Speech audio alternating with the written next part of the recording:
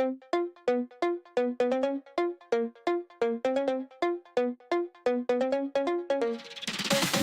to the show, it's Gaming Guy YT. Fun and games for everyone you got to see. From dawn till dusk, it's all about the play. Stick around and hit that like and stay. Pixel worlds and digital flight. Level up with us tonight. Glitches turned into pure gold.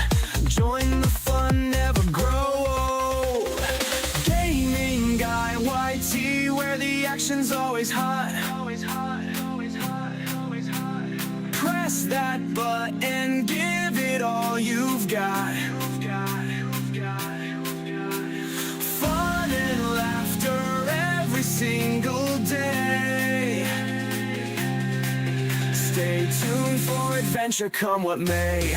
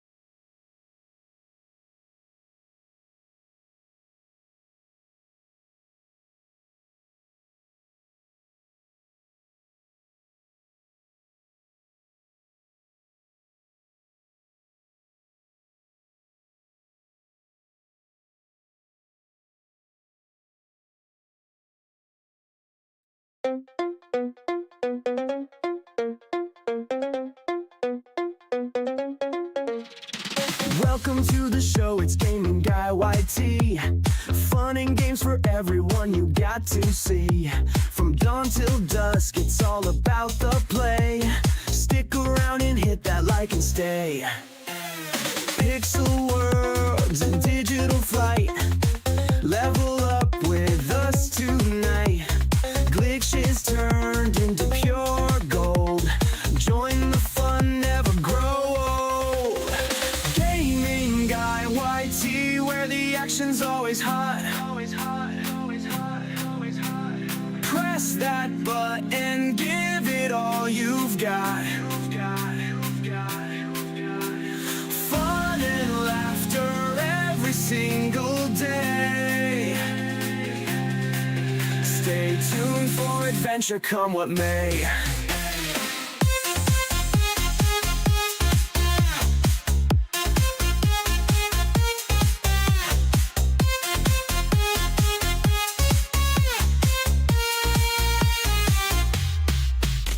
Controller in hand, we navigate the quest.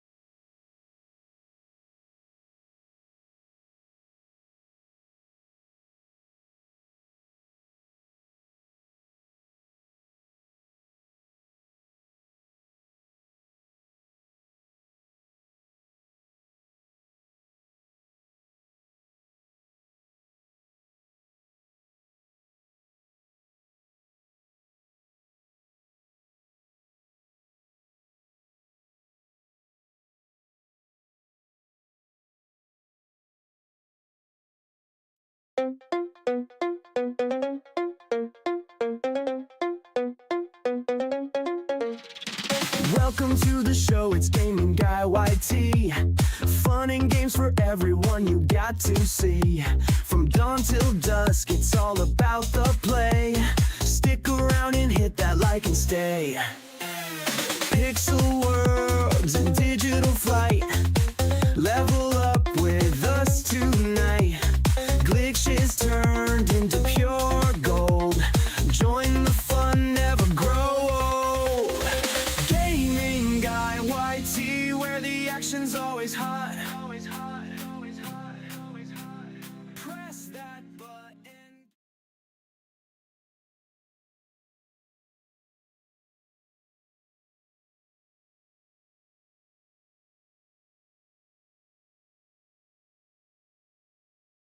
For adventure, come what may.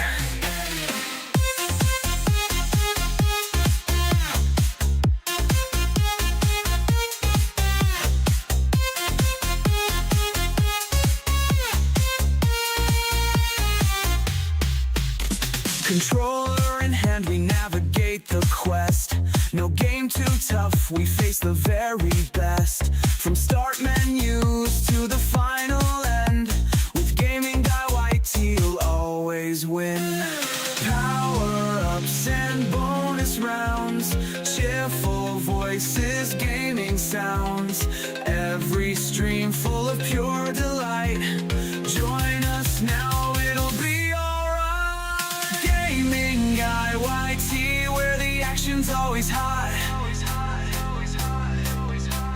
Press that button, give it all you've got. Fun and laughter every single day. Stay tuned for adventure, come what may.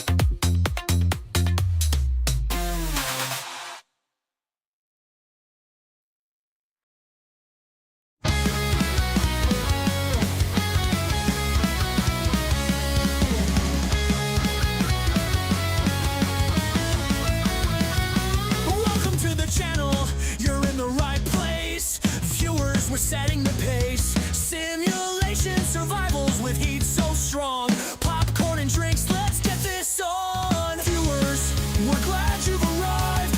Action's real and fun's alive. You're part of the channel's growth. Let's make some memories, just me and you. Level up, the grind don't stop. Hard survival simulations that pop. Press play on your remote, left click to stream. Let's dive in, chase that dream. Viewers, we're glad you've arrived. Action's real and fun's alive. You're part of the channel's growth. Let's make some memories, just me and you.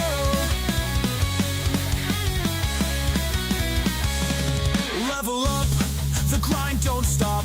Hard survival simulations that pop. Press play on your remote, left click to stream. Let's dive in, chase that dream. Viewers, we're glad you've arrived. Action's real and fun's alive. You're part of the channel's growth. Let's make some memories, just me and you.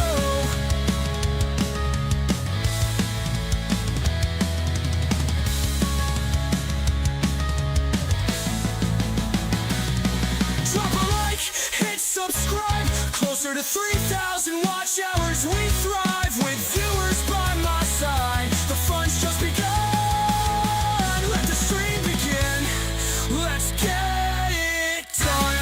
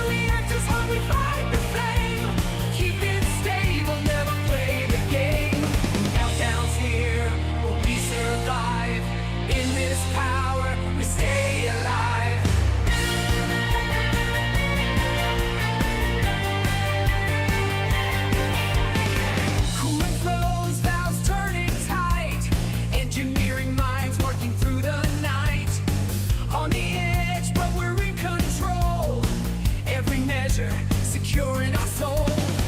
Critical power we hold alive. Safety protocols, one step at a time. In the reactors, how we fight the flame. Keep it stable, never play the game. Meltdowns near, or we survive. In this power, we stay alive. In the silence, we stand strong. Critical power, we push on.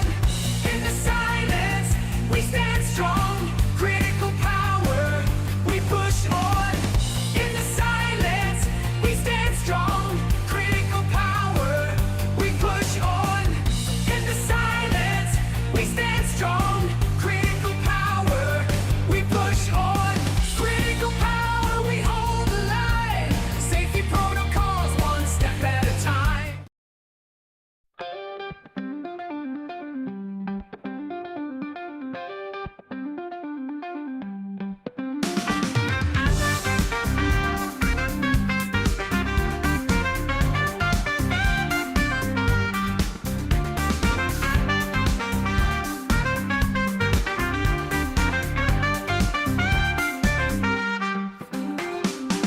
In the dark, when the pressure's high, we trust the metal, but the danger's nigh. The gears start to grind, the heat climbs fast. One wrong move could be our last. Please don't keep the reactor safe. We can't tempt fate, we can't misplace grace. Turn down the heat, don't let it break. Try not to bring a meltdown for safety's sake.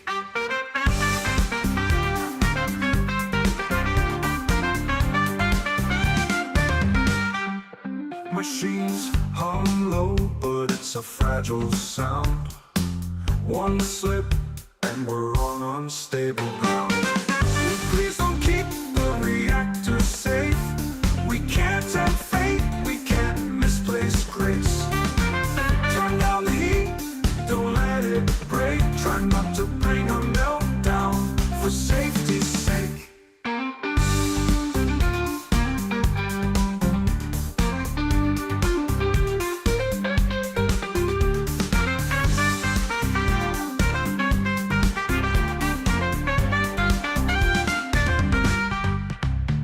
Machines hum low, but it's a fragile sound. One slip and we're on unstable ground.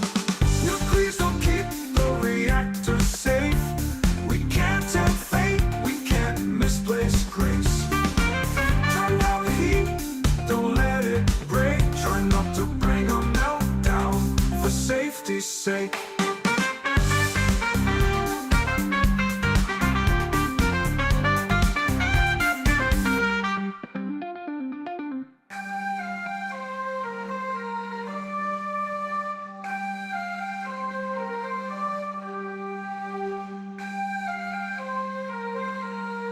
Try not to bring a meltdown for safety's sake.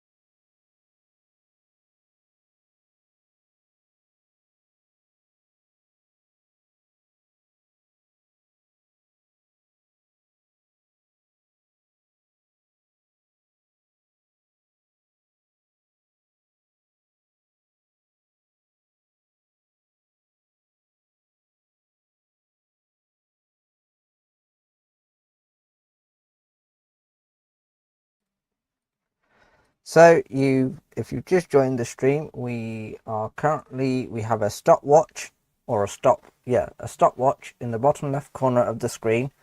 This is going to show us how long it takes to refill the coolant system from it being completely empty. I will try. The core is around about 2,500 liters of coolant. As you can see, the moderation level is increasing along with the core vessel. The pressurizer is at the safe standard, and the overall is slowly creeping up. So this stopwatch is it's a free plugin from VV Motion or whatever it's called.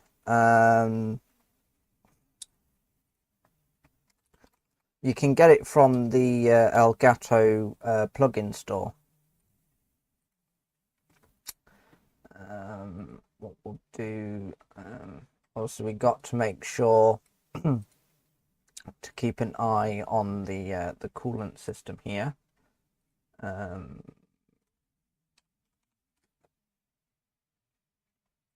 Let me see if I can find it.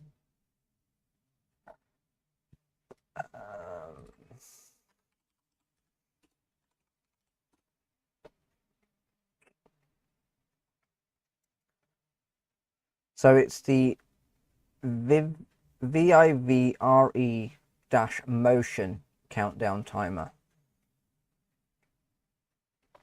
I'm not going to pause the game because I can't pause the timer. As soon as I press the timer button or the stopwatch button, it will just close the instance, and if we pressed it again, it would open it and start from zeros.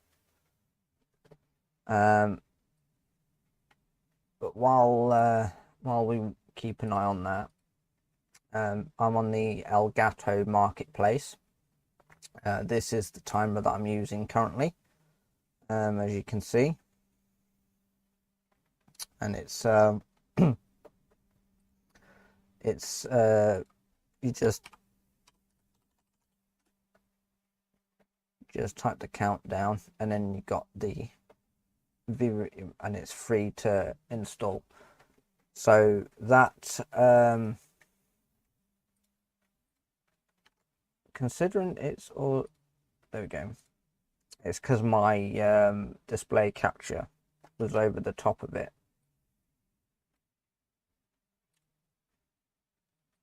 But yeah, that's the timer we're using.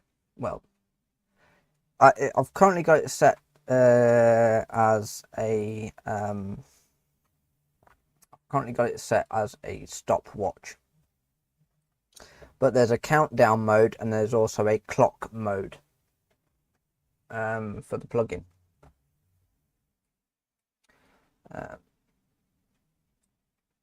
I'll put the display on so you can see my Elgato overlay.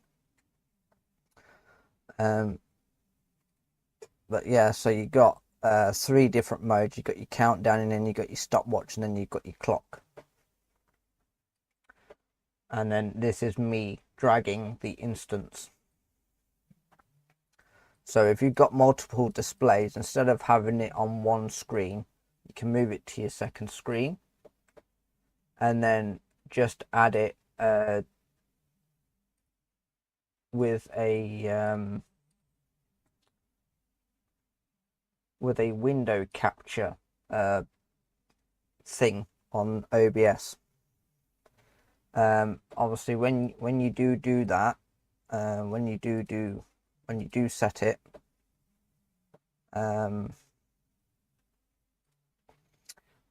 let's do test. You'll get what you'll get. See, this is another one that's going to pop up.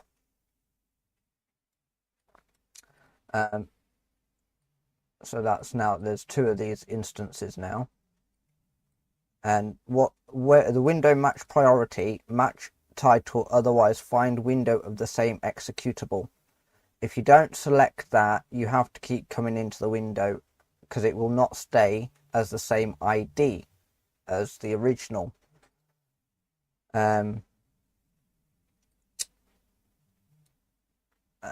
But yeah, it won't stay as the same ID. But if you have it set to the same instance, then it'll update. It'll update once you close the instance again. It saves you having to click on the properties and then select in the window.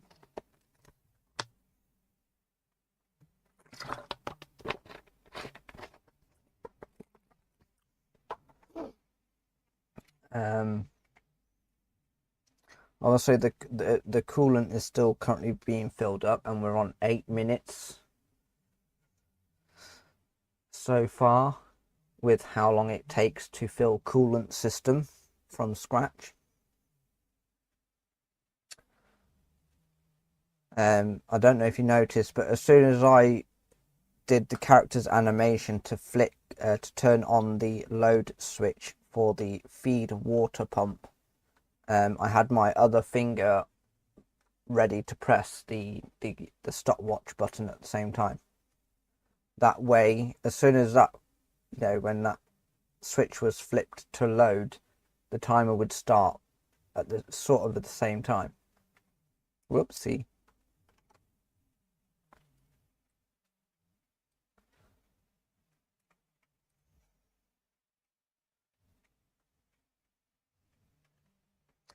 It's obviously with the chat, where it's spammed Gaming Guy YT. I'm using StreamerBot, so I've got the music playlist here. So what happens is when I do the exclamation mark and then the play command, it will play virtually all of this. So before it had the music and then the text and then the message, but I've moved the messages up at the top before the what do you call it, before the actual audio file, and then the music, the I stop command basically stops all sound playback, but it doesn't, it will skip through each and every play sound that there is. So that's how there's so many messages from me in my live chat. It's because I currently don't have a bot account for my YouTube channel. I could set one up, but YouTube can be a bit funny with bot accounts. So I'm just using my broadcaster account to post the now playing messages and such in the thingy.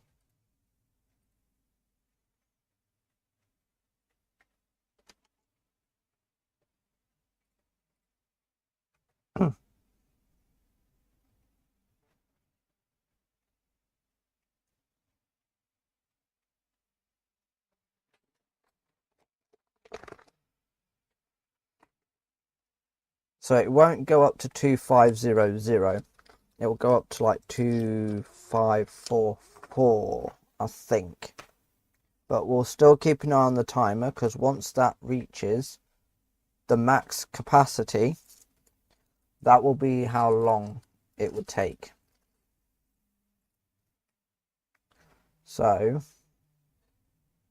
again, I can't pause the clock or the timer or the stopwatch, and it's disappeared again because I accidentally hid the hoo-ha for it.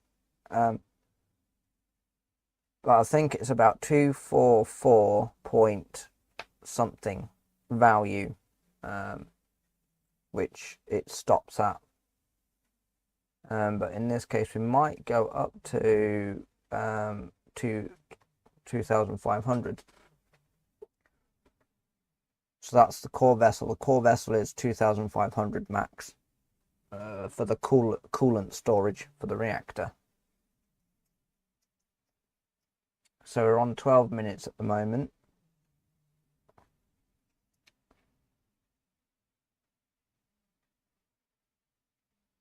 So 2499, so it's 12 minutes and then whatever seconds it was.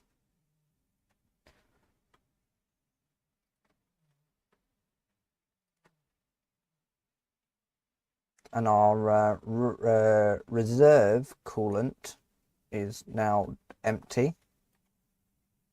So we've got to turn on the internal primary pump to start filling up our primary circuit coolant, or with any of the excess. So this is now a full system of coolant, so we could potentially, now the pressurizer is at 100, we will need to counteract that to make it go back into the green. But if you only want whatever coolant you've got currently sat in the reactor, all you need to do is just open up the CST purge valve. Do not open up the RCV, which is the recirculation valve, because that will also drain the coolant from the RX reactor. So I'm only opening up the purge valve to clear what's left in the primary circuit.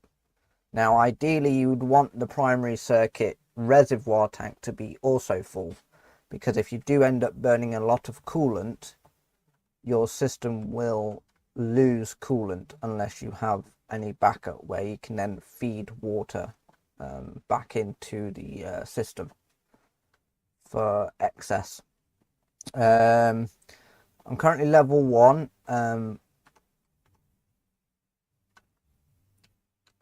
Don't know what's going on here. It's sorted.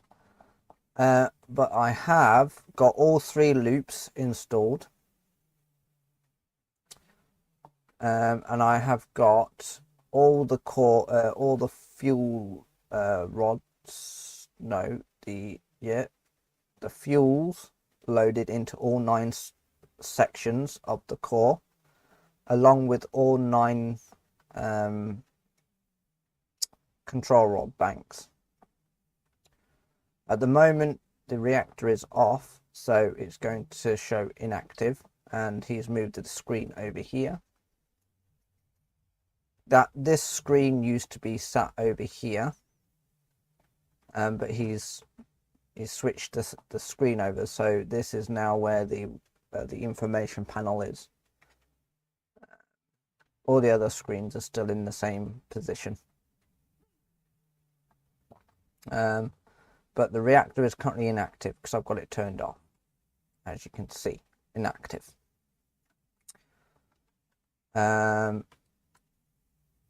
We might as well get the pressurizer to start heating up and see if we can burn any excess coolant that's currently stored in the pressurizer, because that should only be sat at 50 and not 100, because it's too much in the pressurizer, which is that column there with the 2 green pipes connected to it and a red glowing thing under it. That's your pressurizer. I've also got the upgraded pumps for the loops 1 to 3.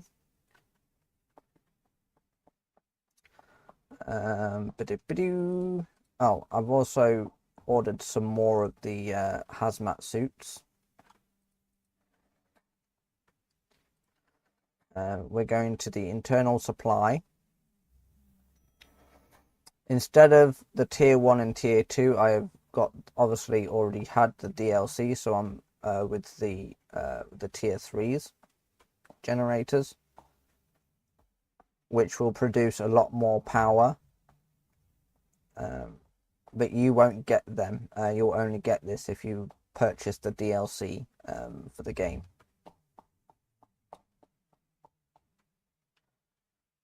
We also have the turbines 1 to 3 installed. So with me being a level 1, what I tend to do is when I'm doing normal operations, I will either have turbine 1 operational turbine 2 and 3 will have coolant ready. So when I need to at any point do any maintenance on this on this turbine, I can switch over to turbine 2 while the repairs are going on with the first one. And then if there's a fault with turbine 2, then I can open up the valves to turbine 3. So I would start with turbine 1. Depending on how much power is demanded, if there's a lot of power demanded, you would need to normally have all three of them on. Also, if you do at any point have any technical issues with the turbines or they are failing, you don't have to request a maintenance shutdown. You can disconnect from the grid and get AO to do any repairs on the turbines. And then if either 1 and 2 turbines are operational and he's still fixing 3, we can re-enable we can power up 1 and 2 while AO is working on the 3rd. When the 3rd is completed, we can then enable the 3rd, so we're putting more power back out of the plant. Emergency shutdown is really, you don't always have to use it in the game, but if the reactor is critical and you're unable to stabilize it or reverse the meltdown, you would want to send that message to the grid as soon as possible, because if you don't, how much power you output to the high voltage lines to the grid will be affected. Obviously you won't see it be affected and you won't have any other information about it being affected. You just have to think to yourself, we're outputting too much power, the high voltage lines can't deal with this amount of megawatts. So a normal power line is 200 and I think it's a 240 volt line, depending on where it's going. Now it could come from a substation and then back onto another set of high voltage lines, which then the substation would have extra voltage to go out onto the line. So I'm no expert about power lines. I don't know anything about them. I have never worked with them, but I'm assuming that there is also power lines that are 24,000 volts. Maybe I could be wrong. If I'm wrong, obviously people who know and have worked on the lines before will know the exact high maximum voltage that goes out on them. A lot of the high powered voltage lines do have insulation rubber around the outside of them. Now it's not the electricity doesn't go through the copper. It travels on the outside of the it's like little electromagnetic waves type of thing, and it's traveling on the outside of the line. Hence the reason why you can't, right, so I wouldn't advise anyone doing it, but I have seen people do it. You can hold on to one line. You can if you're working in height and you grab onto, let's say you had a fall and you grab onto one of the power lines, the high voltage ones, you will be okay. However, if you touch the neutral line or you are touching the ground, you will die, because what's happening is the current of the voltage is going through your body and to the ground. Again, I wouldn't advise anyone to try this. But even though cables, some power lines will have rubber insulation around the outside and the copper or silver in the middle, it's not the electric that goes on the metal, it's on the outside of the rubber and it's transferring. That's why birds can sit on a power line, because they're not touching another power line which is like a neutral.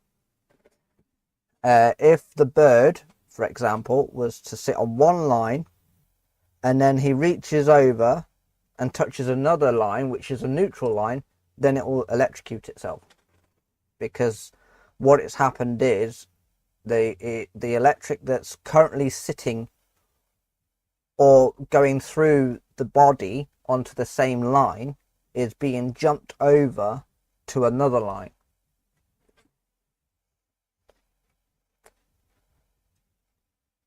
They are called pylons, the high voltage, hold high voltage ones. Yeah.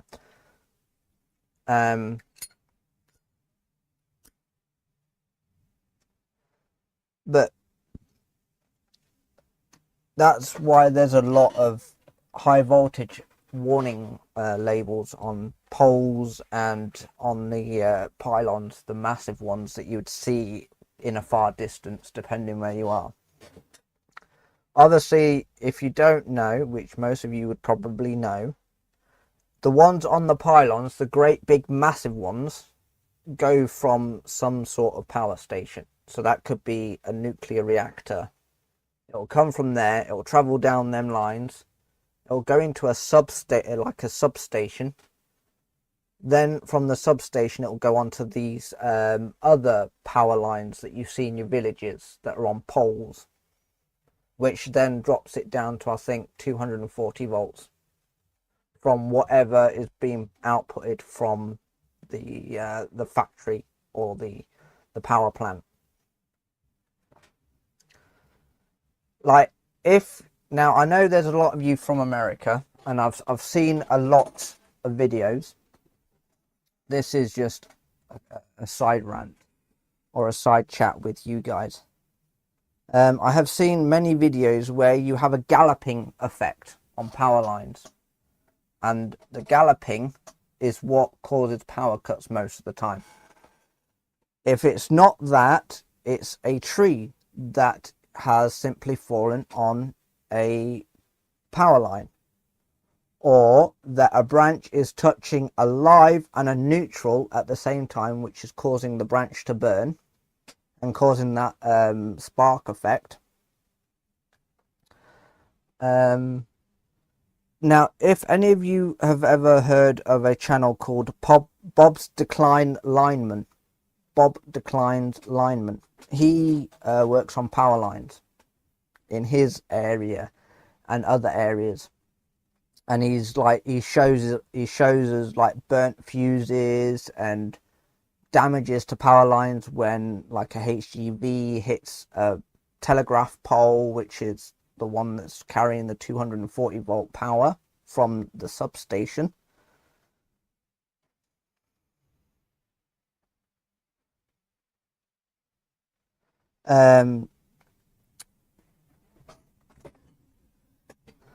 But no, like in the entire world, I wouldn't even know how many substations there are. There would be, I would probably say, about 1,000 or more substations in the entire world.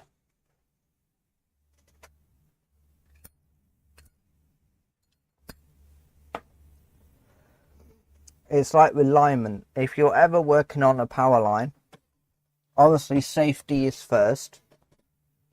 If you're doing any major works, depending what type of, now some power lines will have an old standard brake switch where you'd get like the rod and then you'd hook it and then you'd pull it to the off position, which would open the circuit so no voltage can come from one side to the next.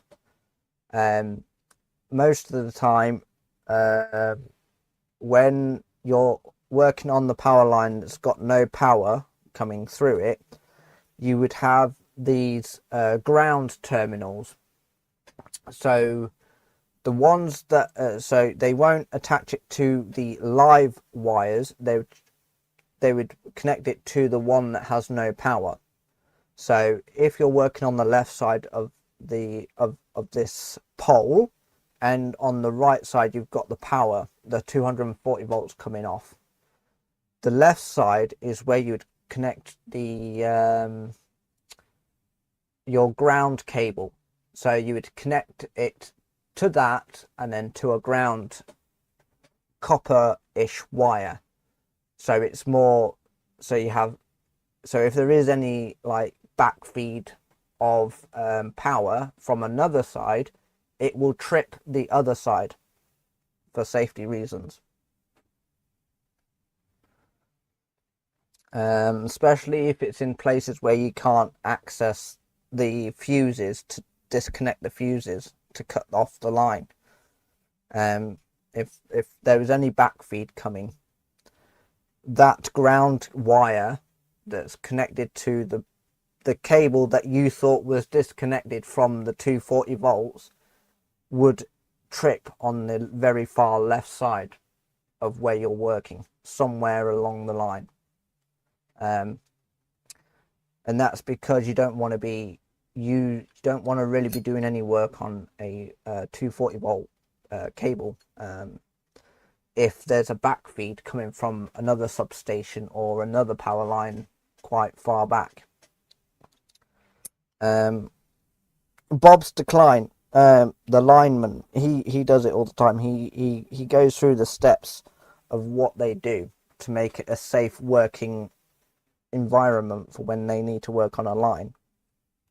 I watch him quite a lot, and I've seen cables that have all split, and where it's like melted the wire or the silver.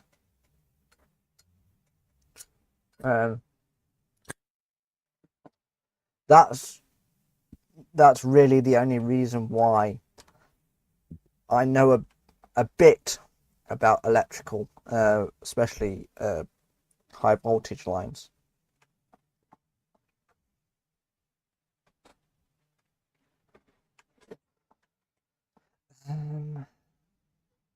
So now the pressurizer's at 0, so this ain't good.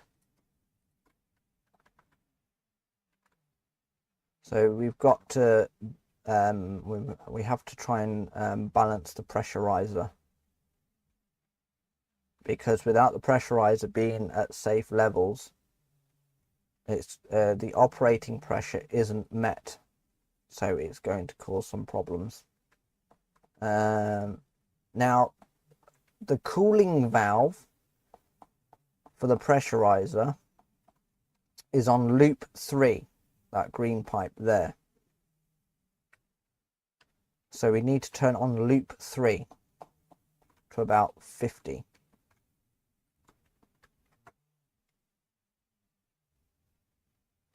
And we've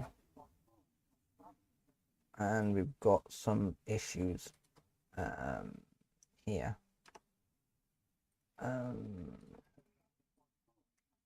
Freight pump external, freight pump no, external resistor bank, rods hydraulic motor resistor bank, pressure heater.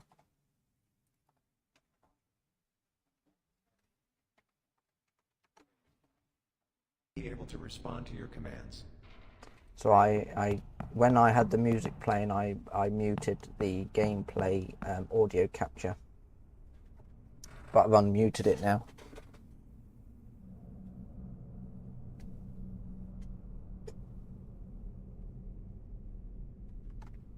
Which I should probably add one on here. So outputs, we got the gameplay.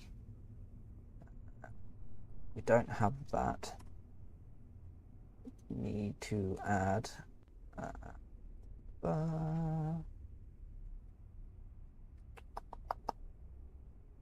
What am I looking for? Audio mixer. We want this to be gameplay.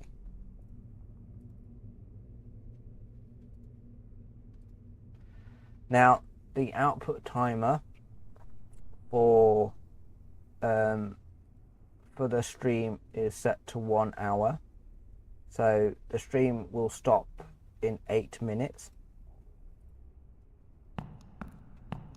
However, if I was to stop that now, it would also stop the stream at the same time. So I will try and quickly, I'll move it up to 2 hours. So there might be a temporary stop with the stream, but I'll try and get it back online to where we are at the moment.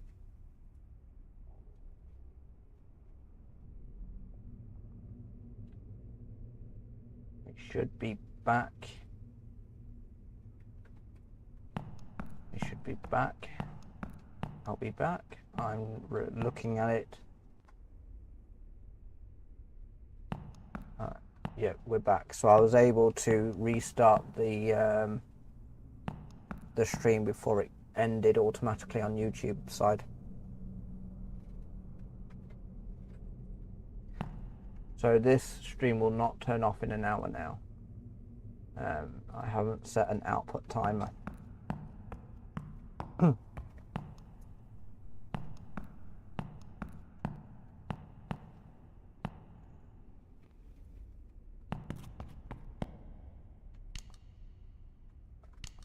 But before we can start producing any power to the grid, because they are wanting 29 megawatts an hour for demand.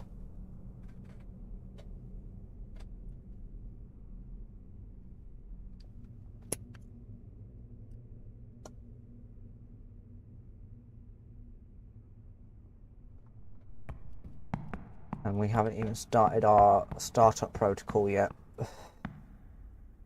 Talking about that, let's fill up 1, 2, and 3.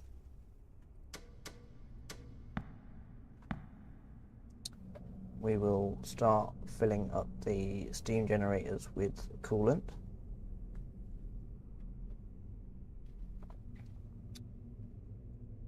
Number 1 isn't doing anything, but we have got all the valves open.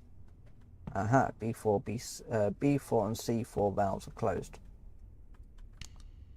B4 and C4. Don't know why those valves are closed. They shouldn't have been. That's probably why the Loop 3 coolant wasn't running and gave us red numbers. We'll let that open up. But B4 is open and C4 is now open.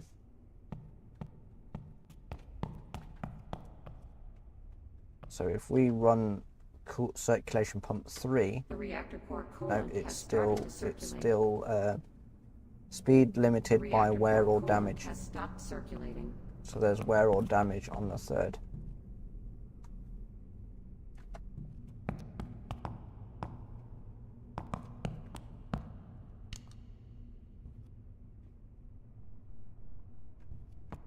We turn you on. We'll leave the cooling valve and vent valve open.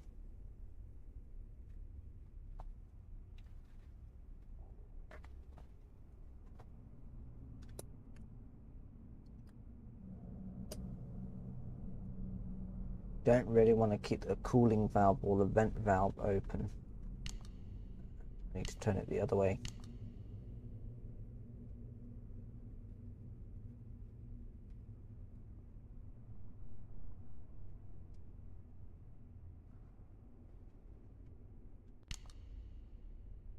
Try and close the vent valve as well, because the temperature's already going up, but the pressure isn't moved.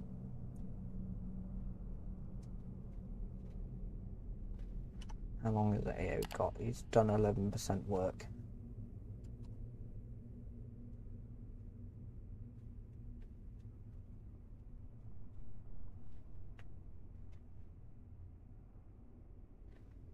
We'll leave it at high for the heating power. The pressure is slowly going up. Now it's dropping down again and the level is going to the left. Cooling valve.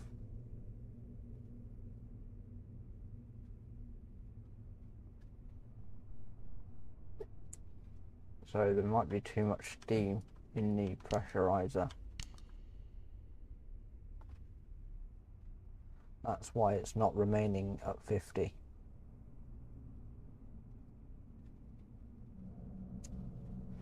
We can't really start the reactor until we've got the pressurizer at the safe operating levels.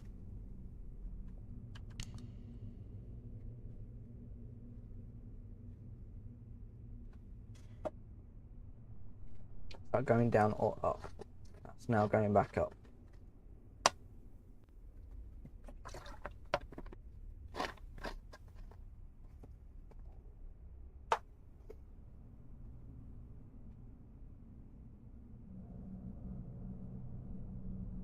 So at about 58. Let's go and check the pressurizer tank. Now this relief tank gauge doesn't do anything at the moment.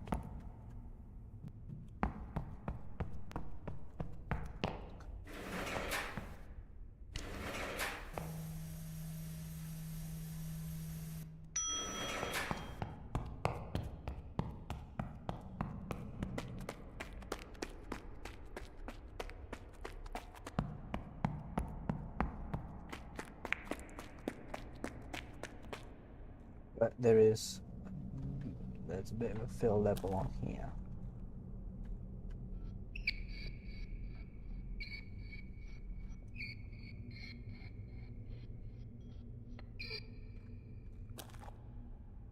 That's going down on the fill level.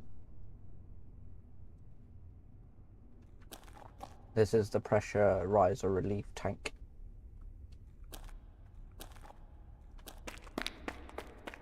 And then that green pipe goes all the way up.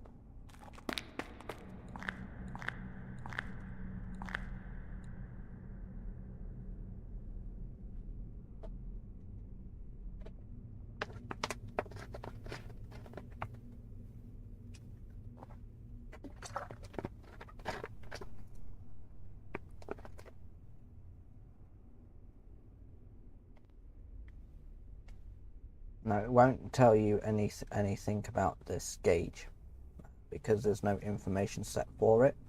So you just got to go with what the needle's doing.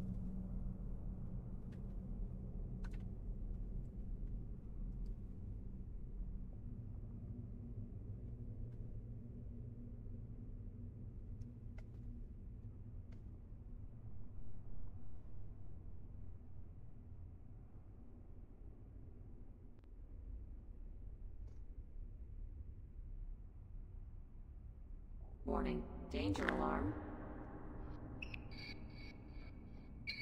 Close this valve back up.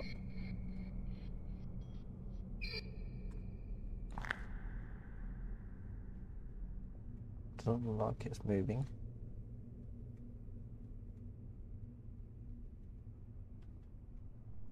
We have a danger alarm.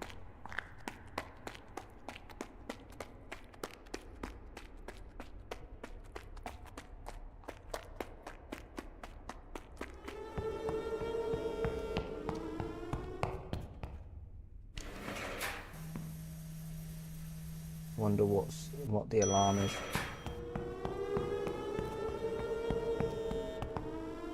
Low volume in the condenser, and there's too much pressure. There's too much coolant in the steam generators. Oh well, so we need to turn on the condenser back on.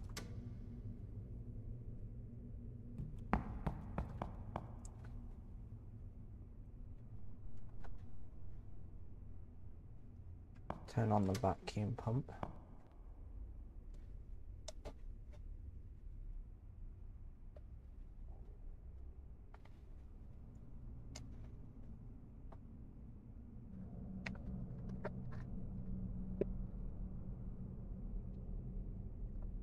It was my fault because I didn't turn off the it was my fault because I didn't turn these off. So now that the steam generators have got too much coolant in it.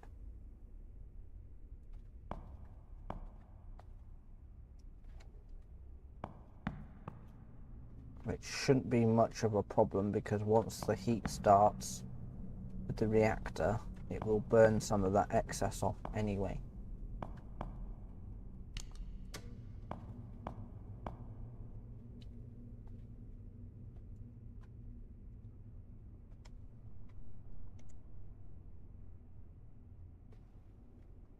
Still got a low volume alarm.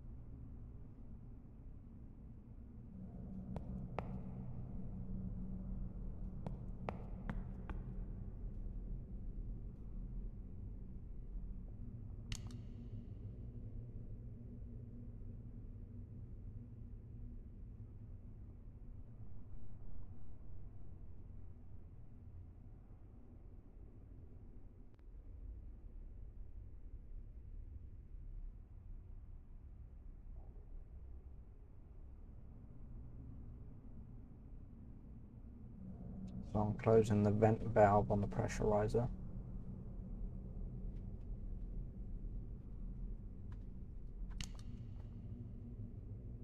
And the level is going back down. Indicates the fill level of the pressurizer of the primary cooling system of the reactor core, maintaining operating volume in order to reach operating pressure. Can we not run number 3 yet? The reactor core coolant has started to circulate. Speed limited by wear or damage. Pressurizer. The reactor core coolant has stopped circulating. What is the issue with that then?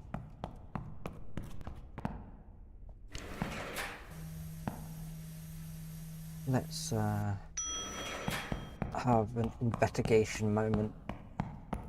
Why circulation pump 3 is damaged or where?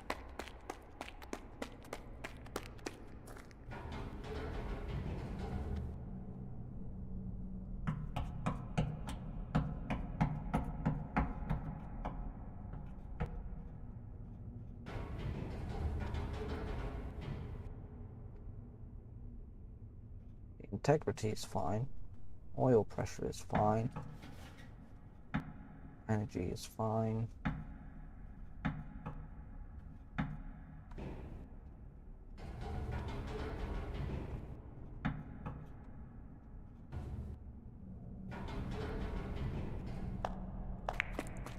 I'm going to leave that panel door open.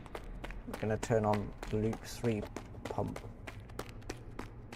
We will double check to make sure all the valves on loop 3 are open.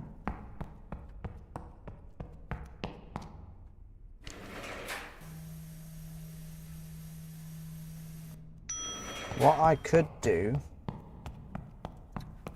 is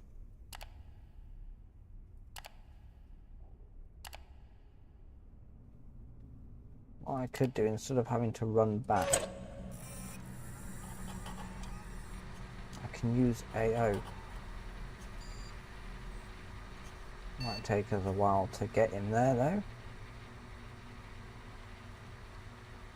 because we can position AO on loop 3 circulation and see what is going on.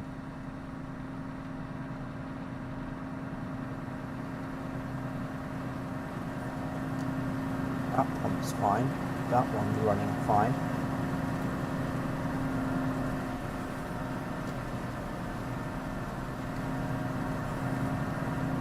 I don't think we can use AO to open that. Yes, we can. So, ordered speed reach for that. That is fine. Indicates the oil pressure of the pump during the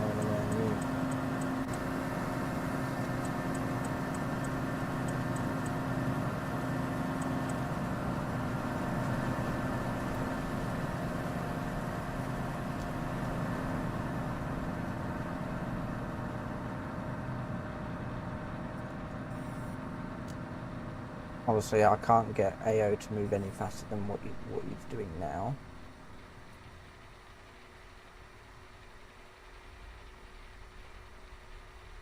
We'll get him to position.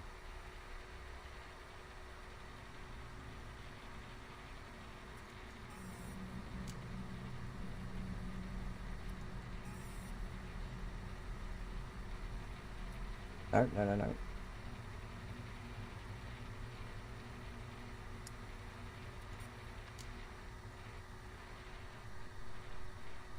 Get him to sit here. Obviously he'll turn off automatically, but we can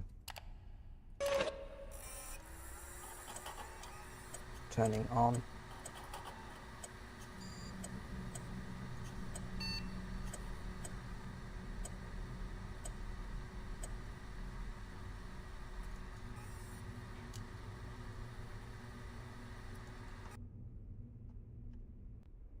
Turn loop 3 on. The reactor core coolant has started to circulate.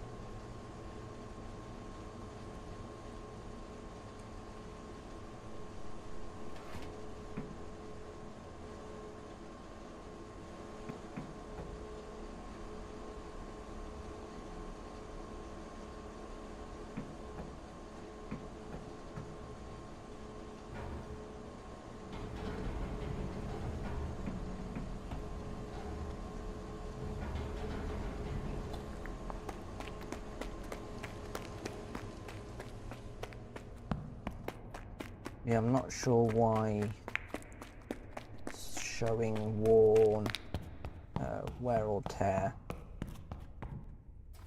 on the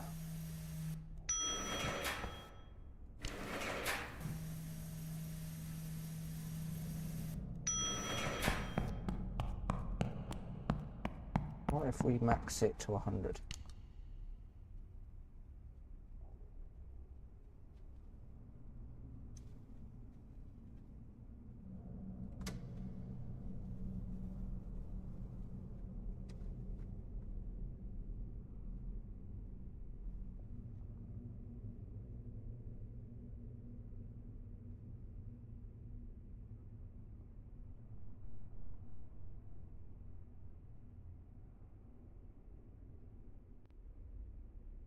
I'll probably most likely get to 99.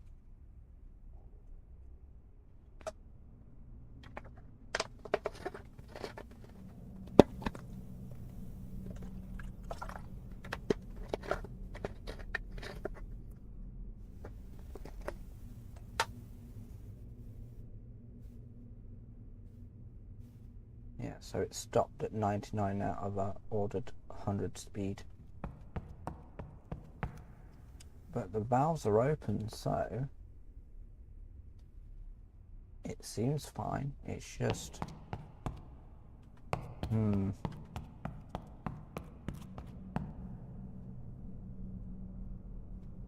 well, we're currently loading the primary circuit coolant tank, which is the reservoir, that tank there.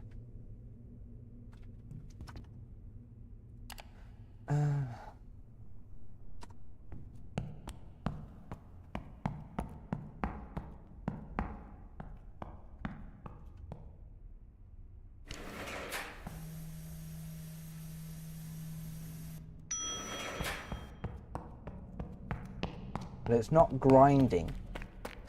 Normally when a pump is damaged, it would grind and make horrible noises. It's not smoking.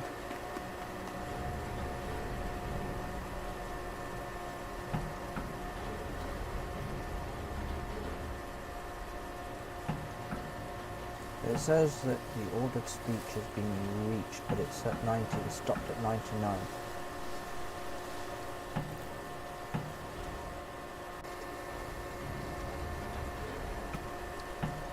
What we'll do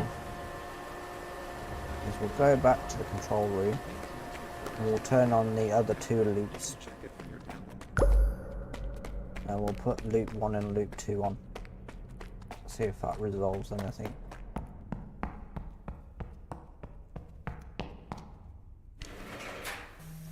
Because at this moment in time,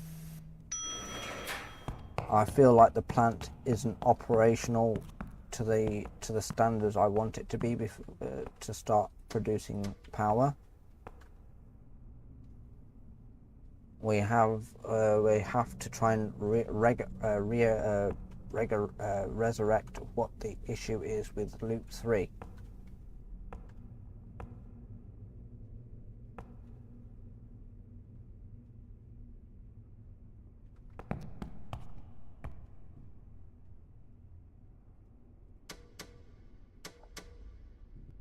Might open up the cooling valve.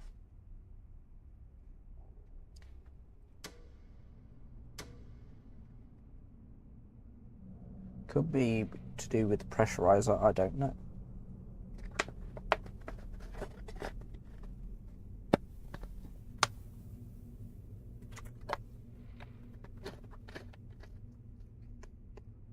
Let's take a look at the report. Primary circuit, loop 1 integrity 100, wear 0, loop 2 integrity 100, wear 2.26%, loop 3 integrity 100, wear is 3.69%, secondary Danger loop, alarm.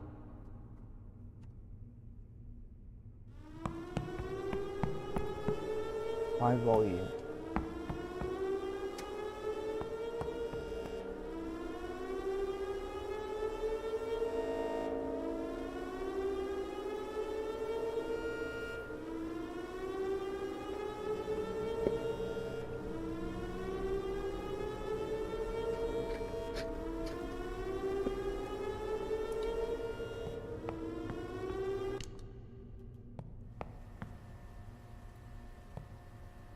So there's high volume in the condenser right now. That's okay. Need to get this thing working. So the only thing I can do is what I'm going to do is we will reverse. I'll try to reverse.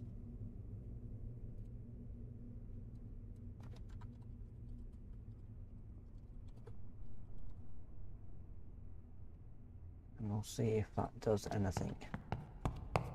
Before I do that, we'll actually leave those on. Reactor core coolant has stopped circulating. We'll turn off The that. reactor core coolant has started to circulate.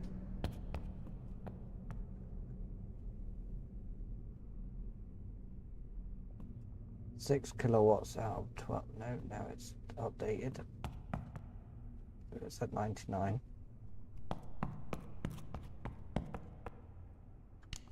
Well, we'll open up the CST purge valve as well, along with the recirculation valve, and we will start the timer. So no, don't do it yet.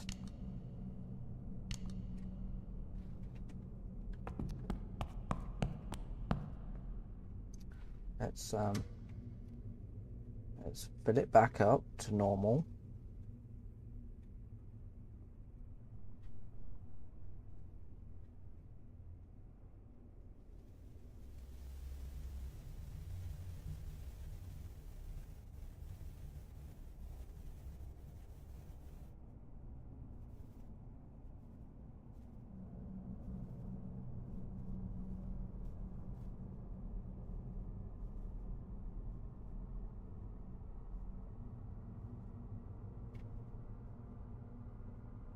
Why is it still going high? Pressurizer level is at 60. Now we're at overload.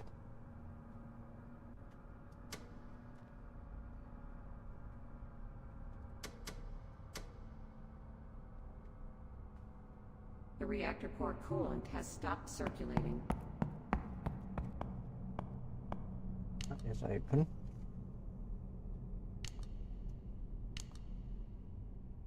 Three, two, one.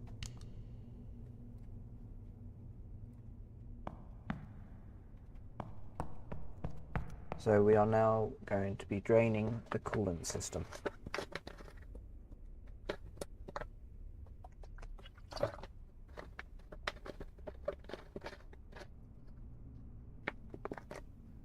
see if we can troubleshoot the issue.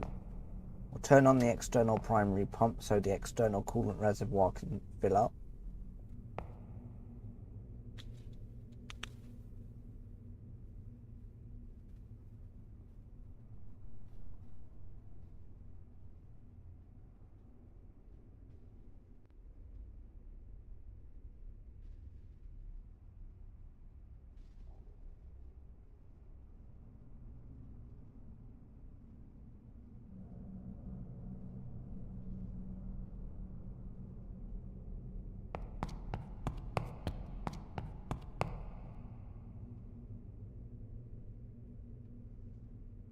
This is going to be the process that's going to take a bit of time, because we're draining the entire loop system. We might as well open up 1, 2, and 3. 1, 2, 3. 1, 2, 3. Drain the condenser valve at the same time. Open up the vent cool valve. The vent core, I don't know what it really is supposed to do, but I am opening up all of the valves.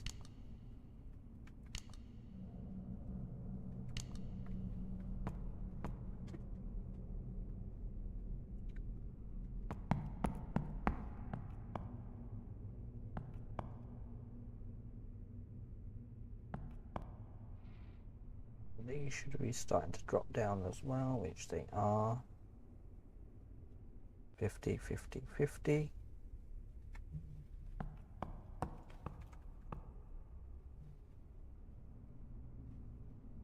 That's going down.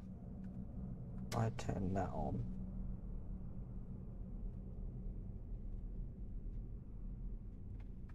That is just going to fill it back into the system. Okay, do 1, 2. The reactor core coolant has started to circulate. We'll do 3. 3 is an issue. 3 is having issues. We will also turn this on. That might burn any excess coolant from the system.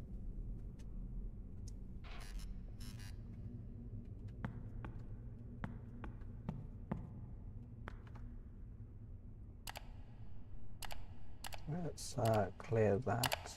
Let's get... Operator, I'm going to start with the analysis of the situation of the plant.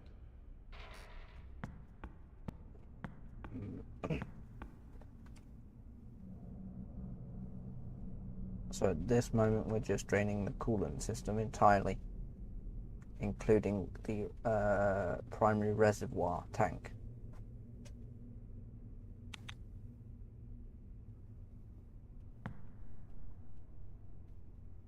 So all we need to do now is just sit back and just wait for the coolant system to drain entirely.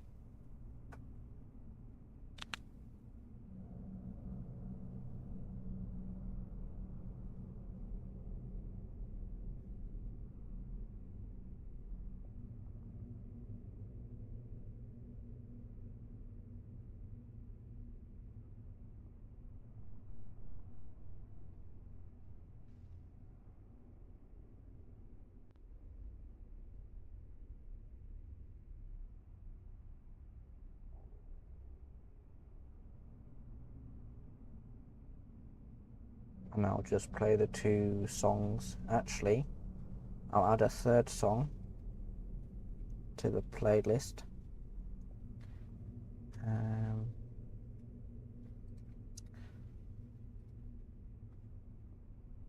Do.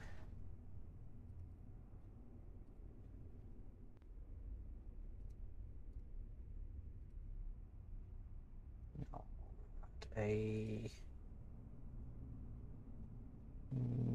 that one.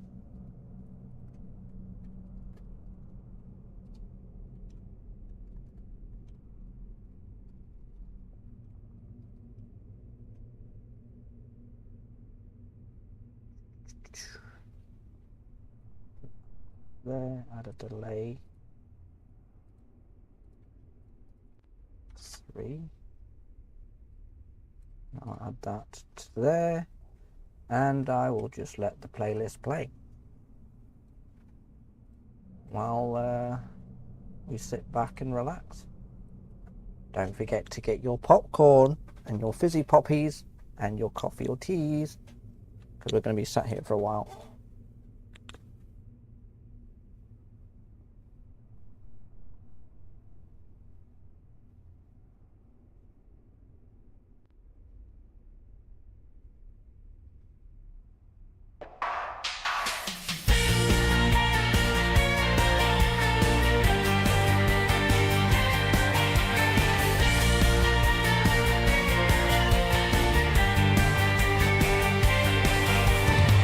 In the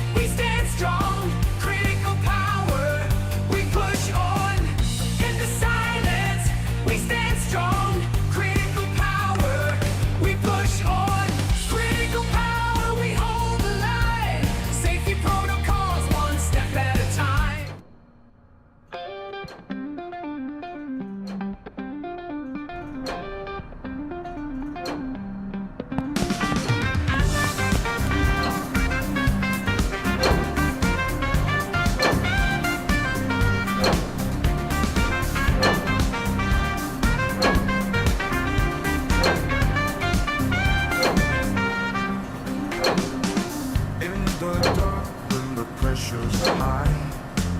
We choose the middle, but the danger's nigh.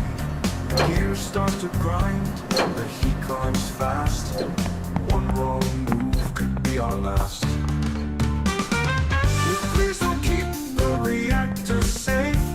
We can't tempt fate, we can't misplace grace. Turn down the heat, don't let it break. Try not to bring a meltdown for safety's sake.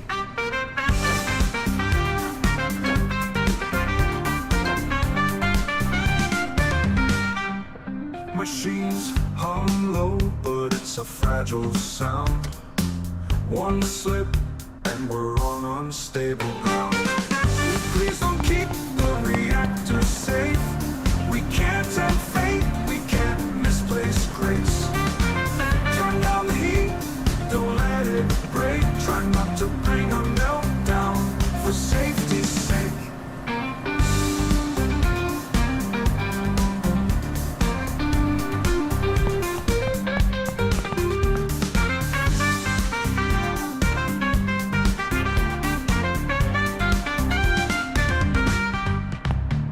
Machines hum low, but it's a fragile sound. One slip and we're on unstable ground.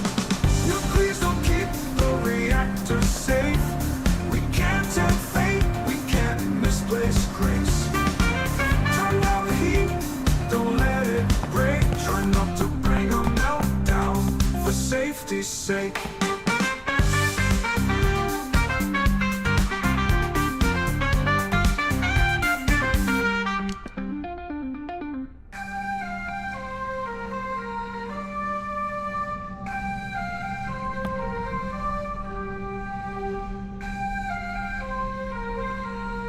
Try not to bring a meltdown for safety's sake.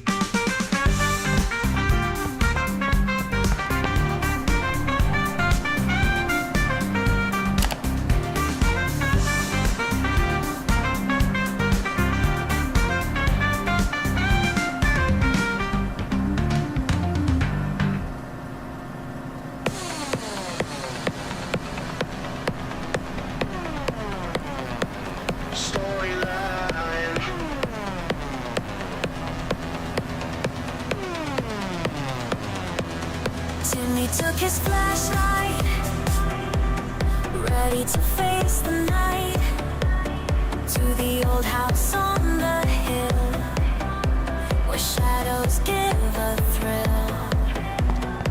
Oh, Timmy brave, don't be afraid, in a haunted place where ghosts once played, the door creaked wide, Timmy stepped inside.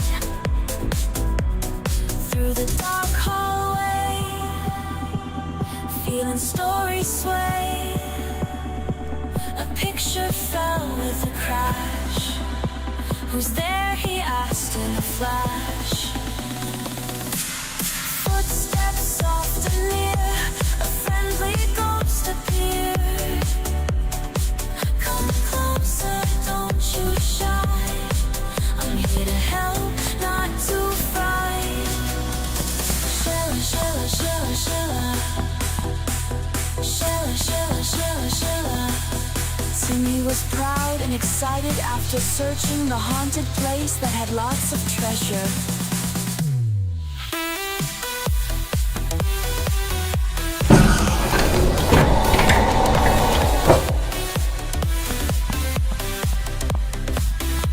Security alert. Primary circuit power section disabled. Timmy was proud and excited after searching the haunted place that's out.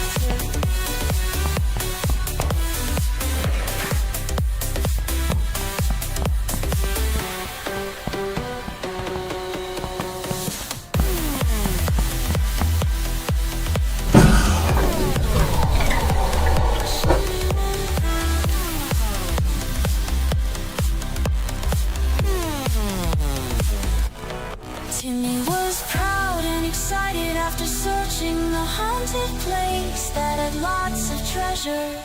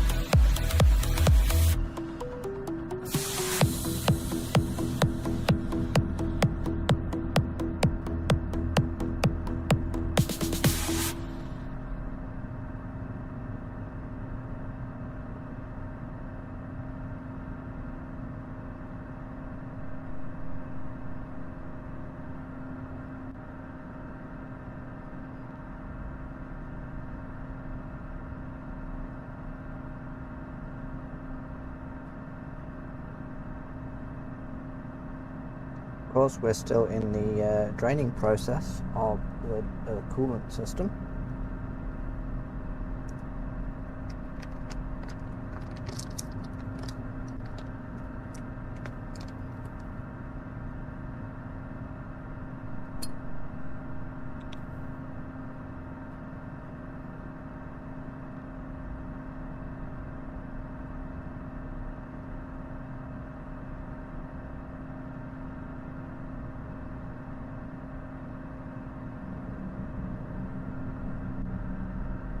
We're at 16 minutes.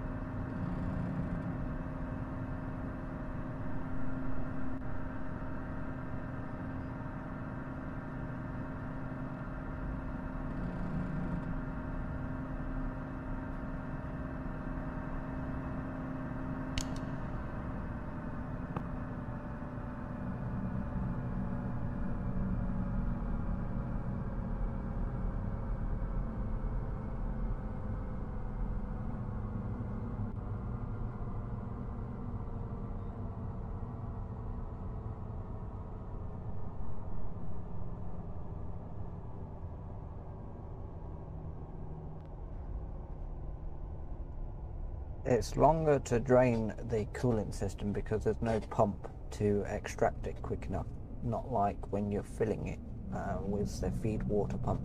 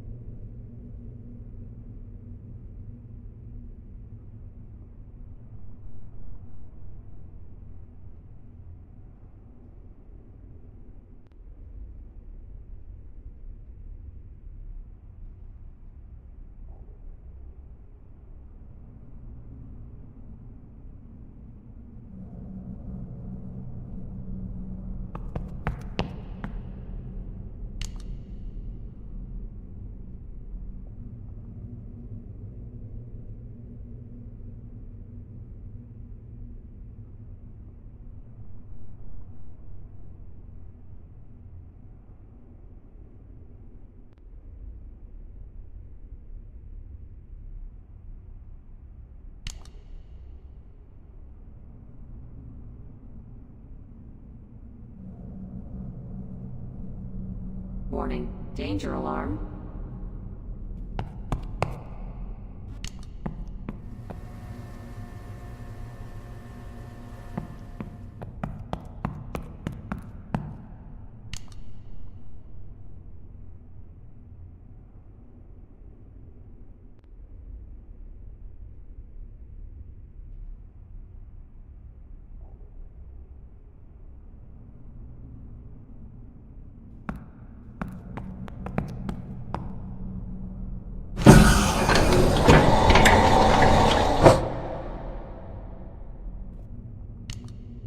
Shutdown mode.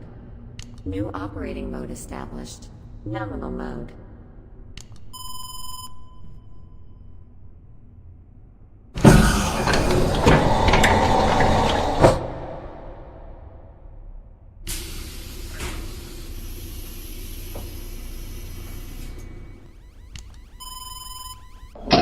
Critical alarm.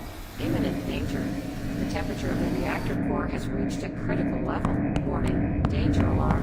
The reactor core temperature has exceeded the operating maximum. The reactor has reached critical mass, and its status has changed to reactive. New operating mode established. Shutdown mode. Warning, danger alarm. The integrity of the reactor core has dropped below the operating limit. Attention.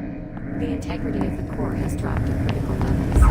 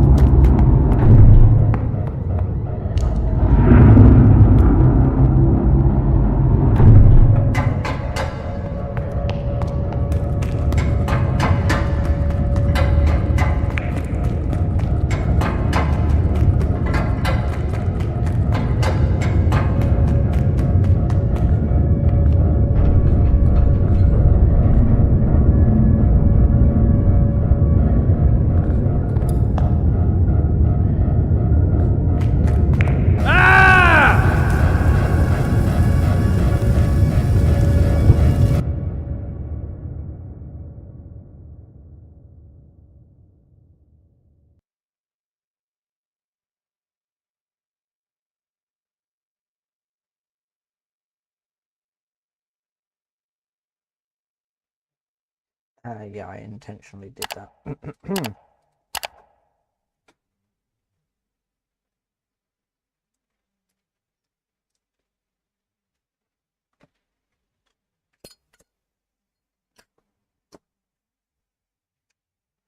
Didn't even know you could cause a meltdown with the reactor being inactive.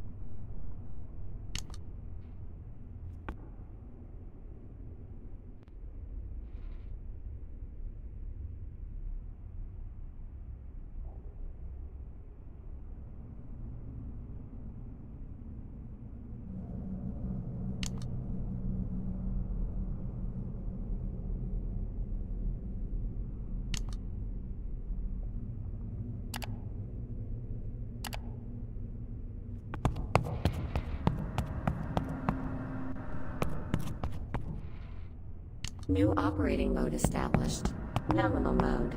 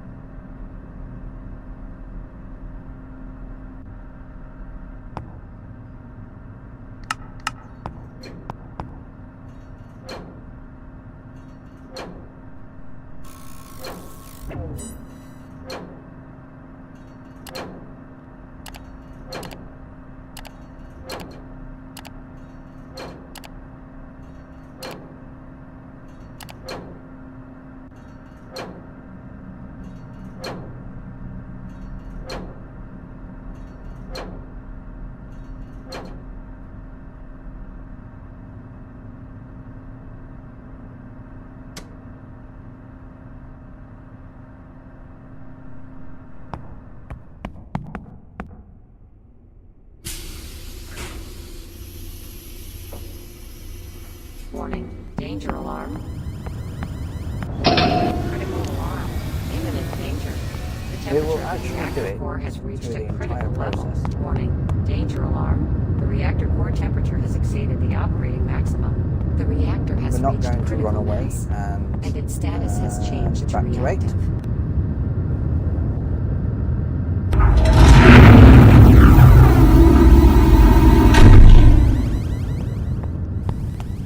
Warning, danger alarm. The integrity of the reactor core has dropped below the operating limit. Attention, the integrity of the core has dropped to critical levels. Imminent meltdown. Start the evacuation protocol. Warning, critical alarm. Imminent danger. The integrity of the reactor core has dropped below the structural limit.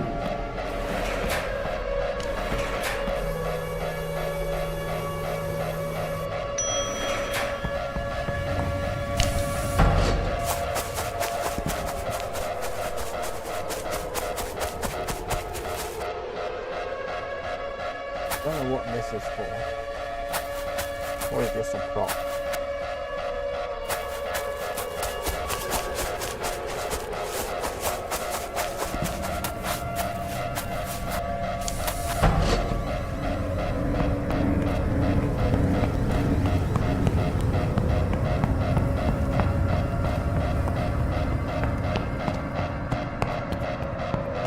Attention, the integrity of the core has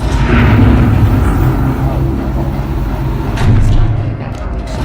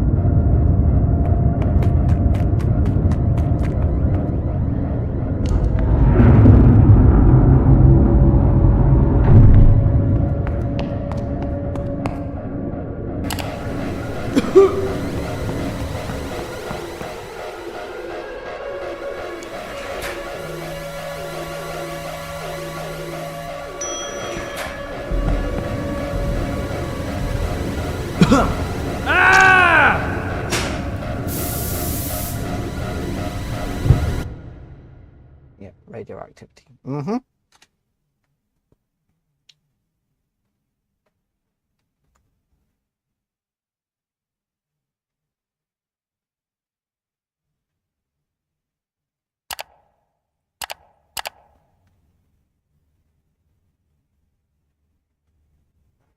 Only the craziest people would stay back.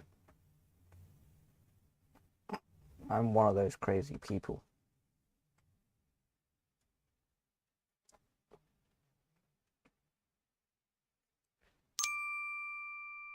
Anywho.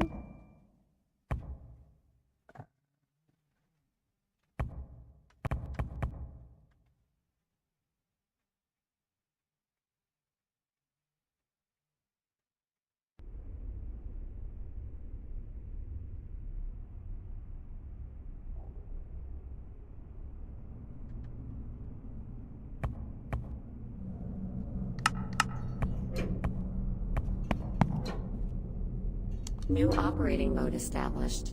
Nominal mode.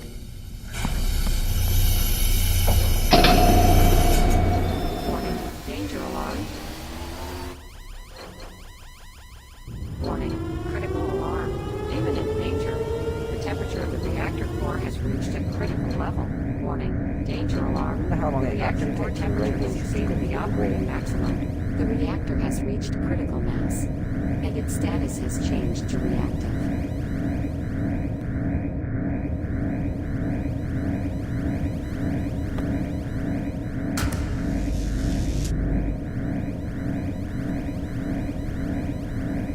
Warning, danger alarm. The integrity of the reactor core.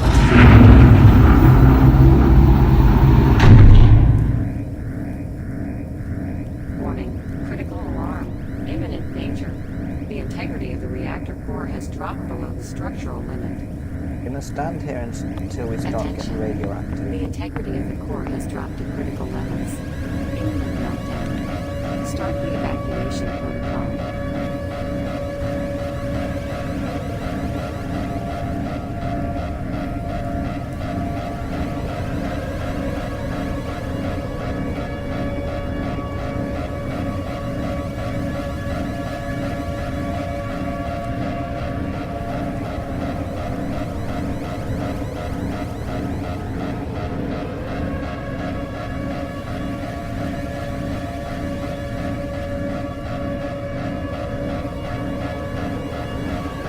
Once radiation starts coming through, or seeping through the room, you turn on the hazmat suit on.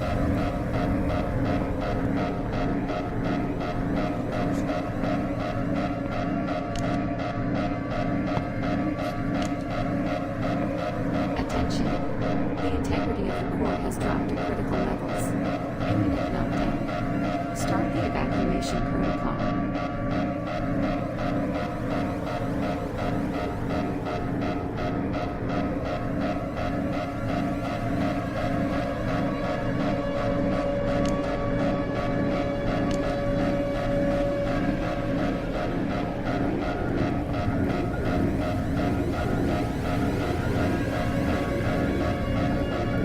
When the radiation is seeping through.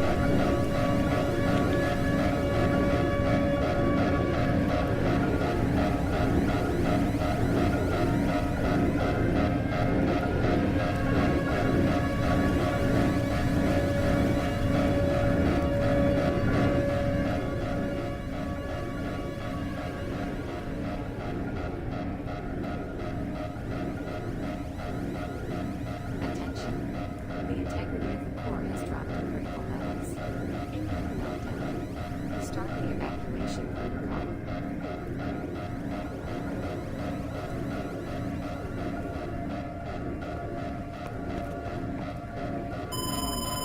The emergency protocol has been started. Warning. Critical shutdown of the reactor. Warning. Danger alarm.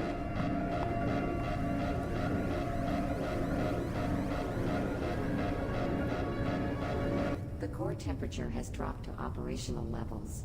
Core meltdown has stopped. Attention. The integrity of the core has dropped to critical levels. Imminent meltdown. Start the evacuation protocol. Attention. The integrity of the core has dropped to critical levels.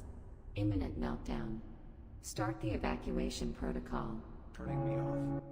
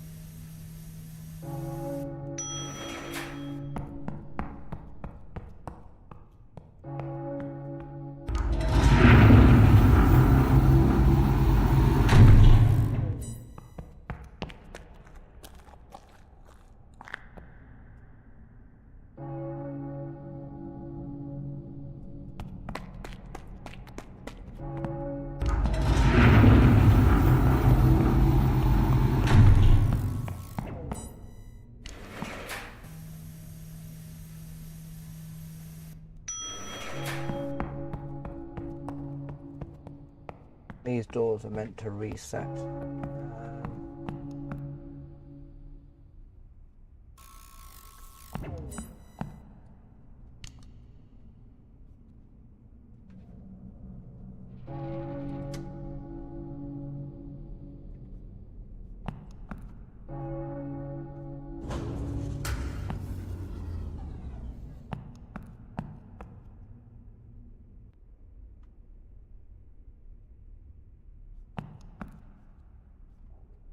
New operating mode established. Shutdown mode.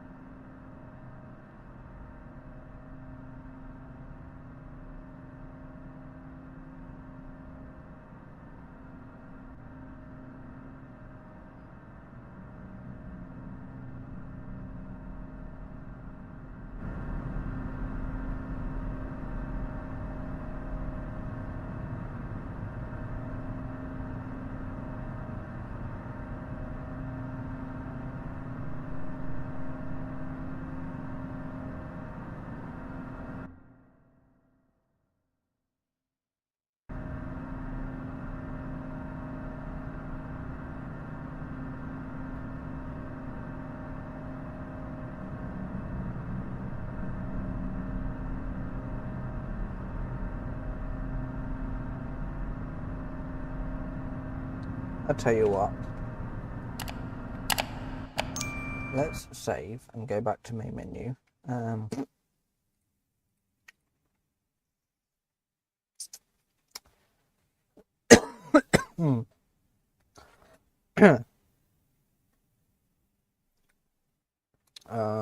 Options.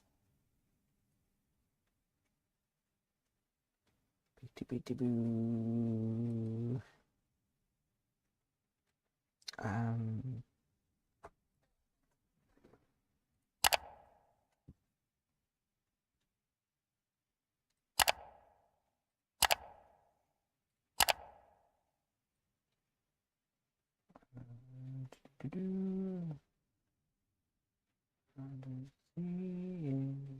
Here.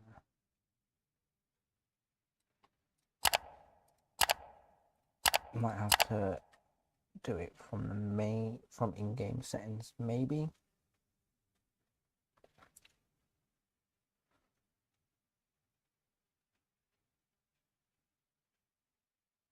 If not, I will try and see if I can do it through the save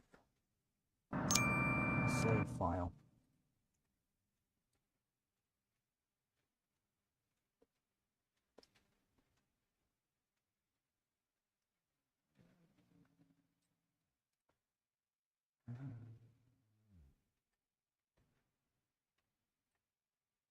Might have to do it through the save file.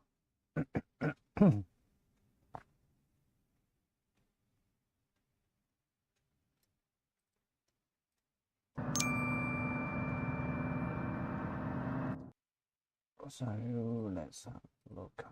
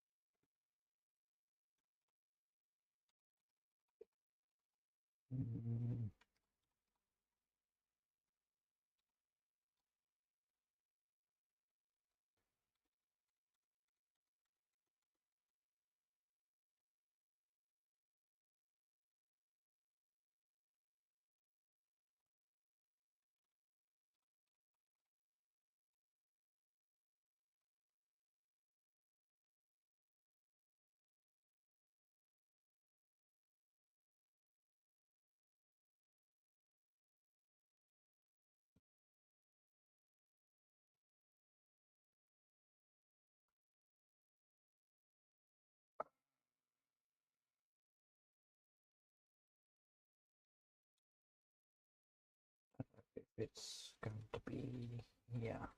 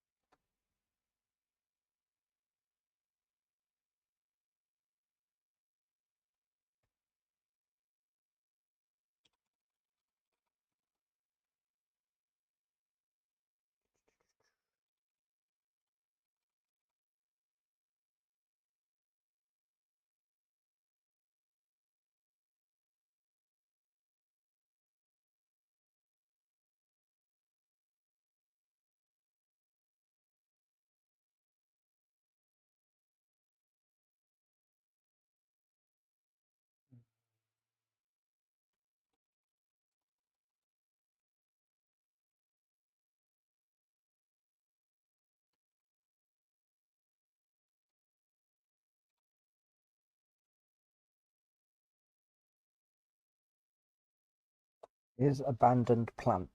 As we set that to true, what happens? Save that.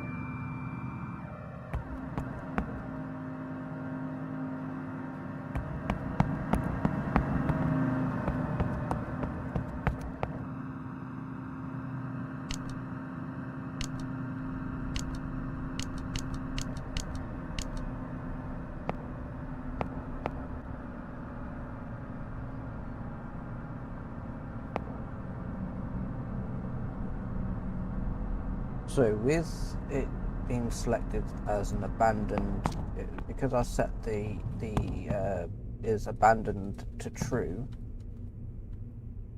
you can't really interact with any of the controls.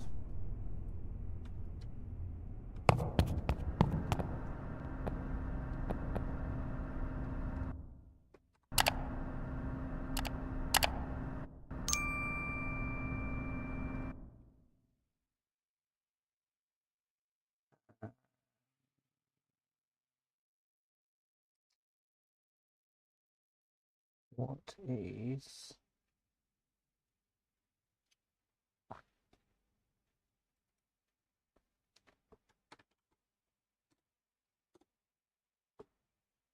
a service?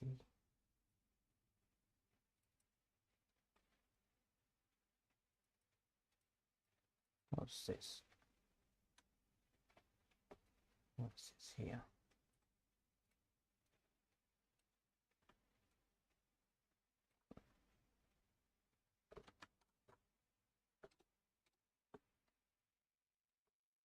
Module module habilitated, whatever that is.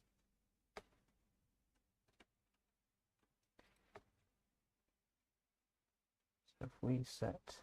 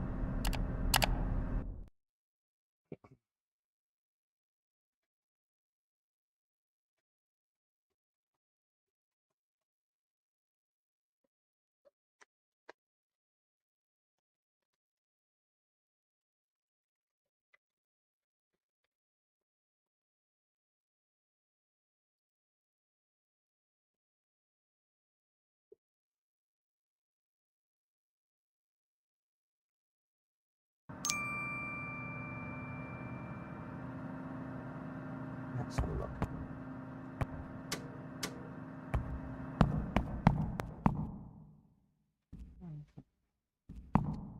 New operating mode established. Nominal mode. New operating mode established. Shutdown mode.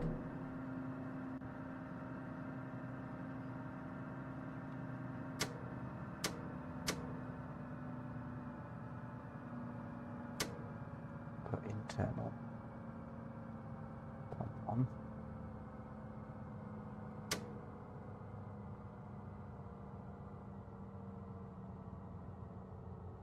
Probably won't start filling up until the feed water pump has gone to 0 RPMs.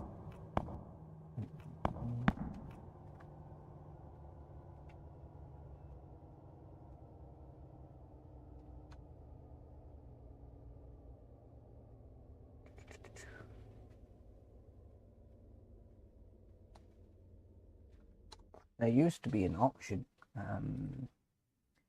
to enable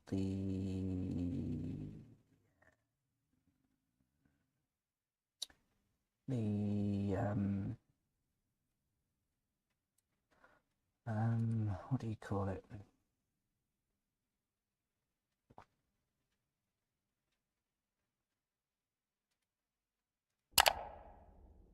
The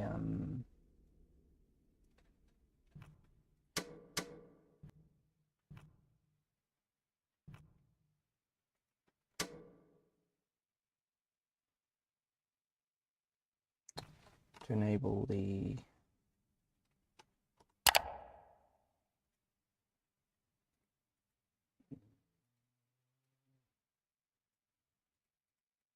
option.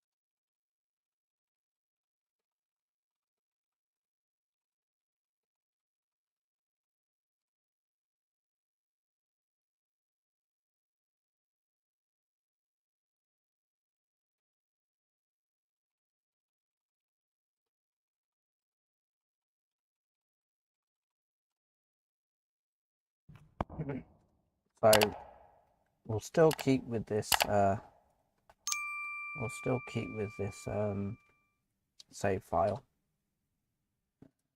Go back menu.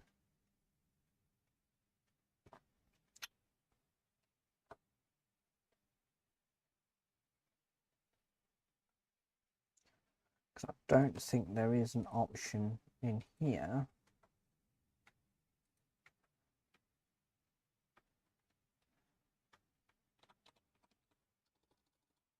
Go to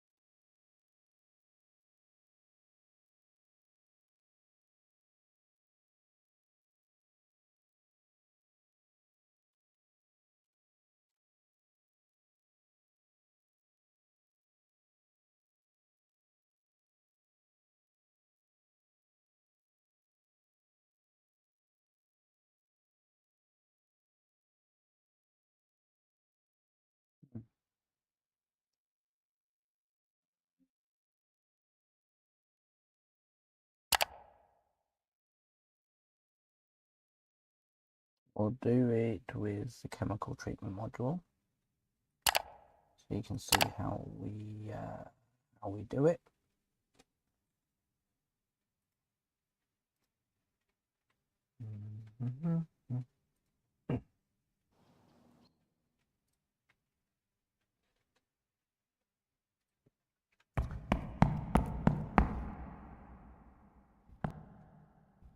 Calibrating sensors.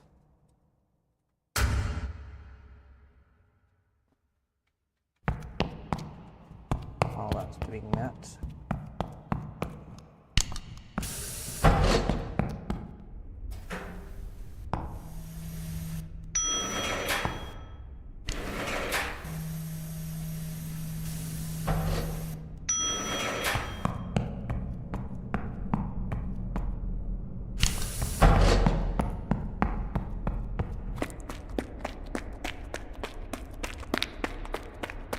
oh yeah, we'll open up the two valves up here first.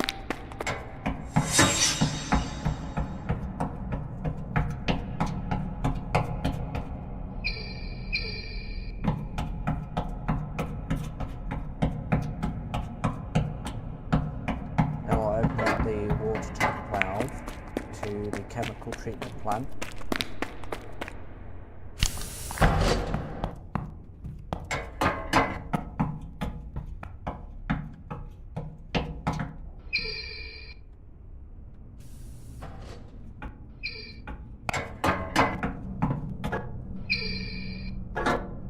We've got enough boron. Yeah. Like that. We should probably have loop 3 running.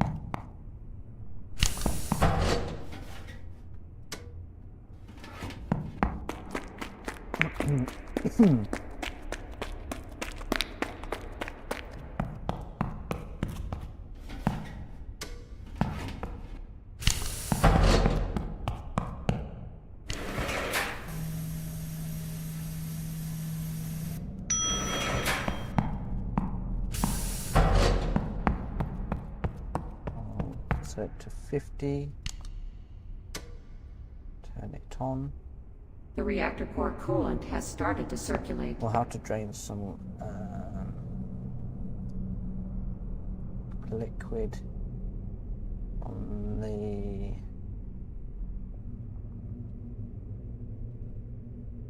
core vessel. We need to make enough room to get boron into the system.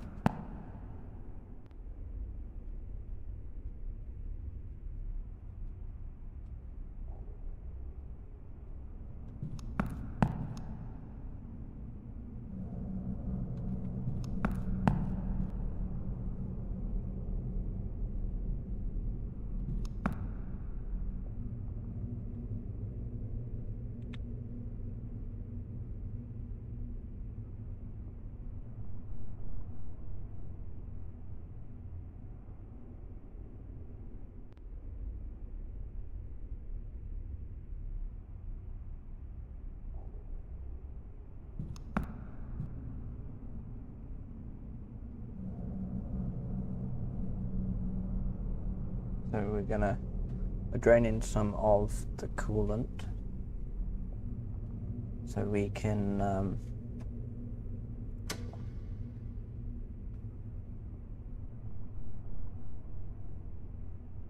inject some boron.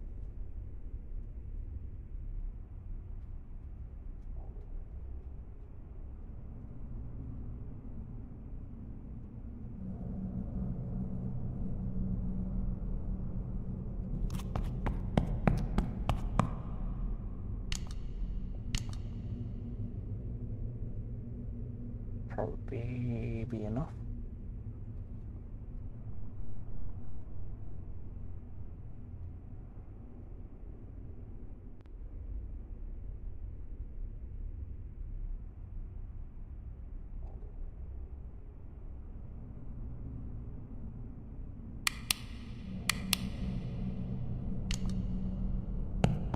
You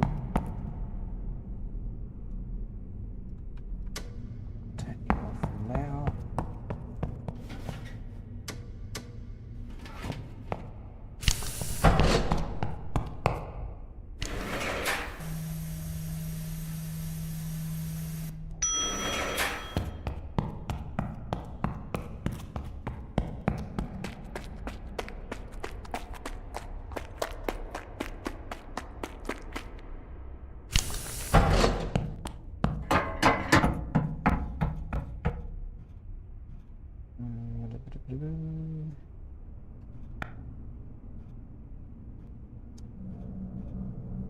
50.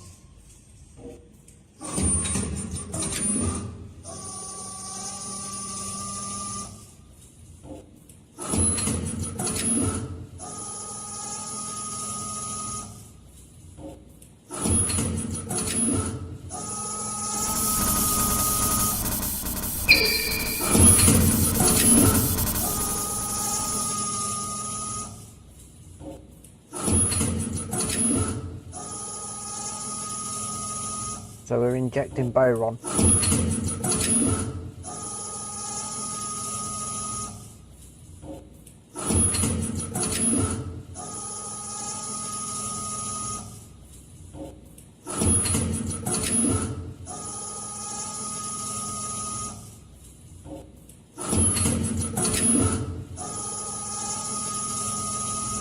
Let me just move away from it.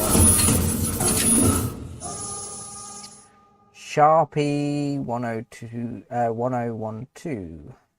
Hello, welcome to the stream.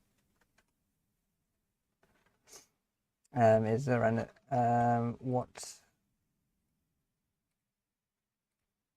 I don't know why it's put you in timeout for that.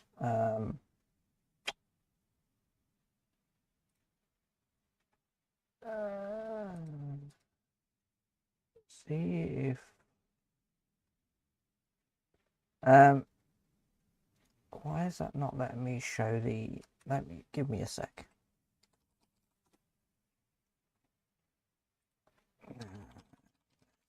Give me a sec. Let's sort that out. Do.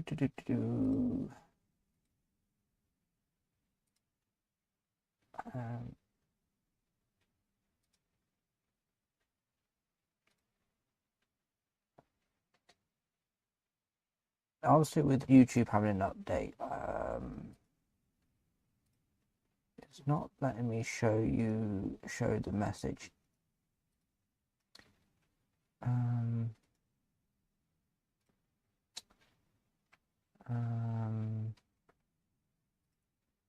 be something to do with the bot stream element.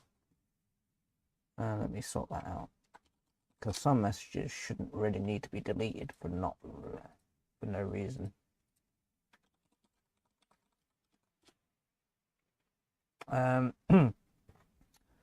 How's the new update feel? It's not as easy as it used to be, Sharpie. It's got a bit more complex than what it has before.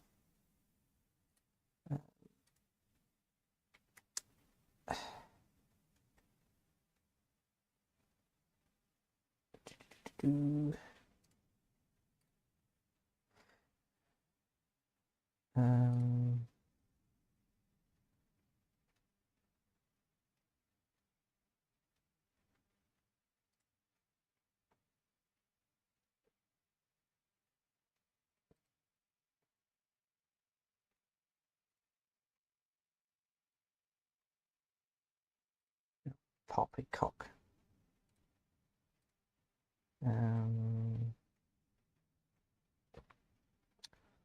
I'm gonna put the protection to minimum for chat moderation or bot spam filters, whatever it is. Ground control. But yeah, it's not as easy as it used to be. The thing is, you would need to empty the outer core as before, but to extract the rods and store them away, you first have to bring them to 0, like fully extracted out of the core, before you can remove.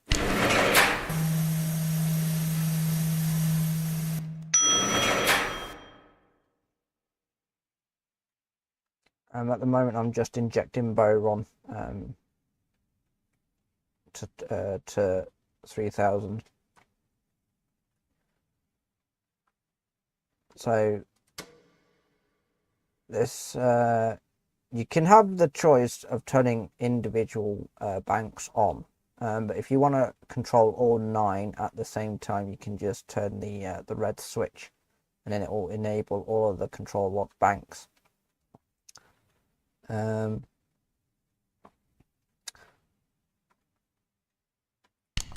So the fuel's already unloaded, but before I do that, if you want to extract them a little bit quicker, yeah, it's going to do some wear and tear on the engine power of the control rods, but if you wanted to extract them as quick, like a little quicker than, you know, in your general operation, you would set this to whatever the percentage or the watt you want. So that's now going to extract the rods.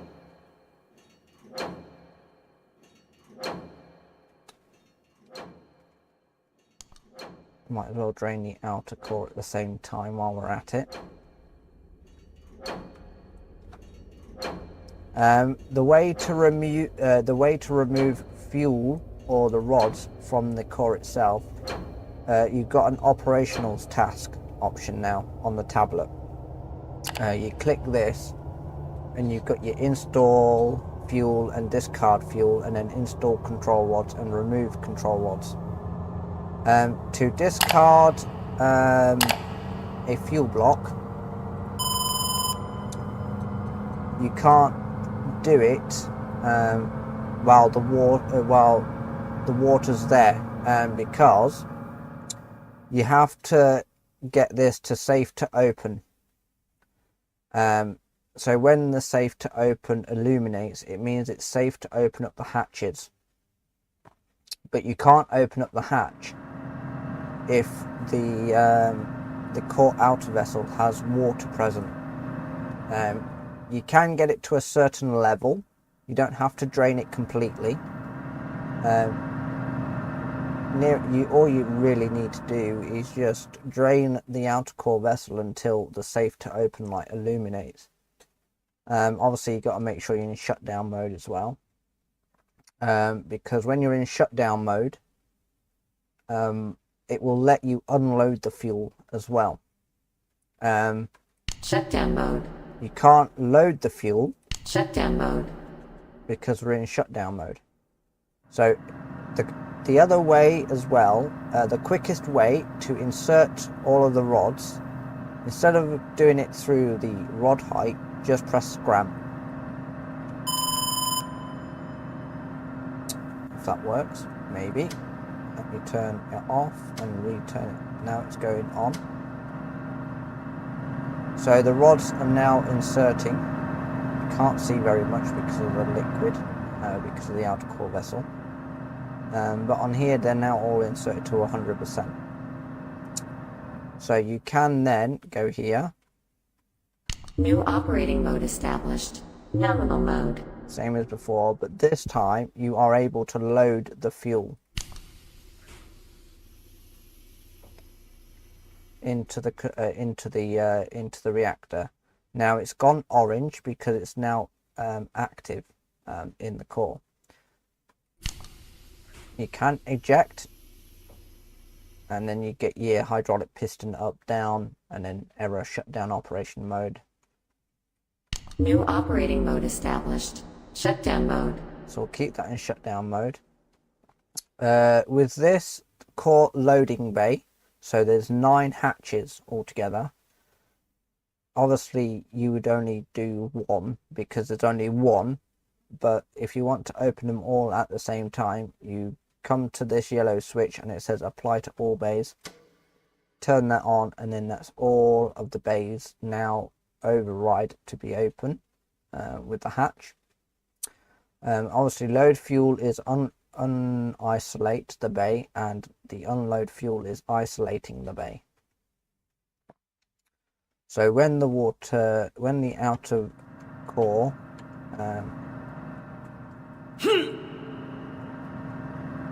gets to a good level,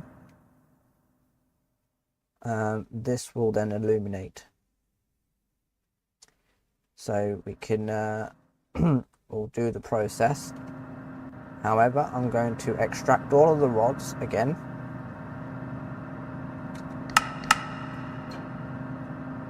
To 0.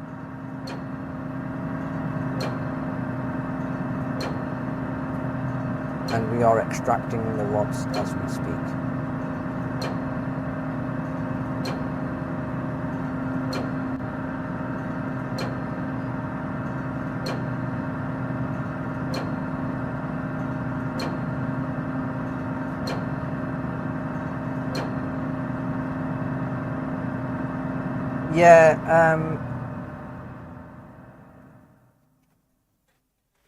So what I've done is I've changed the moderation level of the bot, because with it being high, it just deleted many messages. But both your accounts should be all right now. So here we are. We are now safe to open up the hatches. Also, if you leave this running to the remove position and you open up hatch, so we have got a danger light. However, Security alert. Primary circuit pumps have been disabled. There are open hatches or floodgates. so this is now flashing red, meaning that the primary pumps, the core pool pump has been disabled due to the hatch being open. But with the hatch being open, you can now go ahead, go to your operational task, click on discard, and then there you go. So now the core has got no fuel in it whatsoever. It's completely empty. Again, with the rods, same principle. To remove them, click on it. And then you would store them in one of these containers. So 8 out of 21. So that is now. So it's going to flash saying no control rods. Before it used to say destroyed, but it's just basically saying there's no rods in the banks. So this, at this point, the reactor is completely dormant and is not operational. So the crane, Ivan is working on the crane, hence the reason why it's not here anymore. He's removed it from the release because he's doing some work on it with the animations and stuff. Later on, I'm going to assume he'll bring it back, and it would and the crane would act as if it would do in the previous versions of nuclears. But it was just a different model entirely. and obviously the reactor's bigger than what the smaller original one used to be. However, one thing to note, so you don't need to silence these alarms, you don't need to acknowledge it, because there's no ringing or bells going. It's just flashing to say, you know, you've got no control rods and you've got no and you've got hatches open. Also, I don't know if the level of liquid is far enough down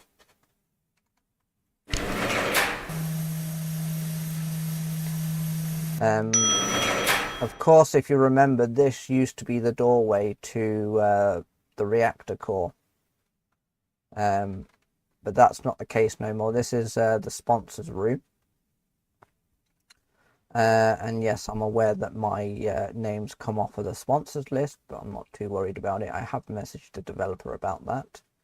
But this is no longer the access area to get to the core. You go through this door and then through this massive door. And then here you are.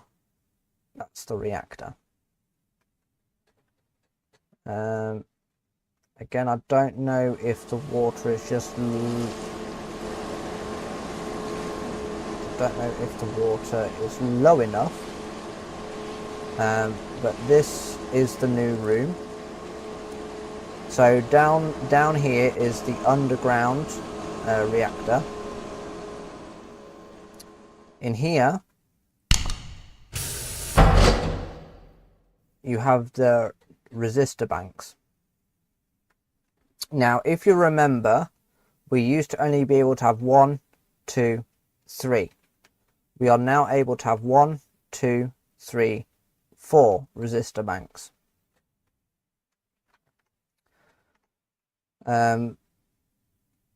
These are the same, however, there's different types, there's different classes of this, of the, what do you call it, resistor bank. So you'd go to your marketplace like normal. Obviously you got your tier 1 and tier 2. Obviously if you got the DLC, you got a tier 3 generator, backup generator.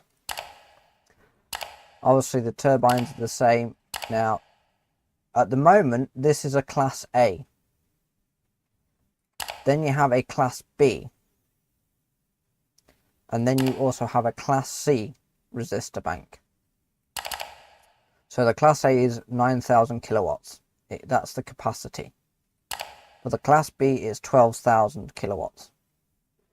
And for the class C it's 25,000 kilowatts. And it needs to be maintained every 120 hours of use. So that's your different classes of resistor banks. Also, circulation pumps. This is the class 1 or a class A. You have a class B, and then you have a class C pump. And the flow capacity. So this is the original.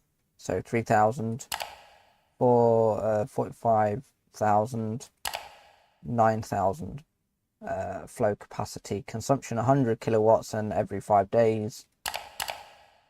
And so on and so forth. Obviously with the higher class it's going to consume a lot more power. Power transformers, there's class A, class B and class C. Class A is your default one. Then you have a class B, and then you have a class C, which is 35,000 kilowatts capacity. 25, and then you got the 15,000.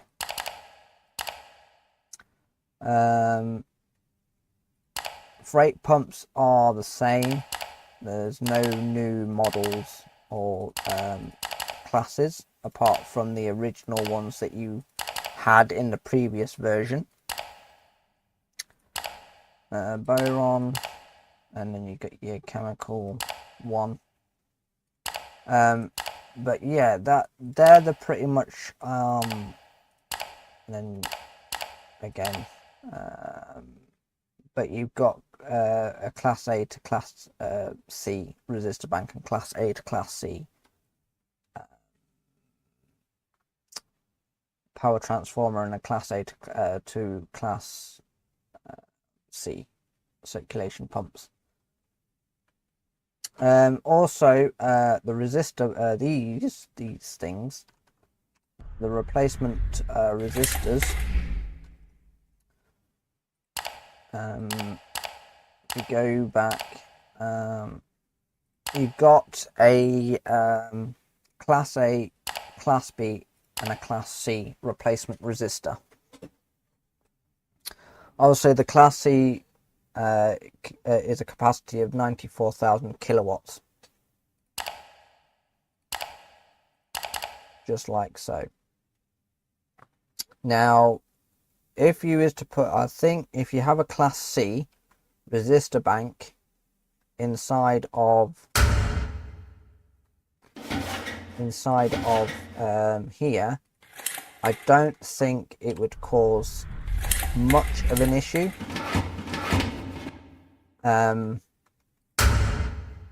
But it would probably make sense to have the class C resistor replacement resistors along with the class C resistor bank. Also, if you need to put, there's only two fuel types. So you have a class B core fuel, and you have a class C core fuel. So these are the only two classes you've got for the core fuel. If you need to buy any more control rods, you can buy control rods on the supplies and spare parts. So if any of your control rods get damaged or worn, you can buy them from here. And the capacity is 105.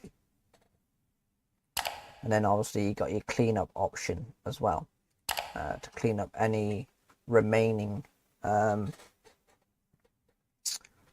rods. At the top above us is going to be where you will find the fuel rods and the bins.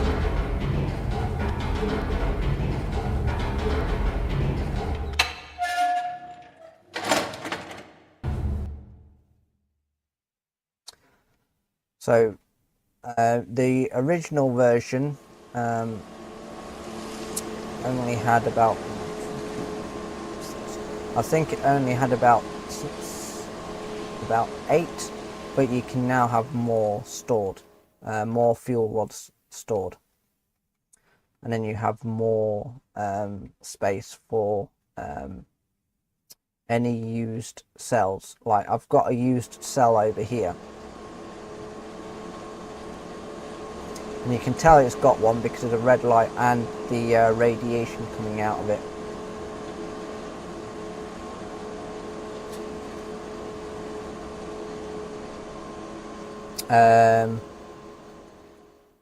So this is the area that, you know, stores the fuel rods and disposes any used fuels.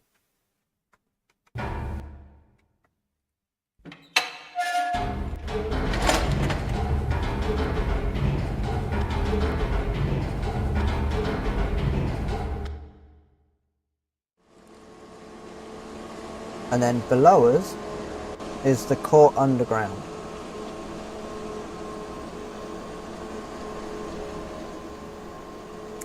Again, I don't know if I can open up the floodgate because I don't know. Yeah, I can't open up the core maintenance room. However, because you can't do the first or second, you can still enter the third. Level B3 rod engine room. You can still go inside here.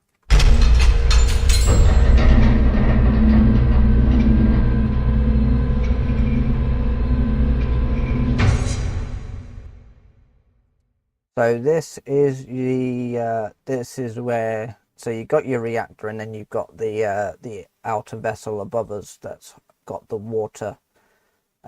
This is your control rod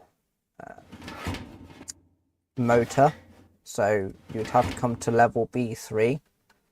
Again, you've got your breakers and you've got your fuses down here as well, and it's categorized by groups. So we're at group 2 of control rods, we're at group 9 of control rods, group 8 control rods, 7, 1, 6, 5, 4, Ed, can you remember your decaf coffee? 3. Black. Yes. Then you got 3, and then 2 again. So I'm assuming in later updates to the game, there is going to be a point where we would probably have to refill the hydraulic fluid at some point, like we do with the boric and sodium hydroxide. But this is more of the maintenance room for the control rods.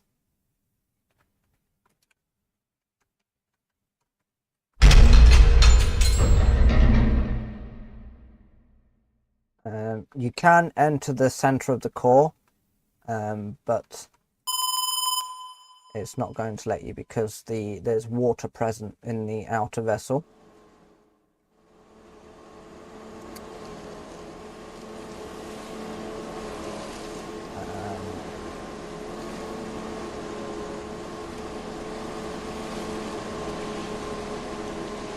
So if I try and drain the outer vessel just a smidge more, we should be able to get into the top part, inside the top part of the reactor.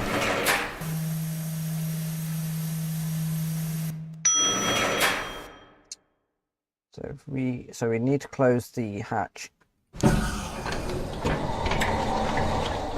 so we can then start the pump removal again. So this is now reactivated, so it's going to drain because the lid is closed. We have got too much boric acid. I left that on too long.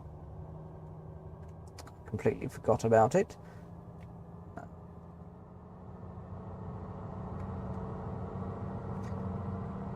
But we won't let that deter us from explaining, or trying to explain.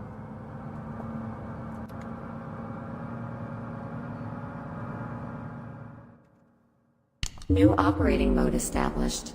Nominal mode. So this ain't going to have any effect, because with it being inactive and it doesn't have any control rods or any fuel to get the core to the reaction state. New operating mode established. Shutdown mode. So we'll try and let the water drain a little bit more.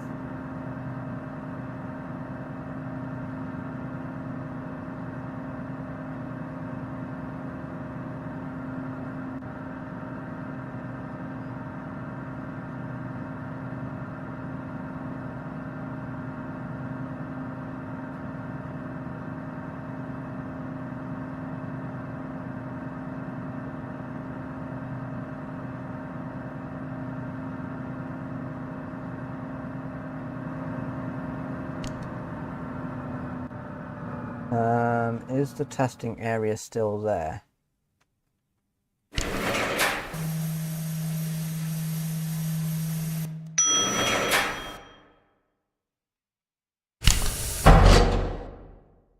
I wouldn't assume so. I wouldn't think he would have kept it in.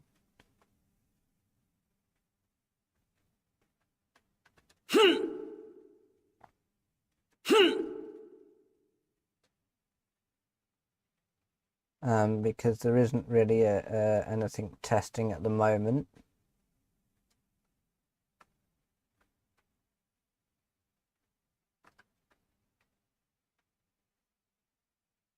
So the testing zone isn't here anymore because with it being released.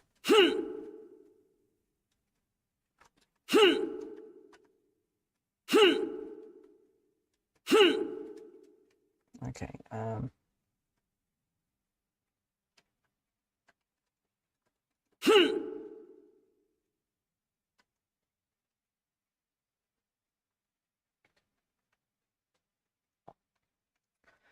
The testing area was only there before the release.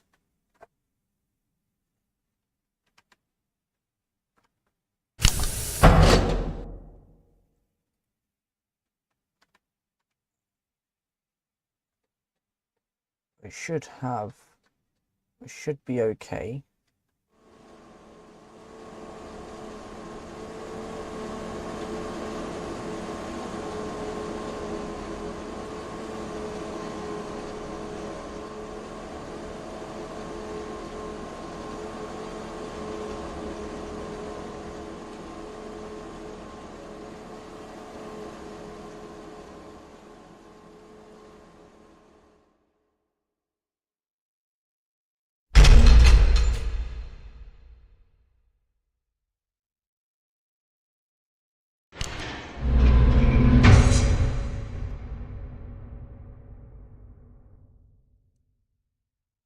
So we are physically inside the top part of the reactor.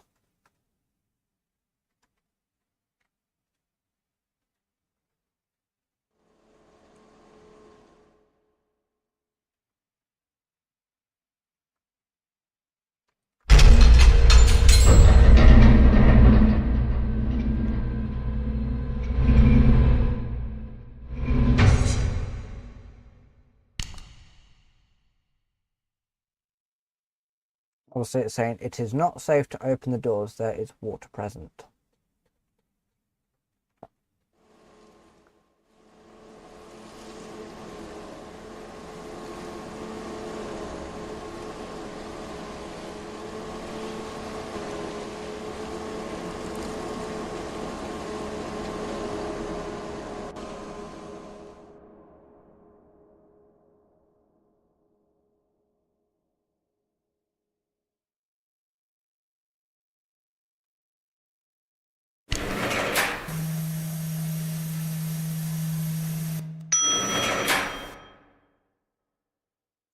We'll drain the water even more. Security alert. Primary circuit pumps have been disabled. There are open hatches or floodgates.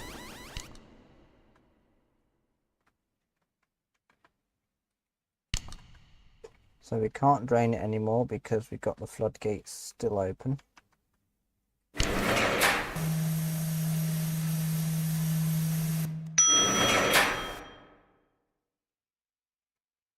So I'll quickly go and close them up.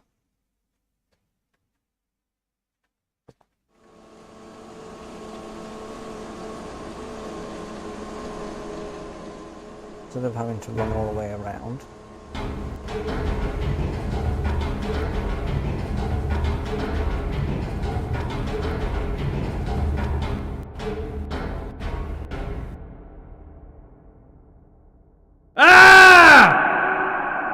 Yep, okay. Yep, and to be expected. I will be right back. I'm going to go and get a coffee.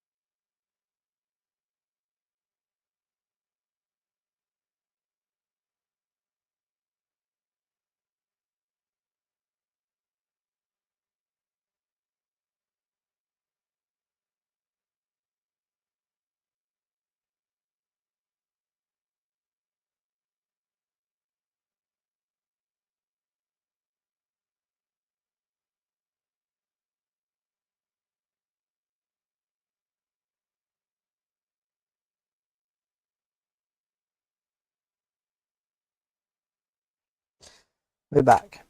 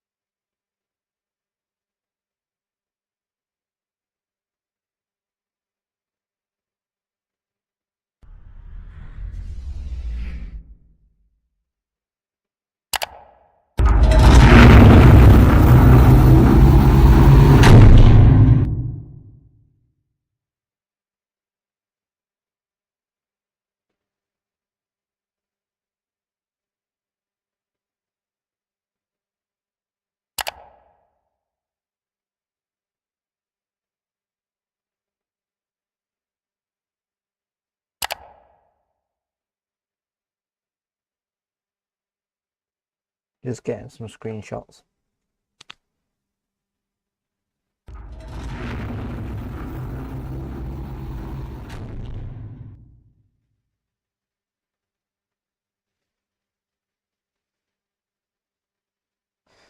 Do, do, do, do, do.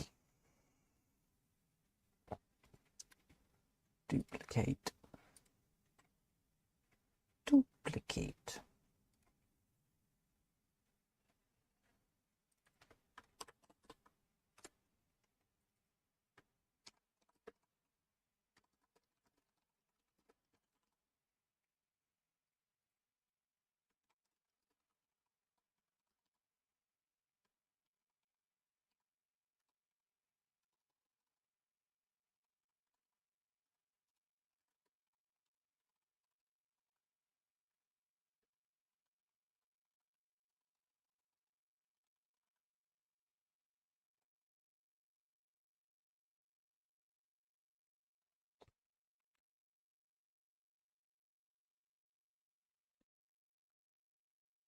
I am just sorting something out. Just doing something.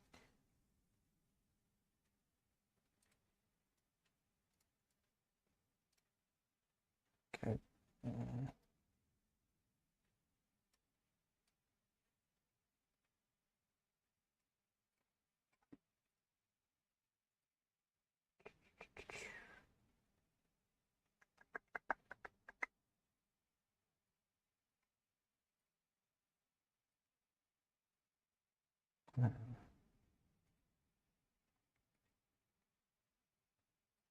Where's that then?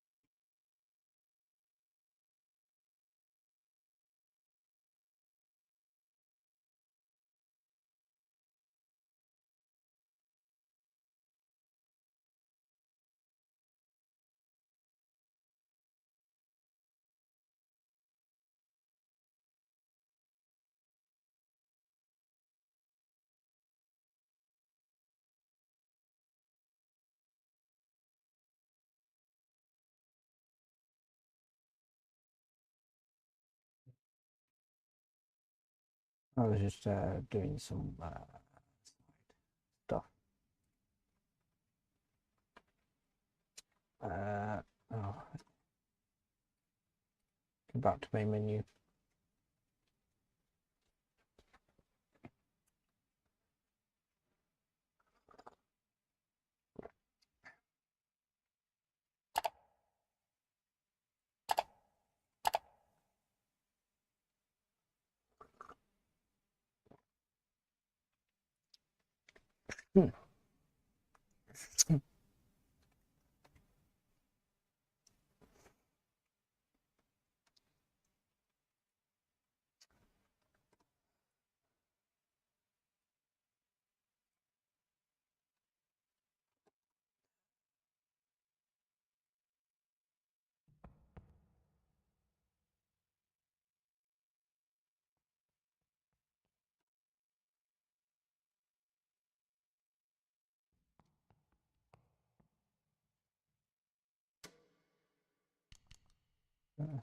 The reactor core coolant has started to circulate. Go to 100 for that.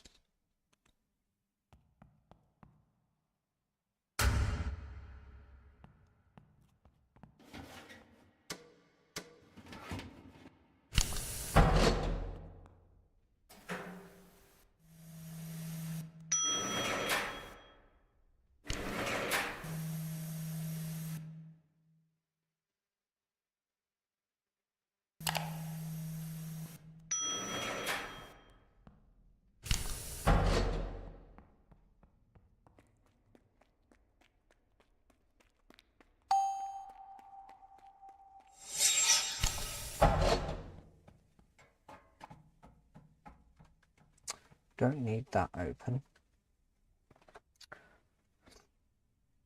So we're going to inject boron.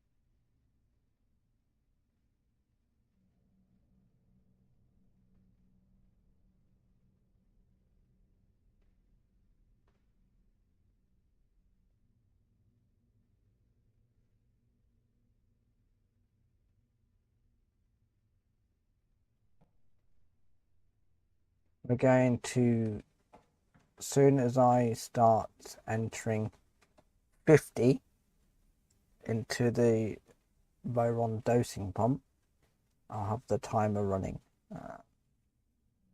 to how long it will take to get to 3000.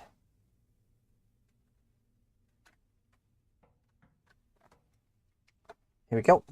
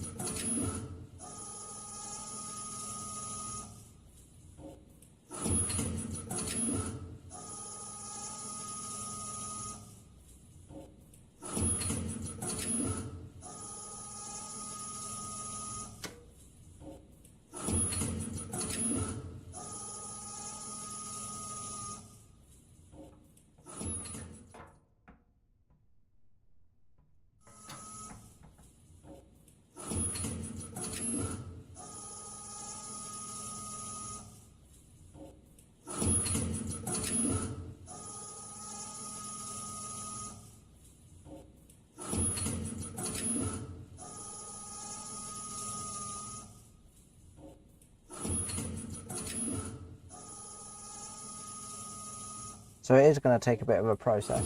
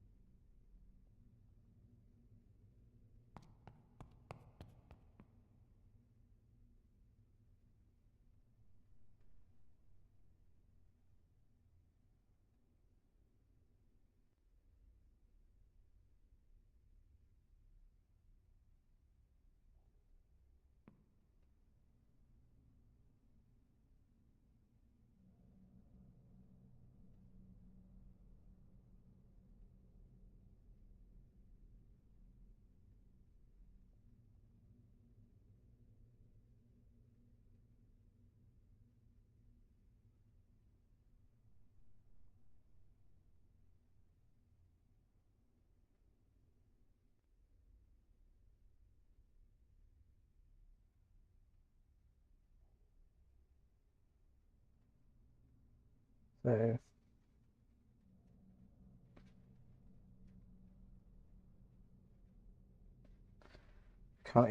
we're currently injecting boric acid into the coolant system.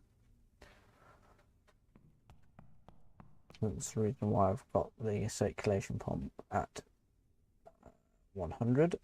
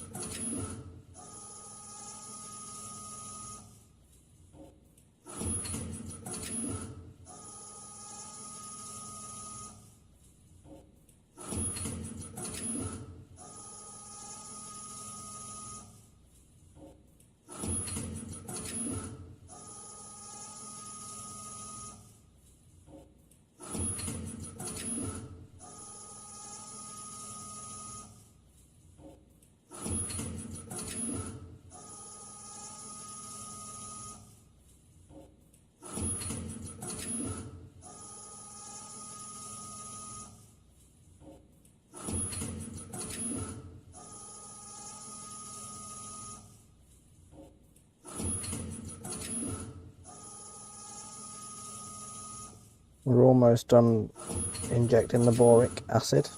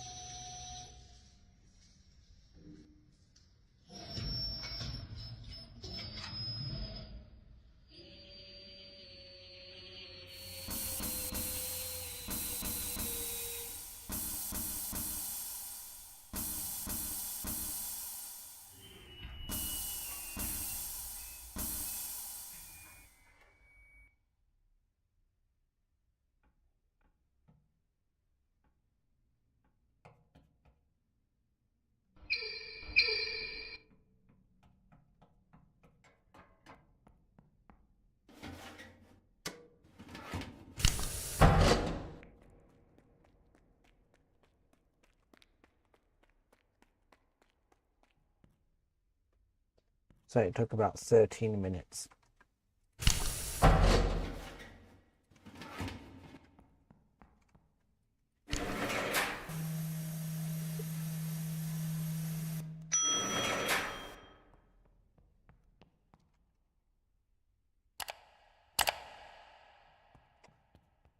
Do. Oh shit. What have we got? Have we got fuel? We've got fuel. New operating mode established. Nominal mode.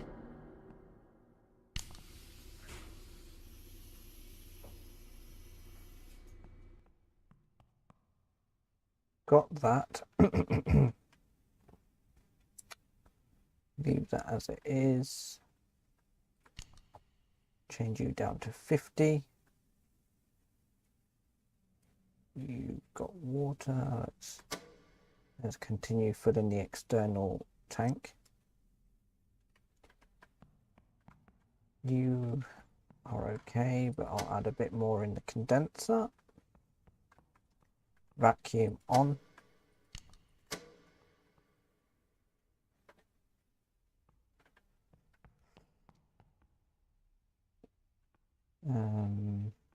Boric acid. So most of the system is well, whatever's left, well, the rest of the liquid in the core vessel is just boron, because once you start heating up the reactor, you'll start producing xenon and iodine. If xenon goes too high, you poison your reactor and it stops working.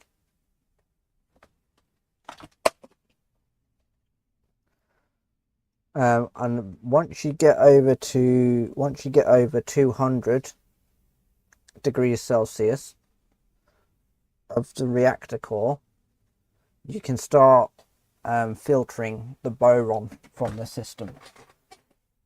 And when you get to the shutdown procedure for any maintenance repairs, before you start that, inject boron to the system again, and then gradually turn the reactor off. And when it gets below 200 degrees Celsius, xenon and iodine shouldn't still produce. Obviously, the filtered boron will go into the ion column. The ion exchange indicates the absorption capacity of the ion column. As the column absorbs boron particles, its effectiveness decreases. Periodic cleaning must be carried out. And then the coolant pH dial isn't working yet. It doesn't do much. And then you've got a reactivity needle here, along with your boric acid concentration. Now you can typically you can typically run the reactor just purely on boron, because what you'd do is you'd bring all the rods out, you would extract all rods, but have more boron into the system, and the boron would control the temperature of the reactor.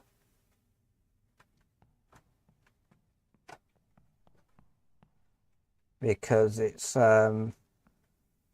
a lot of people say you don't really put acid or anything into the reactor, but this is obviously how the game is coded to work with the chemicals for the reactor. So we'll set you to 50. You're 100. You have got full vacuum. Let's turn that off. We are already in the starting phase, and they want 13 megawatts an hour. So we'll turn on resistor bank 1, because that's the only one we've got, and it can only absorb 90 megawatts. So that's loaded. Fuel is loaded. That is normal. Pressurizer is good. It's in operational temperature. We'll leave you on manual. And we should be able to start extracting the rods. 95.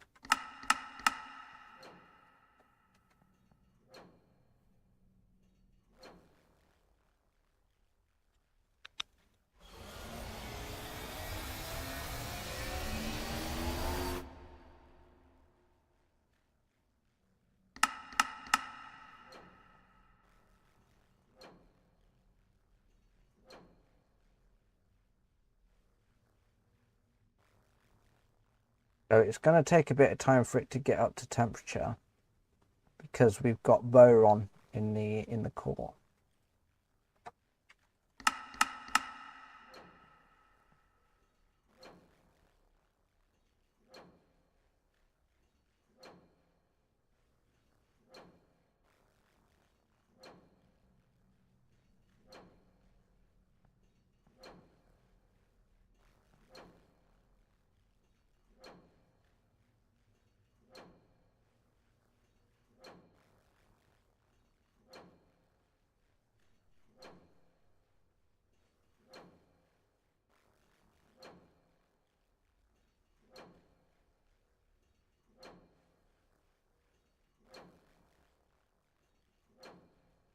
So at the moment, hello No Gamer Gil, how are you? And welcome to the stream.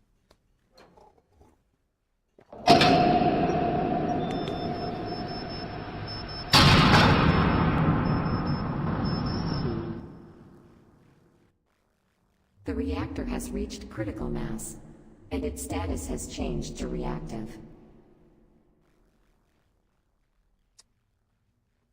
At the moment, we've extracted the control rods to 50%. The temperature is still slowly rising. Reason why it's not shooting up in temperature with them being out that far is because we've got boron, boric acid in the reactor at the moment. I did mention before you can purely run your reactor off boric acid to the point where you can have your rods officially all out at 0%. And the boron at the moment, this is the iodine, the yellow dot's the iodine, and 2.44 dissolved gamma iodine activity.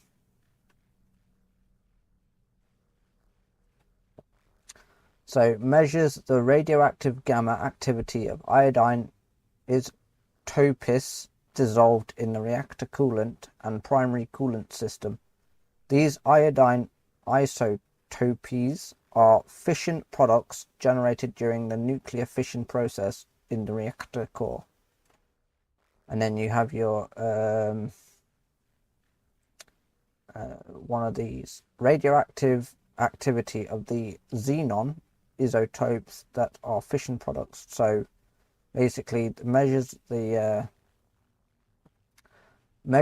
actual concentration levels of xenon present in the reactor coolant and off gas systems, indicates the amount of xenon inside the core in relation to the total capacity. Too high a value could indicate reactor poisoning.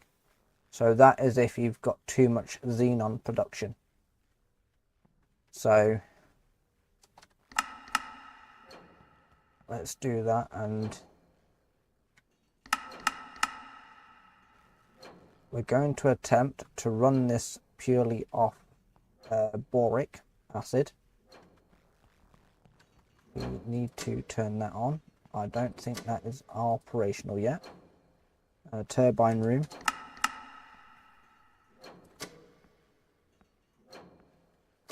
Okay, let's do number 9. No. 8.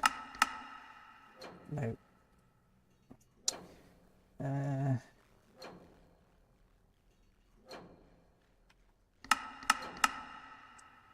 condenser.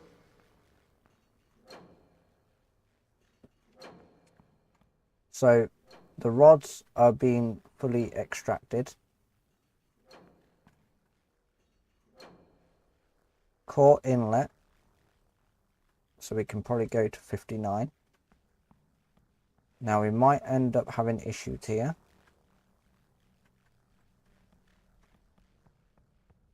But we just need, yeah, so we're now going to excess of temperature. Warning, danger alarm.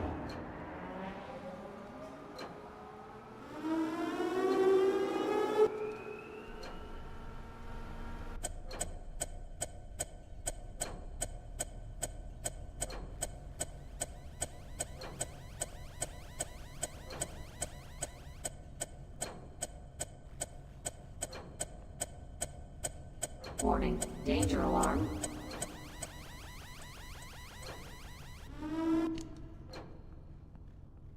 High temp, yep, we're aware that it's high temp.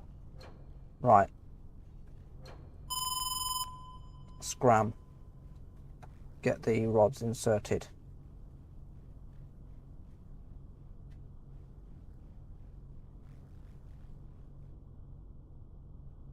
That sews back into the core.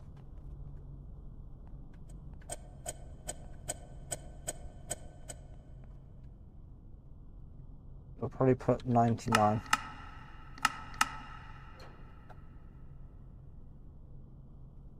Just so we don't end up losing too much power.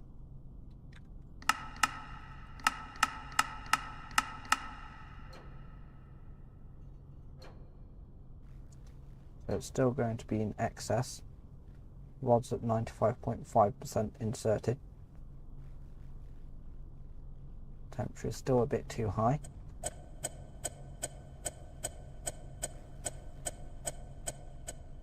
Don't want this to go too high because it will damage the turbine.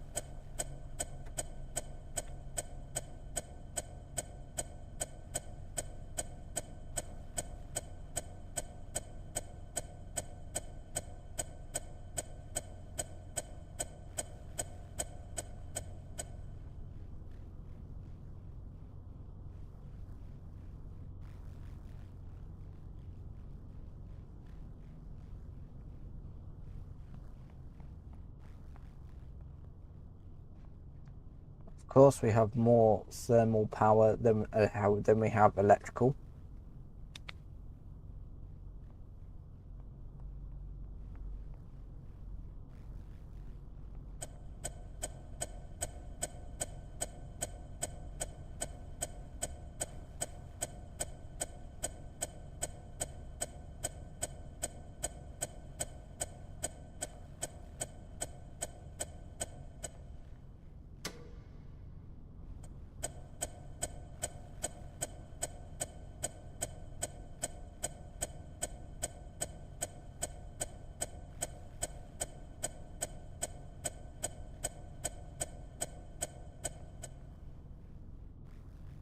So they want 10.4 megawatts, and our generator is producing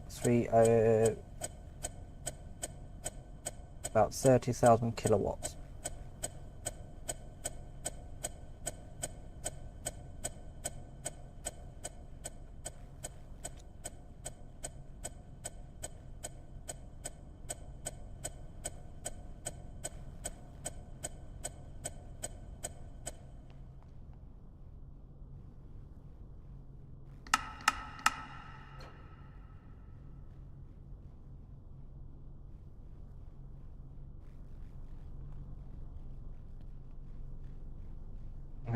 The absorption is,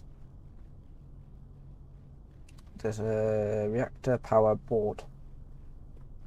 Displays real-time information on reactor power levels, core activity, absorption capabilities of control rods, levels of xenon, iodine and boron, concentrations, red, signifies a boost or rise in reactivity. Green indicates absorption or decrease in reactivity. Additionally, various colors represent gases, all of which diminish reactivity to varying degrees.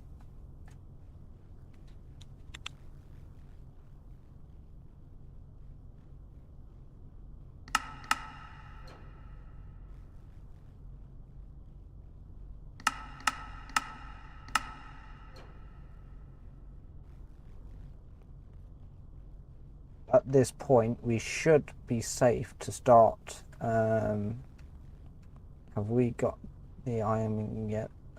Boron is at overload. We'll start filtering the boric acid from the coolant.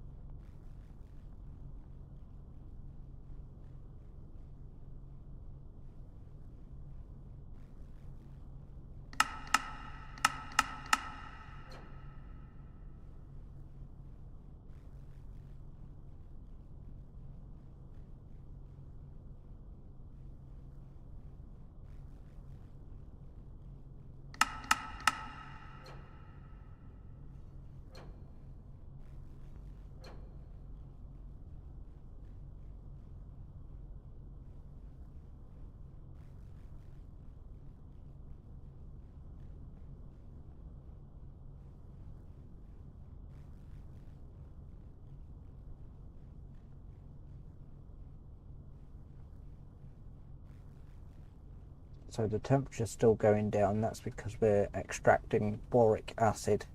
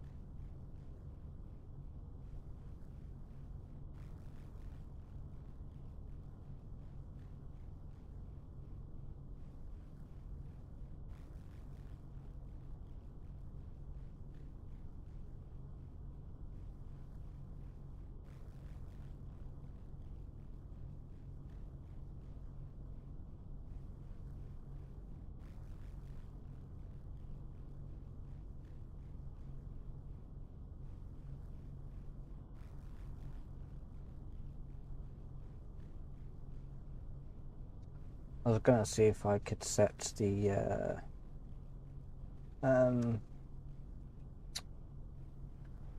clock plugin to the game plugin.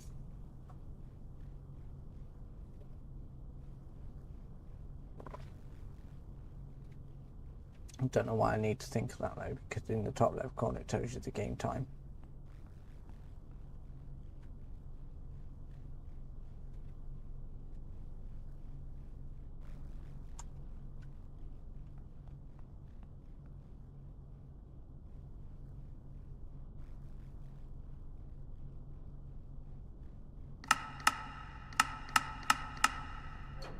Be still.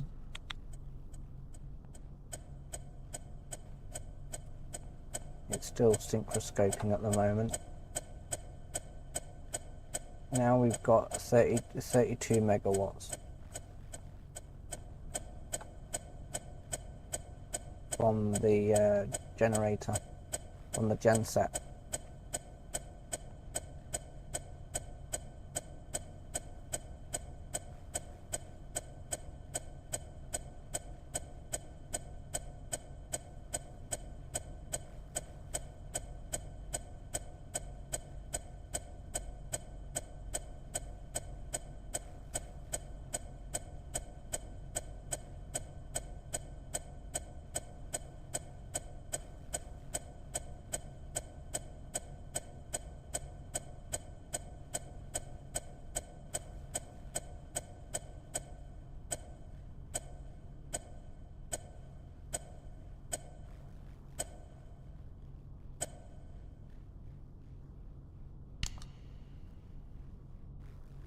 Just off one minute.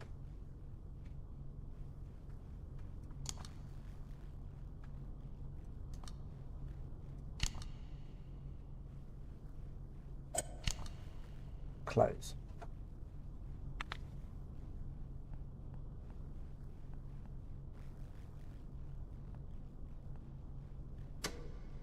Warning, danger alarm.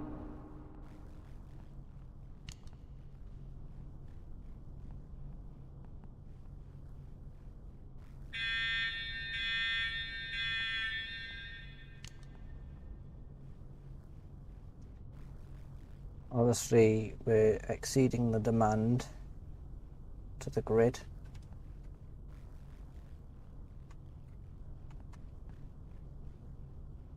Because you're not really meant to have your resistor banks on during normal operations. So we're trying to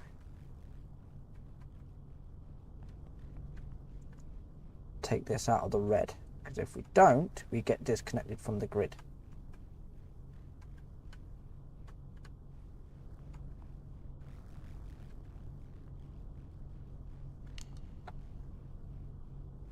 Be back to 50.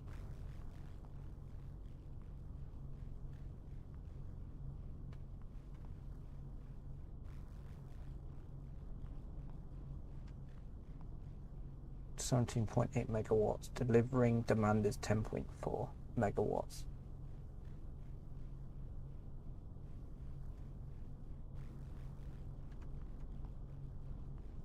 Now we're in the yellow with the exceeded demand.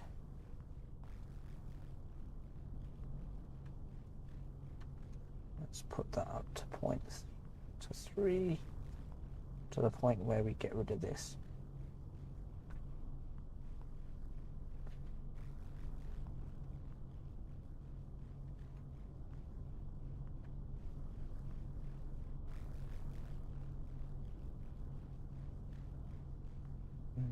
Still in the we're still yellow for the demand.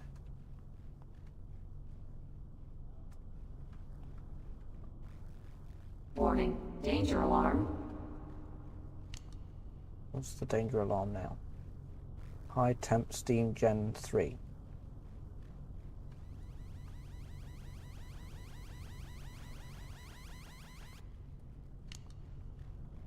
High temp steam gen 3.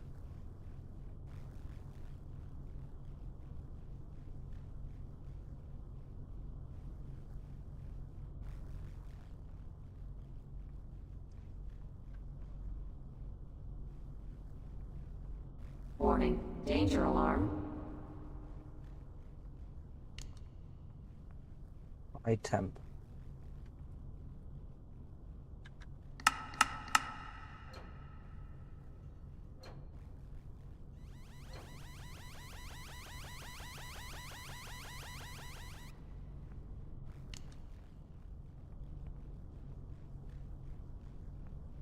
How can they be high temp?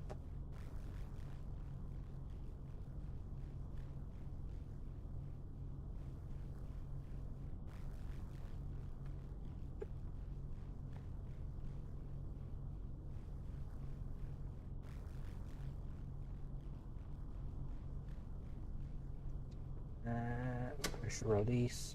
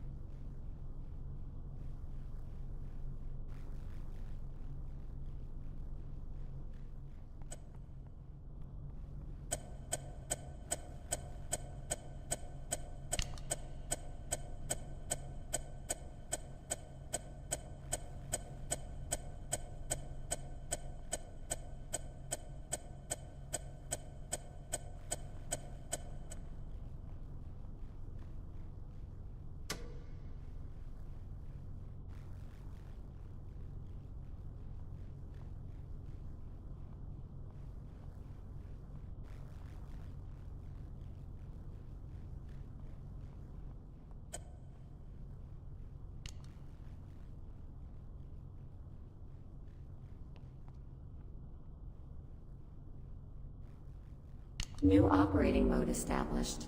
Maximum mode.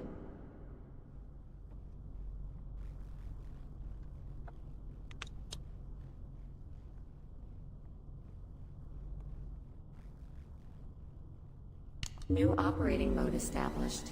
Nominal mode.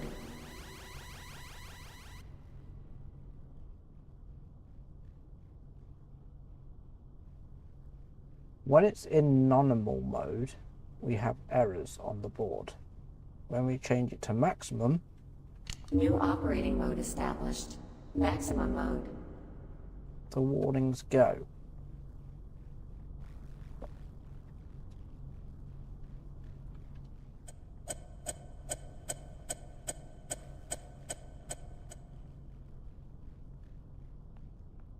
So again, we'll switch it to nominal mode and you'll see what happens. New operating mode established. Nominal mode.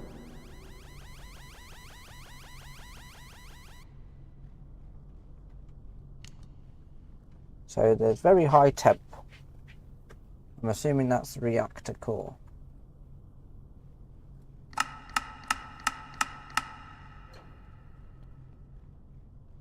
New operating mode established. Maximum mode.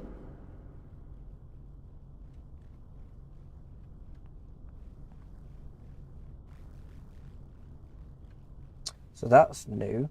So the operation mode now affects the reactor entirely, the whole entire system. So nominal mode would be the startup procedure, and then maximum would be when it is fully operational.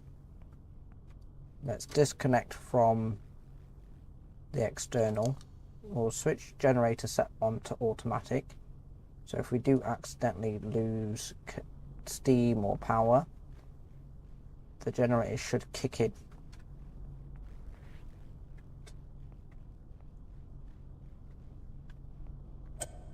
This is still synchroscoping.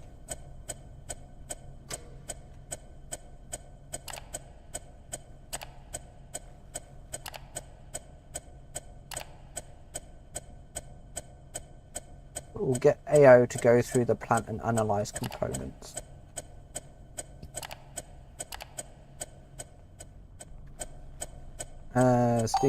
Steam Gen 3 is required. Repair is required. Welcome. My name is Al, and I am the operations assistant for the reactor. The plant is ready to go into operation. If you need my help, please let me know.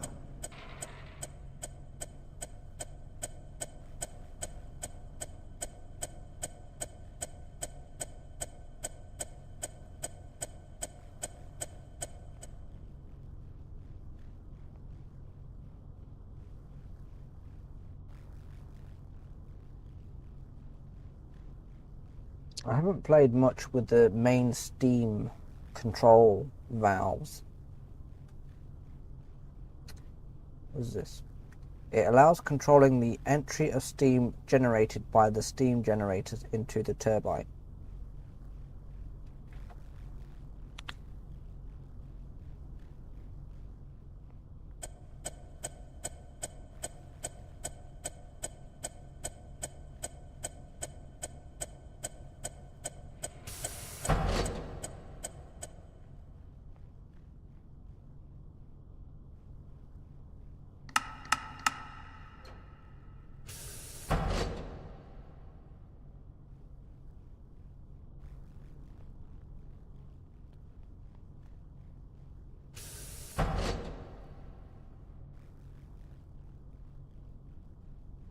The boron is still being filtered.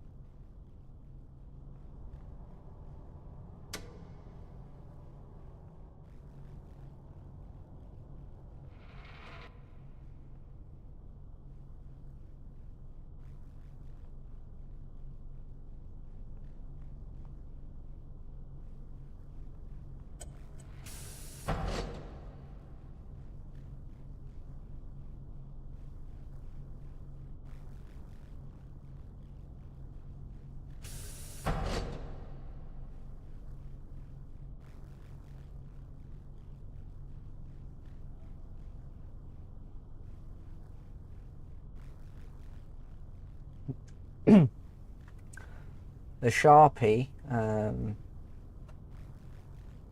if you're still in the stream, I doubt you are. Also, you now have, there is a steam water flow balance. So you need to work with the equilibrium of the steam generators now.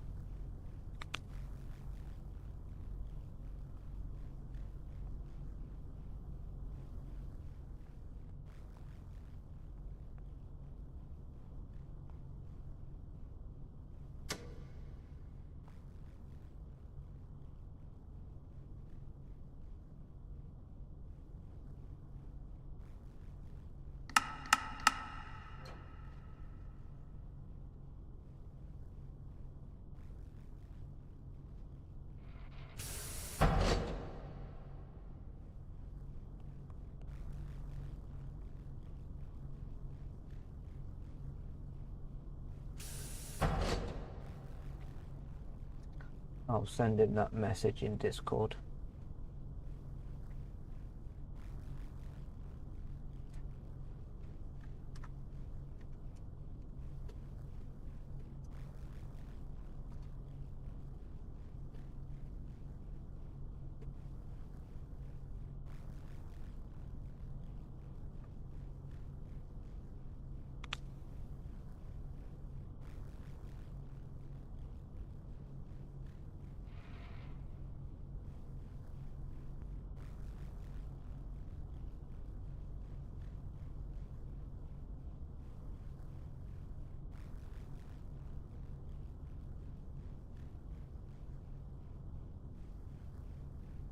So at the moment,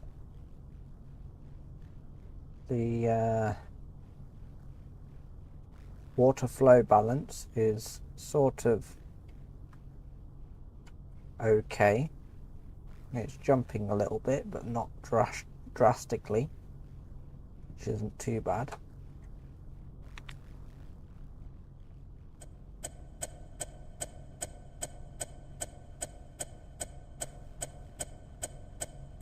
This is still synchroscoping.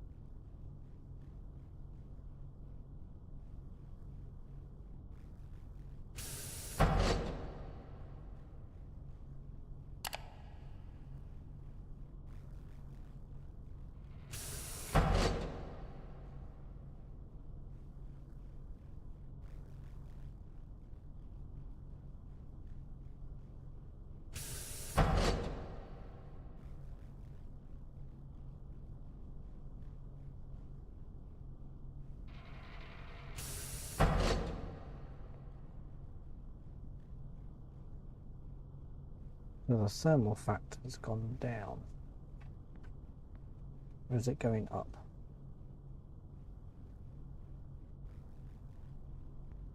It's going down.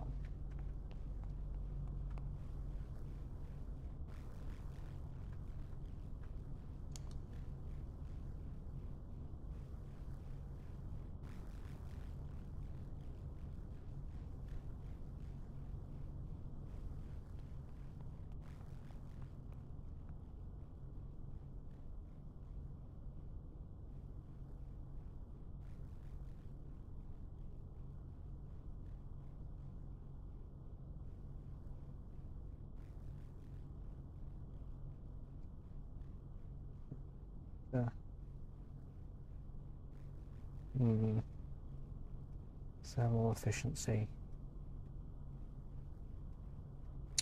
Operating range 20% to 30%.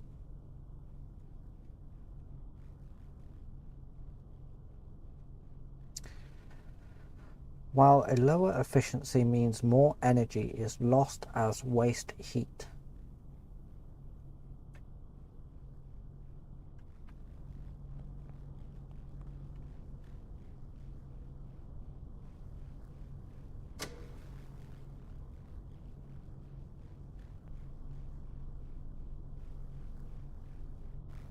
So I've turned the cooling circuit off for the condenser.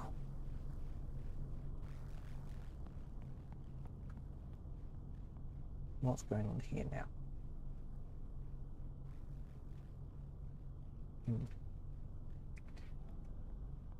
Not sure.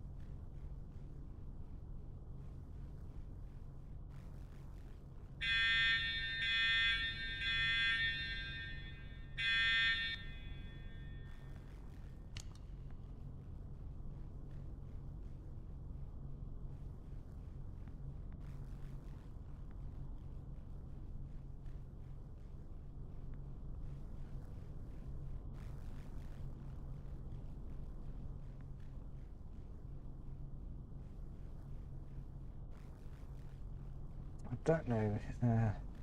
Main steam control valves. It allows controlling the entry of steam generated by the steam generators into the turbine.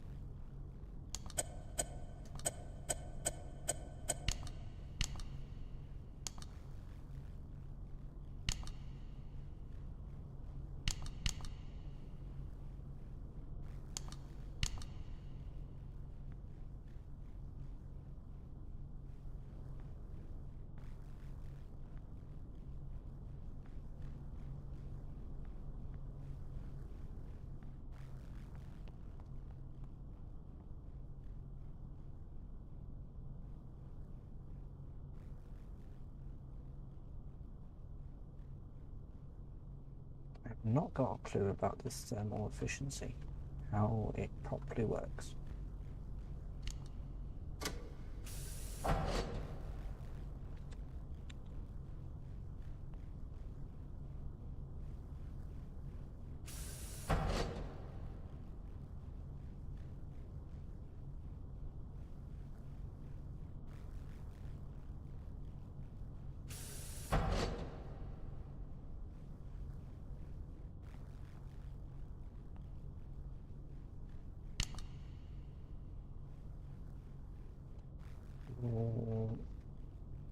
Well, Steam Gen 3 needs maintenance.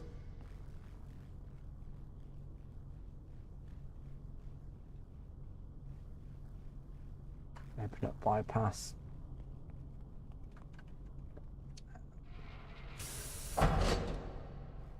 No, wrong one. Need the evaporator. And turbine vent valve 3 open.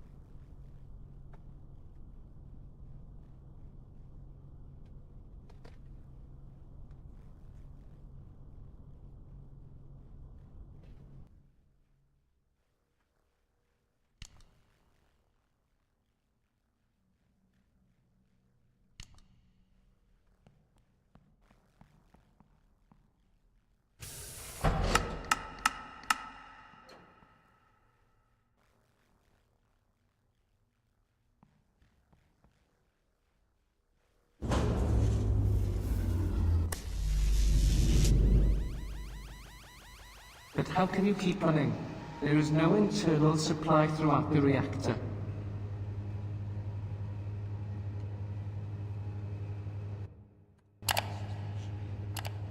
Well, at least they thought of one thing right.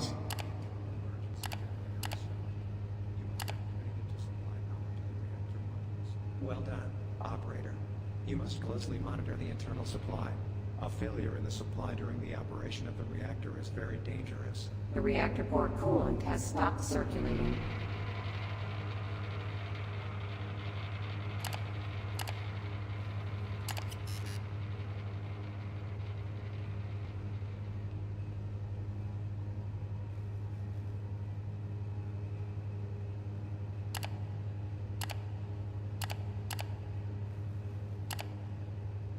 Operator, I'm going to start with the analysis of the situation of the plant.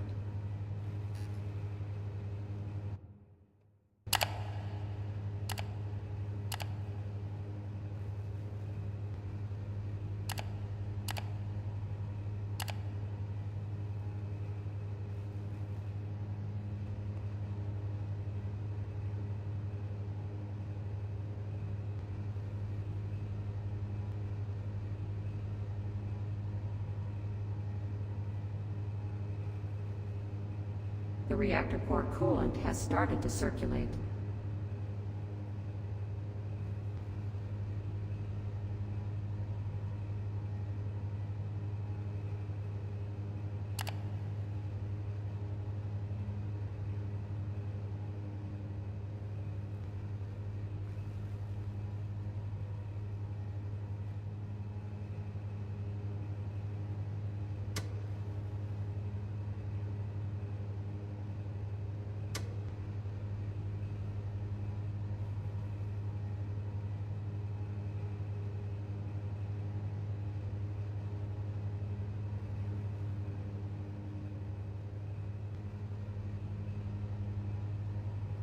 Did you get my message on Discord, Sharpie?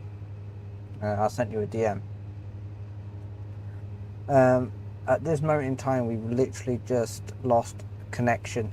Not lost connection, but lost power. So we're running on a backup power generator at the moment. Because I've bypassed the steam to the from the generator from the turbine. Because our generator 3 needs repairing. So I've had to disconnect the generator set, the turbine 3 from the system.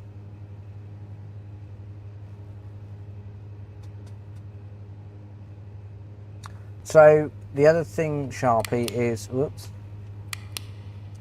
you now have an equilibrium system for the steam water flow balance on the steam generators. The Geiger, the Geiger thingy that used to sit here, the way you get that is just by pressing G on your keyboard. It's automatically on your character. It's not sat here anymore. But apart from that, everything else is the same virtually anyway. Are we still filtering boat one? Yes, we are.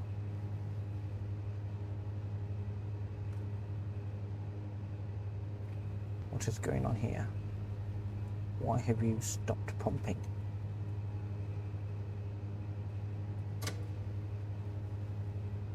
You might need to iron clean because this ain't going down.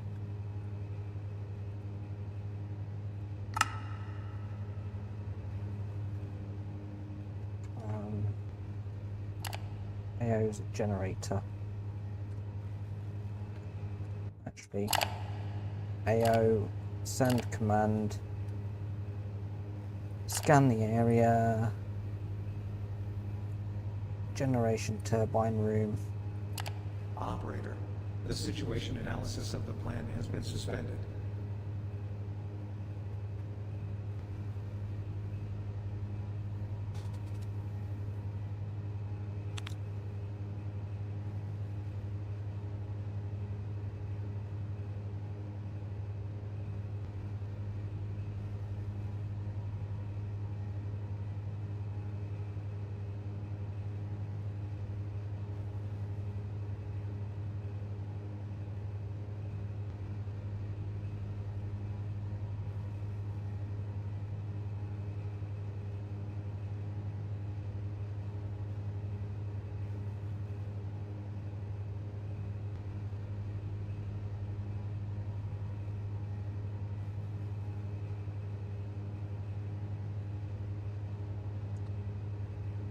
What else was I going to say?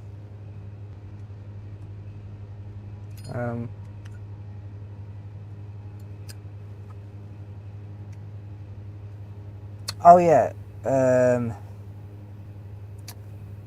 If you're still watching the stream, Sharpie,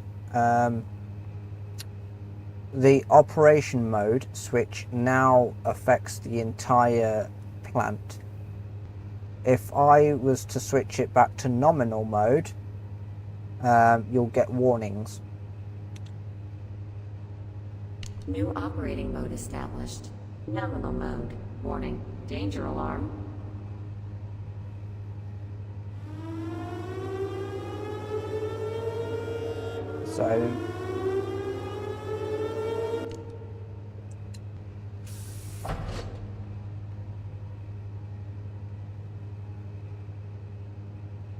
So I'm assuming you know about how the operation mode switch now affects the entire plant.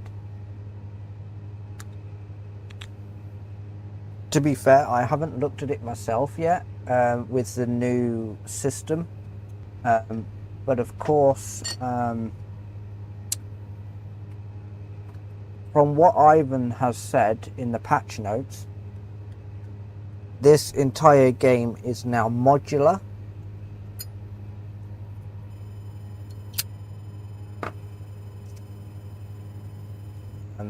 It's completely modular now. Low volume steam gen 3, yeah, we know that because we haven't really got it connected. The only thing I've been playing around with a little bit is the main steam control valves. It allows controlling the entry of steam generated by the steam generators into the turbine.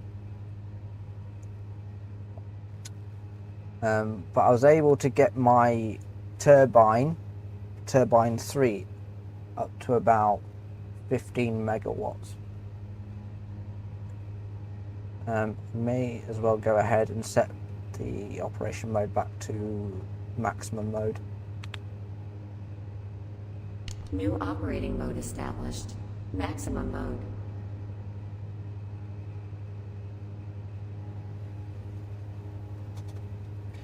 Oh, okay. Well, yeah, like I said, I haven't really read the manual since this update. Operator, maintenance report is complete. Now, you can check it from your tablet.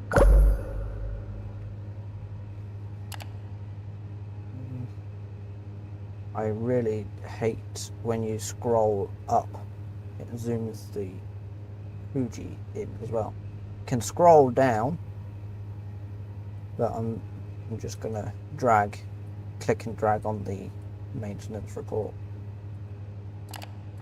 Can I thermal pump, chemical treatment, an electric turbine? Have I got enough points? Insufficient points. No, I do not.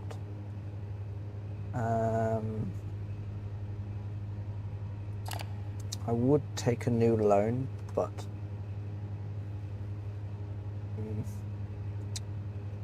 right, I'll tell you what. We'll do a maintenance shutdown.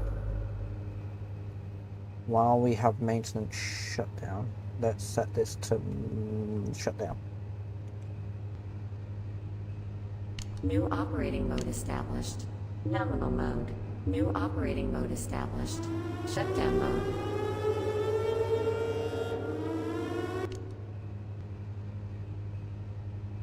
We might as well go ahead and turn. I know you say the recirculation valve isn't useful until you have loop 1, but I'm going to enable it anyway. Going to scram the rods to 100. Turn on the feed water loop. That way it should help bring the temperature down. Actually, we've still got boron in the system. So let's set you to 100. What else do I need to do? We've got the turbine vent valve open. We've got the steam generator. Oh yeah. Turn on condenser. Open you up to 100. You're already set to 100.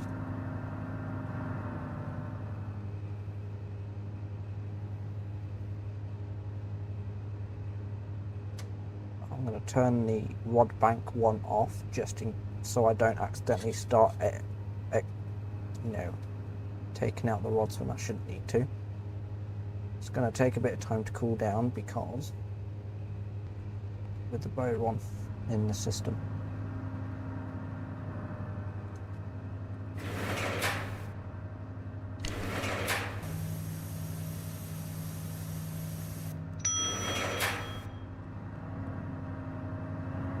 Oops.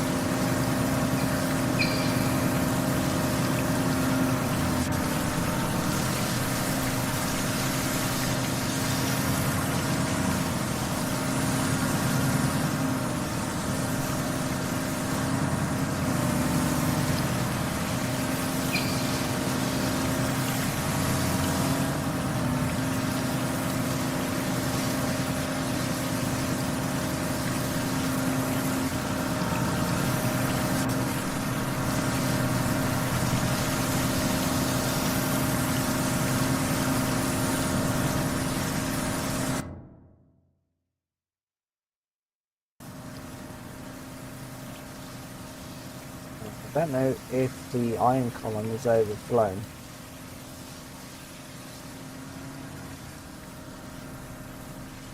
are we cleaning it? There's the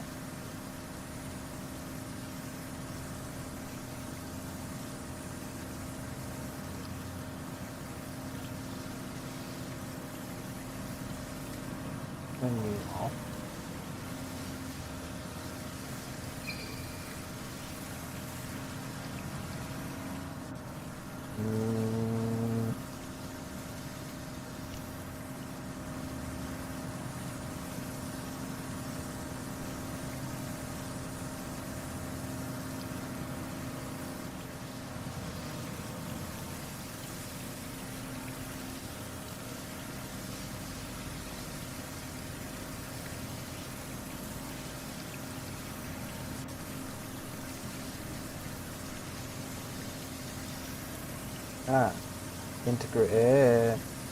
Integrity 0.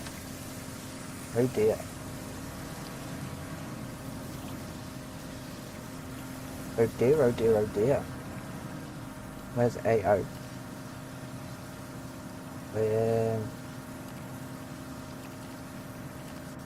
We can't even get him to...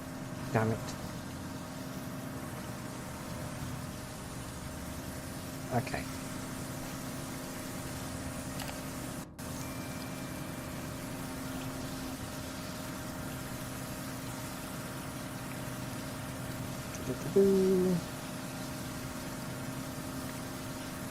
Got an idea.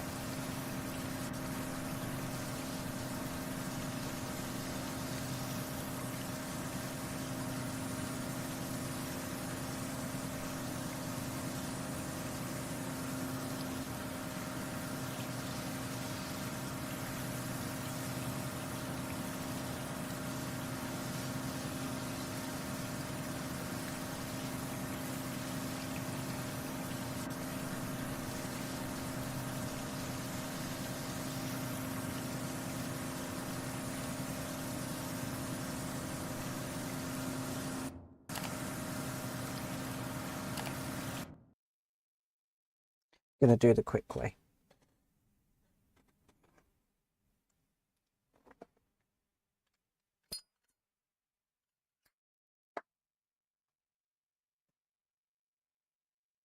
I'm just wondering what the hydroelectric plant is going to be like when that DLC is available.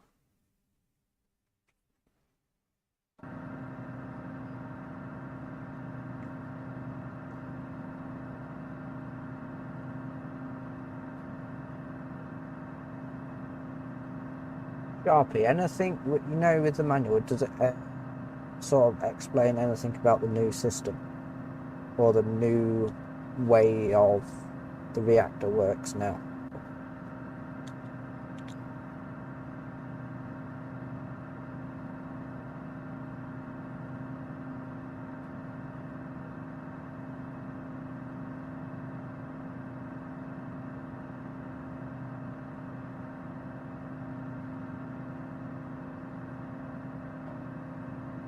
I currently have a black screen.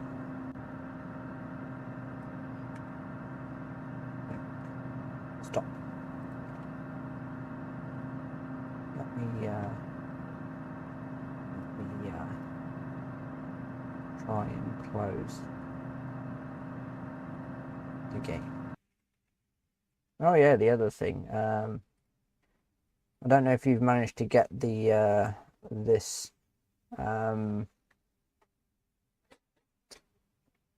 this achievement yet. I don't know how many players have got it at the moment, but there's a 1% chance of players getting it.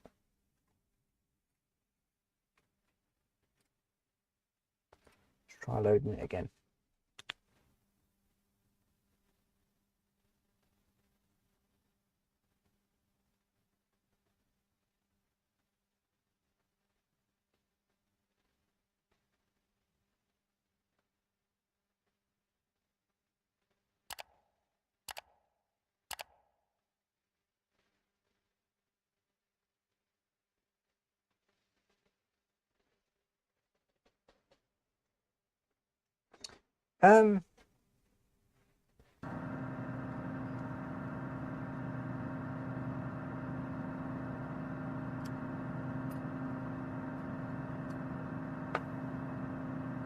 I just seem to have a black screen.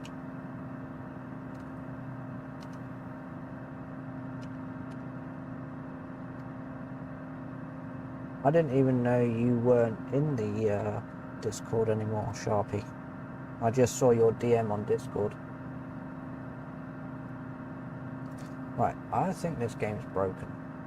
Or this save is broken. Because I'm just getting a black screen even though there's sounds in the background.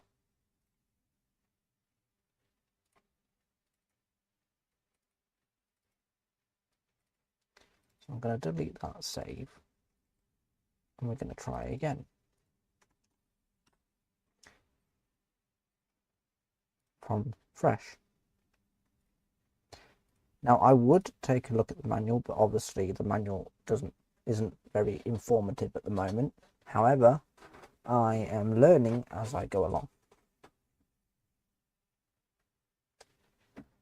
Again, I am one of many long-term players for nuclears. We'll keep the module on.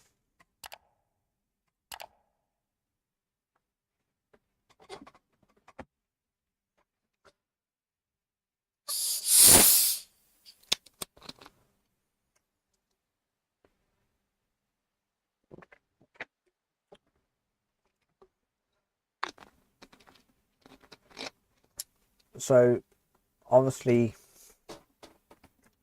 there isn't much of a delay with YouTube because I've got it set to ultra low latency. Anyway,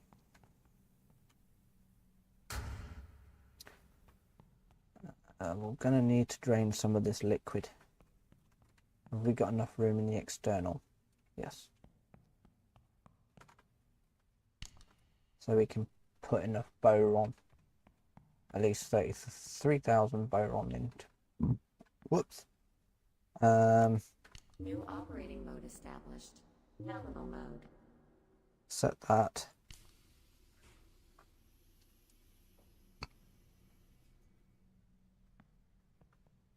So that's almost ready. Let's get you on. You are connected to external. Leave that on. Set this to 50. The reactor core coolant has started to circulate. Turn those on. There's a bit of excess.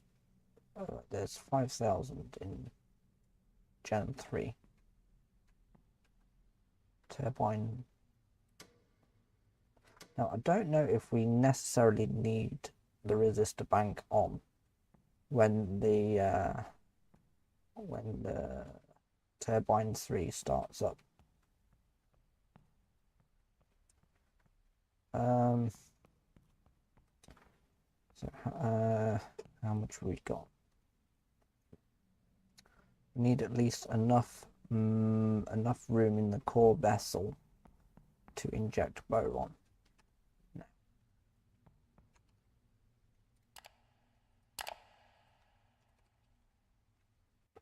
What I am going to do as well is I'm also going to. I've already got random catastrophes and weather. Let's turn that off. We'll keep weather consequences on.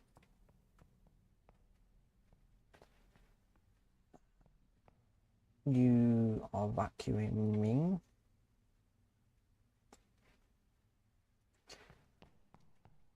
Now, I really don't know how this thermal efficiency thing works because it says the operating range is between 20 and 30%.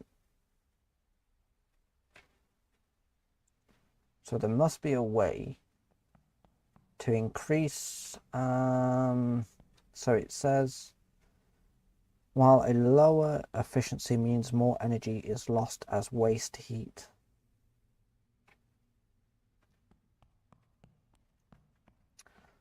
So I don't know if the coolant circuit needs to be 100.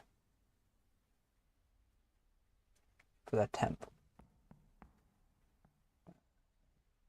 Kilowatts. I don't know if the eventual does anything yet.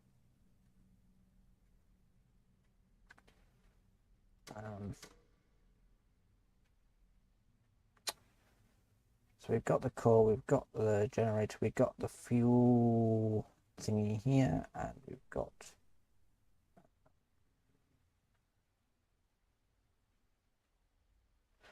the steam turbines there.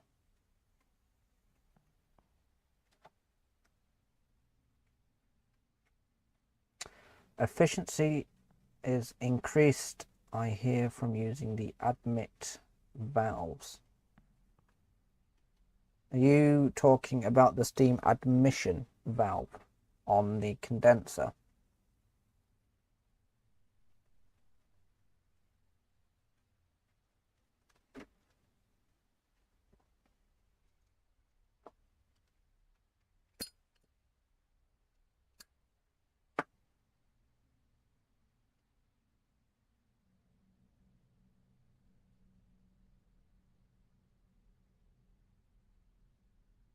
On the gen panel near the bypass valves, the main steam control valves.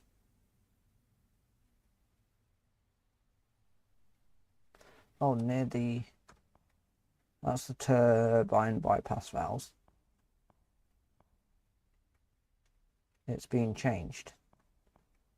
I'm assuming where you're referring to the main steam control valves. Yeah, also, the information panel is now over here.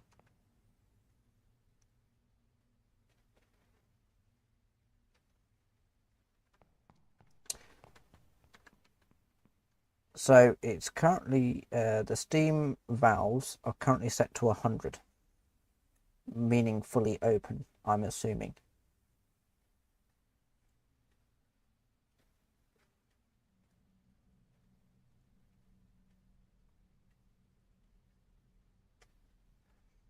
So if we get it right, the lower the control of the main steam valves are, is the more thermal efficiency we get. Because at the moment we can only do 400 electric power.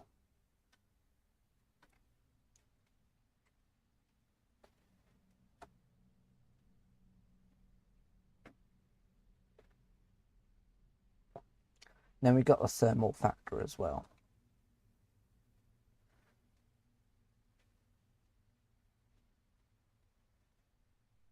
The thermal power factor is an indicator of the reactor's power. The higher the thermal factor, the more power the electric generators will generate. The heat generated by the reactor is what drives the thermodynamic cycle that turns the turbines and generates electricity.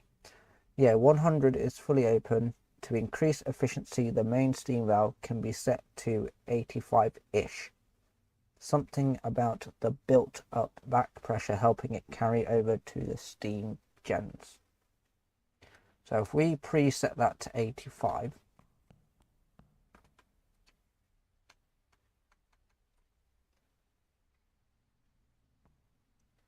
so what does it really matter what speed the this circulation is, because it's only controlling the condenser temp?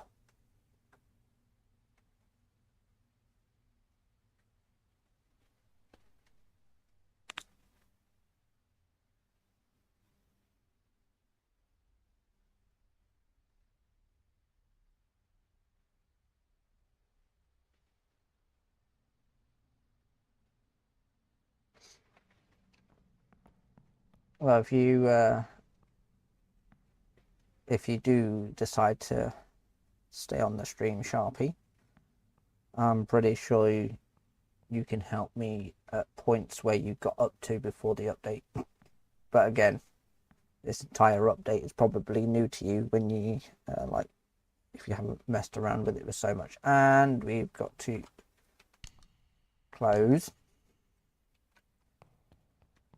No, no, no, no. No. Deary me. But then again, even though we haven't got that much. Ooh. Now we best start injecting.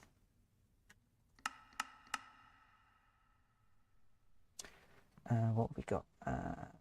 Yeah, that's closed. Yeah, they're going to be closed because we're not filtering the boron as of yet. So they can remain closed.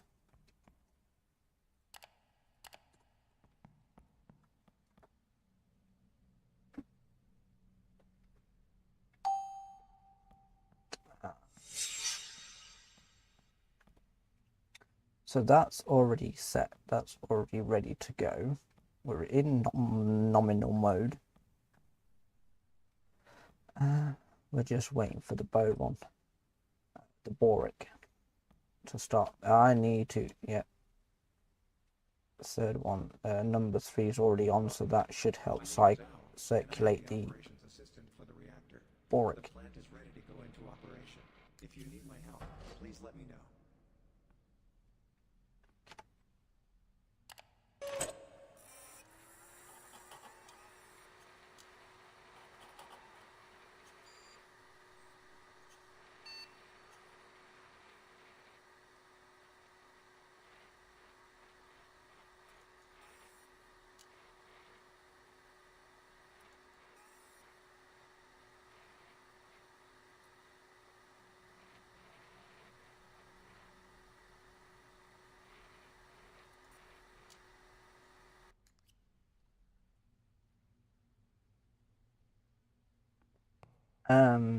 The boric acid is to be introduced into the core system while increasing reactivity / temp and the creation of xenon. 95.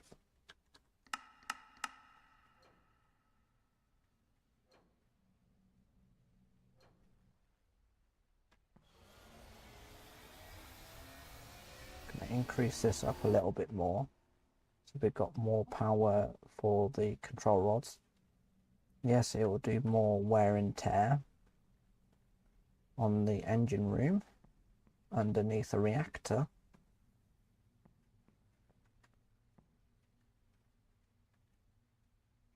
So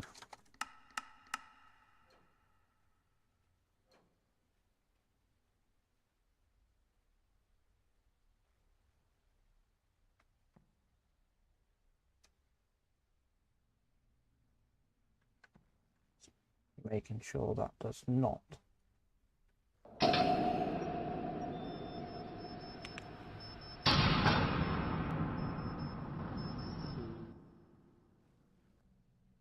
The reactor has reached critical mass, and its status has changed to reactive. Will request the grid.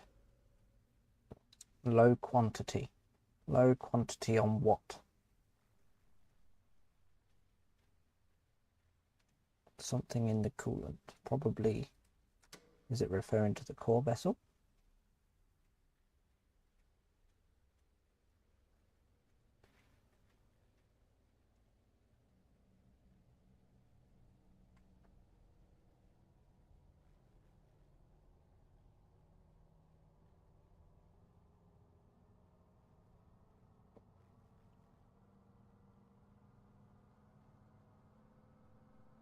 I'm just wondering that low quality is because the core vessel is low.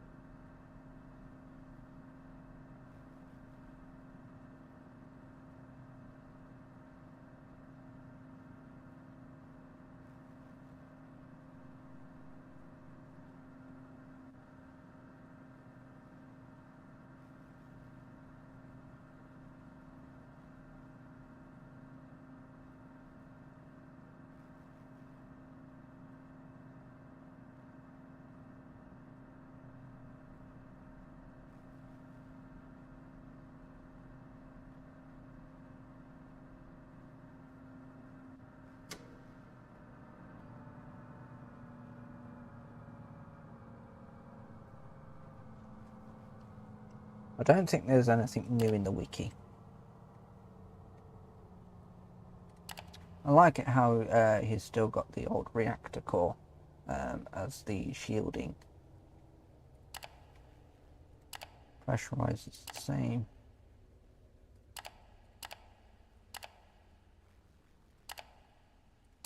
The old turbine. There's no new information on the wiki. 11 o'clock.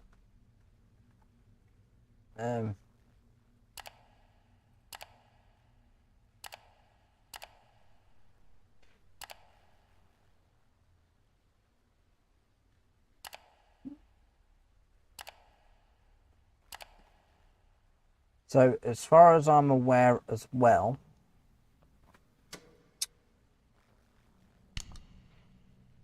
the scenarios have been temporarily disabled. How are we doing?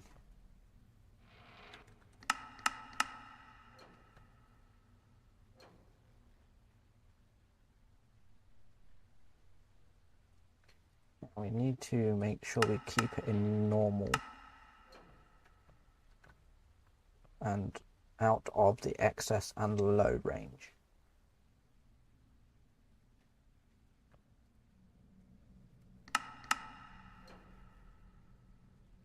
$306 and $360.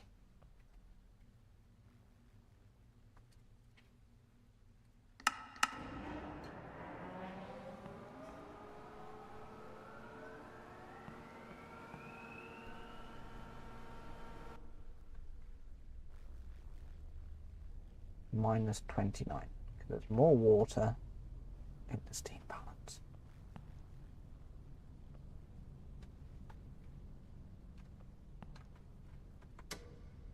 We're still disconnected from grid, but we'll know when we're connected to the grid is because when we see the bus change.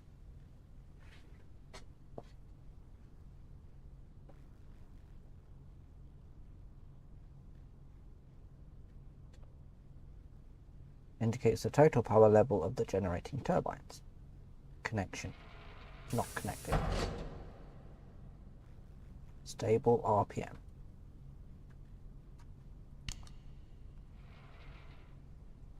Don't know if we necessarily need the resistor bank on.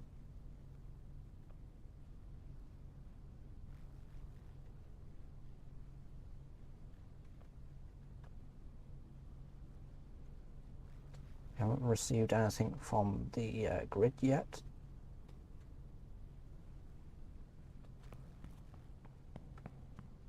That's still 0.415.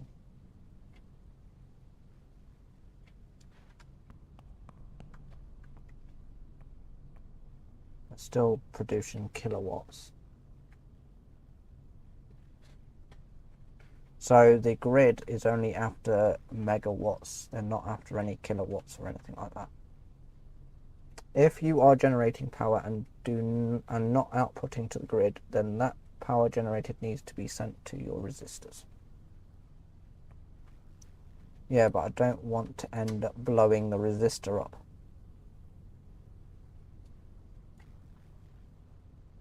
Even though the absorption capacity is 90 megawatts. And the divert surplus isn't doing anything yet. Effectively, yeah.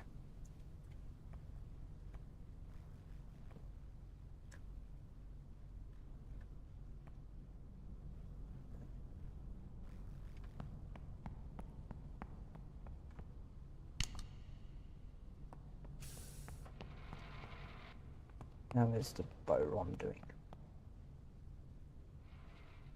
Now I don't know if you can still run the entire. Now we're on low.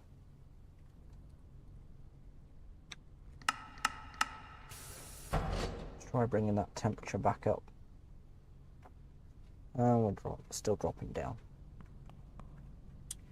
I'm sure it'll pick up. Nothing coming through the bus yet.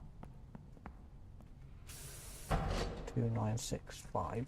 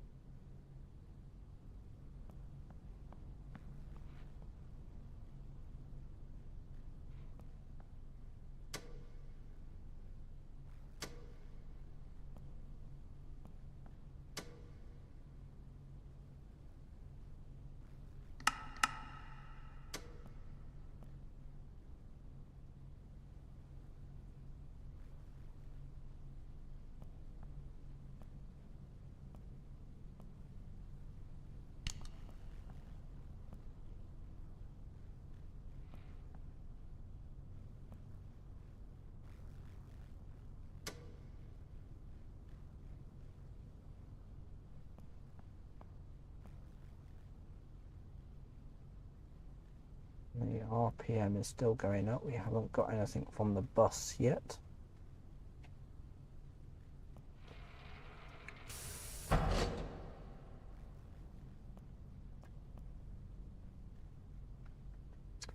Janklers, thank you for liking. Now we're starting to synchroscope.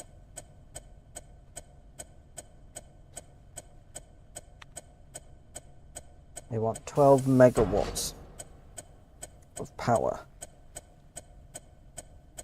This game looks complicated. Janklers, it's a lot more complicated than what the previous version of the game used to be. This entire game is now all modular.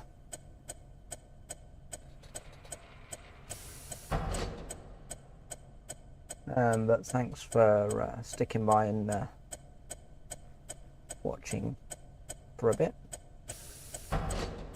I appreciate it.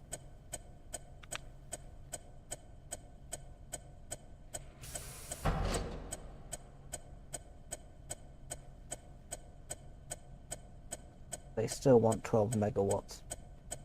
I'm a simple man. I like Teardown, Phasmo, 7 Days to Die, Forza, etc.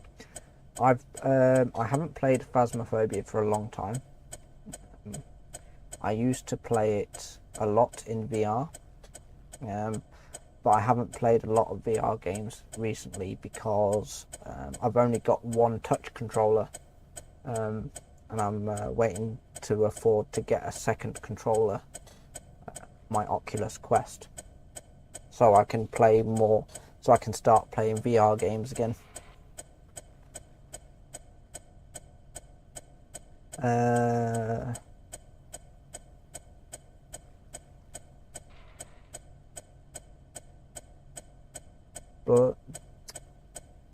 Blasdale map will be remade next month. New lighthouse map. Yeah, like I said, I haven't played Phasmophobia for a while. I've been mainly trying to keep up with survival games and simulation games, that type of stuff, because my channel was based off of simulation games. There's survival on the channel here and there once a while.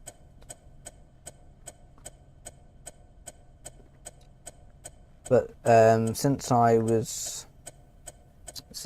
started the channel back in 2017, it's just literally lived off of simulation games, and I don't really plan to have the channel change. I don't want it to focus more on survival or anything else. It's more simulation.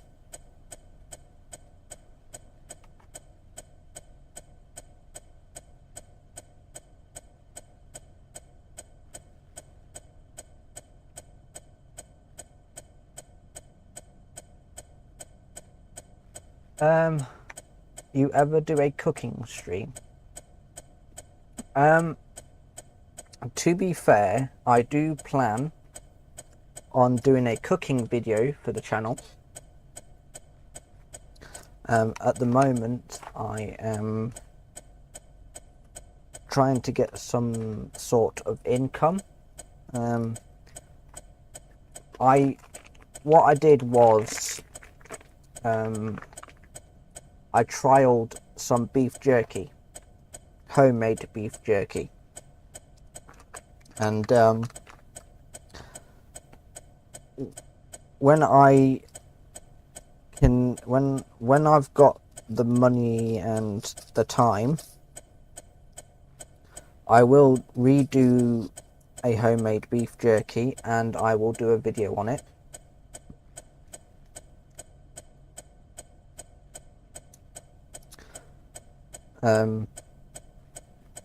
Because I can use my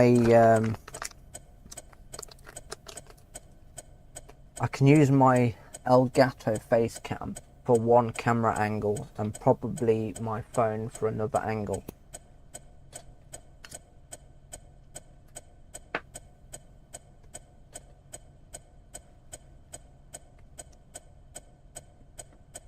Because when I was prepping the ingredients for beef jerky, I was going to do a video on it, but my dad said, well, why not trial it first, and then if it works, do it again and then do a video on it. So that's what I'll be doing. Sometimes I'll literally just put ingredients together and just mix and match it and see what the outcome is. I won't do what these other channels do, where they make, like, you know, for example, an Alfredo type thing, where this particular person uses Freddy chocolate as an Alfredo meal.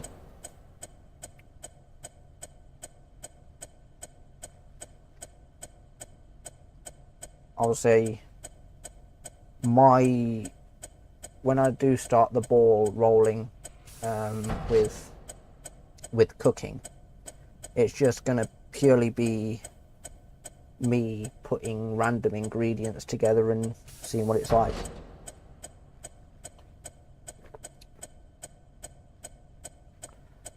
Not like chocolate or anything like that.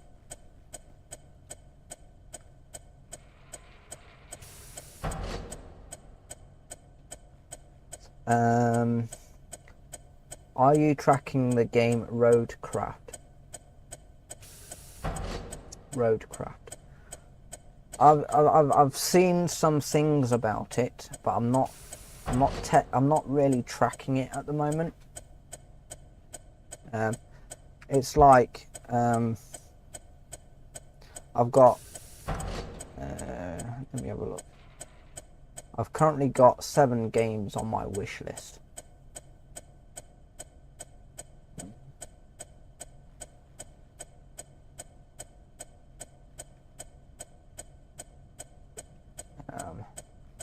We're making 20 megawatts.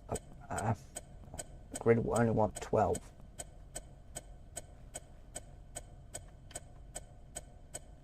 Hopefully that will drop it down.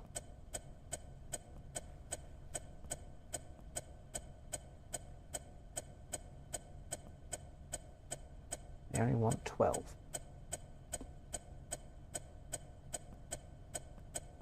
We'll wait for this synchroscope to start slowing down.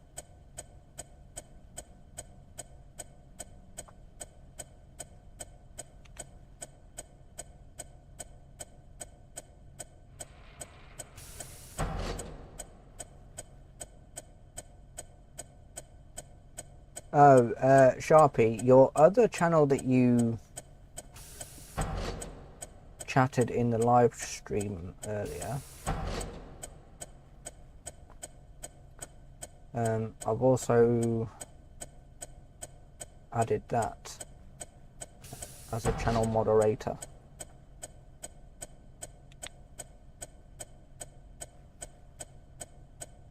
You know, your your official Sharpie Games channel.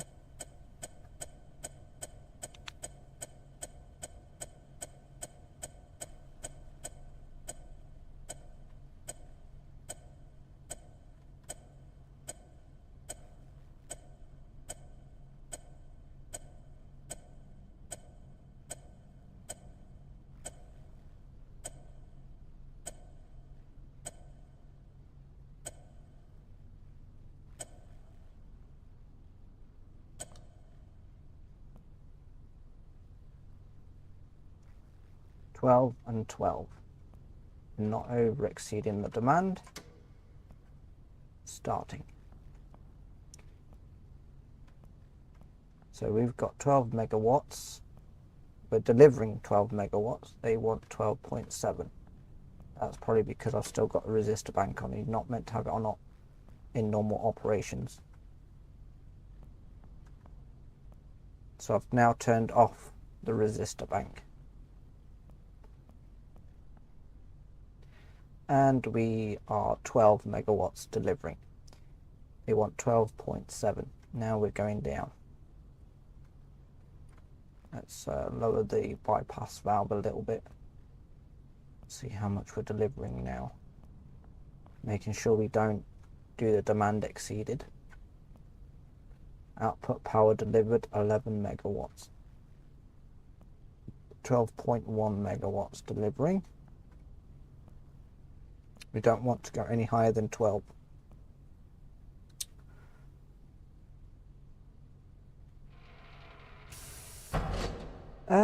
I don't know when nuke. Why is my steam gen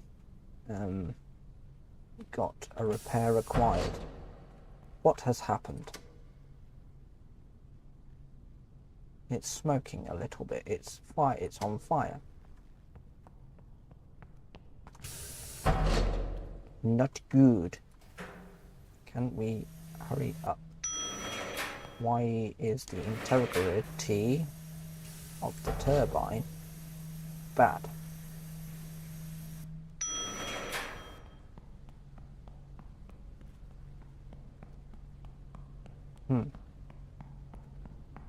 Wonder what's happened there.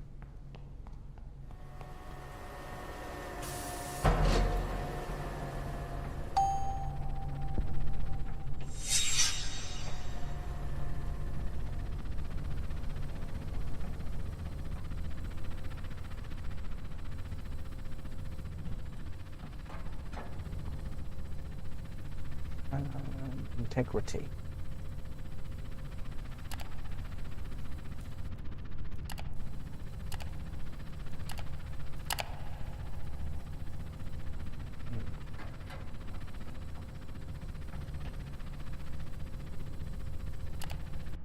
Analyze. Yep. The tablet comes with an integrated area analyzer that can scan nearby components and generate a list of serviceable ones.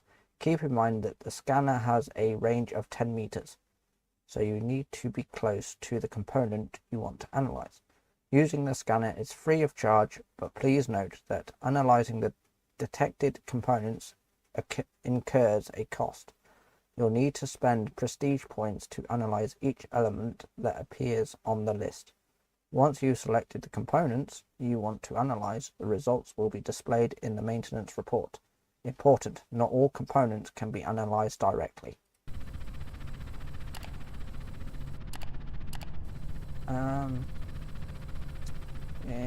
Energy without outlet. Events. Energy without outlet. Synchroscope jump. A damaged or poorly maintained turbine could be. So that's why we're at integrity 80, because the energy with the synchroscope. Let's rescan, see if it's still going down. It's still sat at 80%, but there's no events this time. Actually, no. I don't think we can get AO. Yeah. We need to take it offline.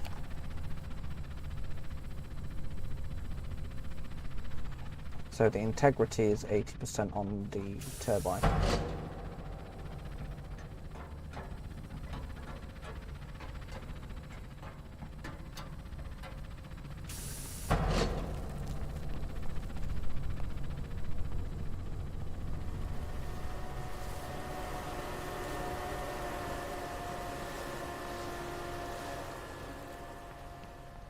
Multiplayer broke a long time ago, but with so many game changes and there only being one solo developer, it's been pushed back till later.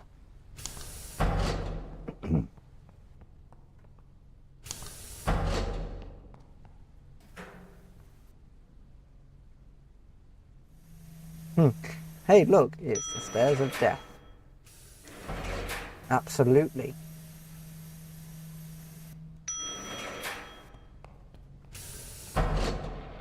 So, we're only delivering son of a dookie.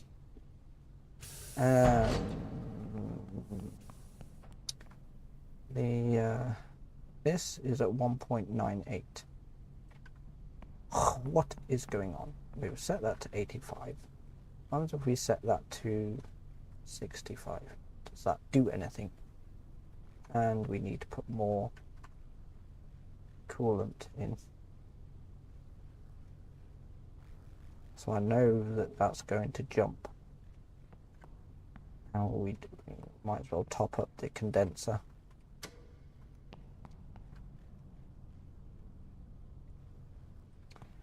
We haven't set it to maximum. New operating mode established. Maximum mode. Oh dear.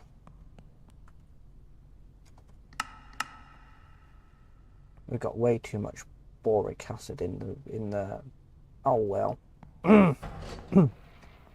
What if, because we've got so much boric acid in the core, I'm not sure if we can just control the temperature with boric.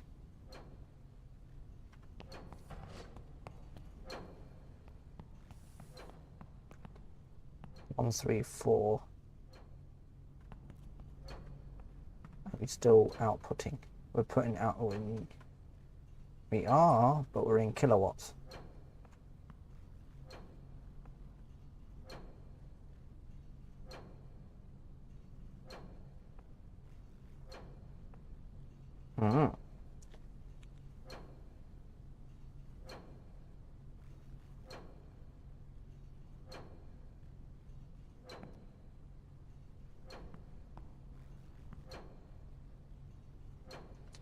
Divert surplus 10 megawatts. The resistor bank's not on.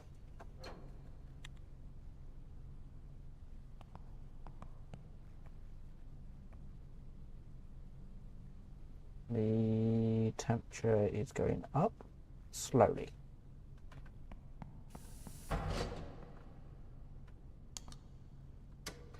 No, can't do that because we haven't got the valves open.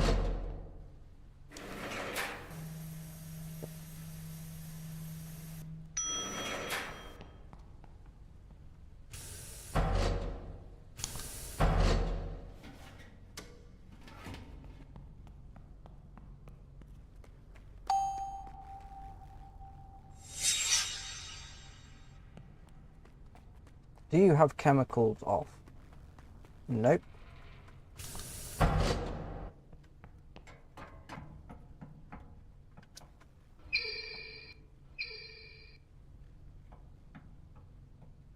We need to filter some of this boron.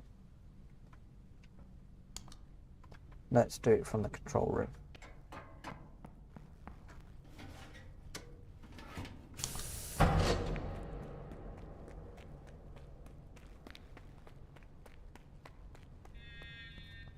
Oh. I heard a siren. I heard a beep beep.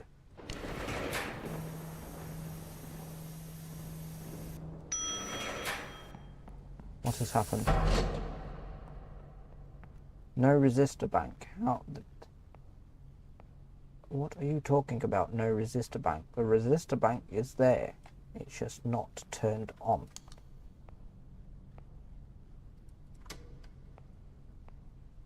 And I don't think the resistor bank has blown up either. No.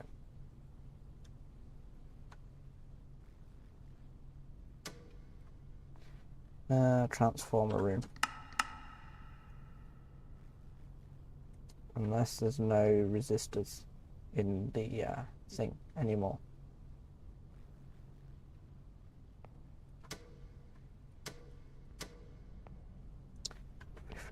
We're exceeding the demand. Now we're definitely exceeding the demand. We need to bring that. We need to bring it down.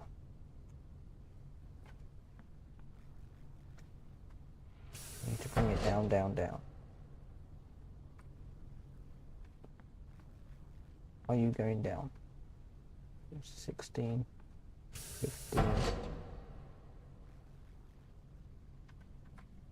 What about if we set you to 30? So 14 megawatts.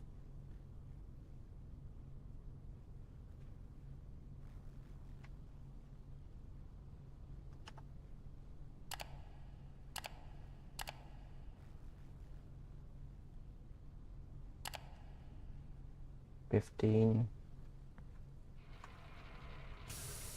14. Yeah, see you later, Sharpie. Thanks for popping by. Demand exceeded. This thermal efficiency is not going up.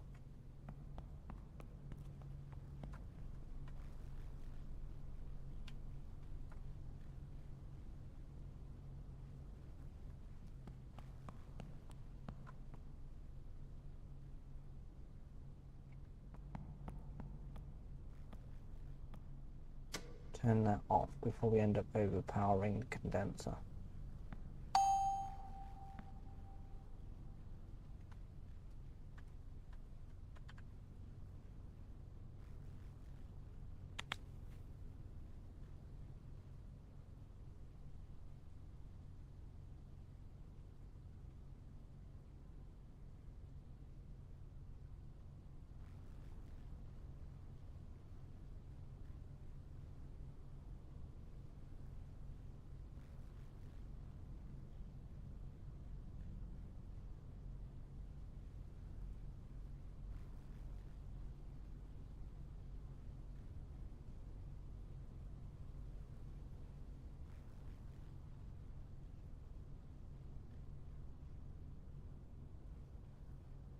We've still got 15 megawatts going out. We need to bring it down to at least 10 megawatts.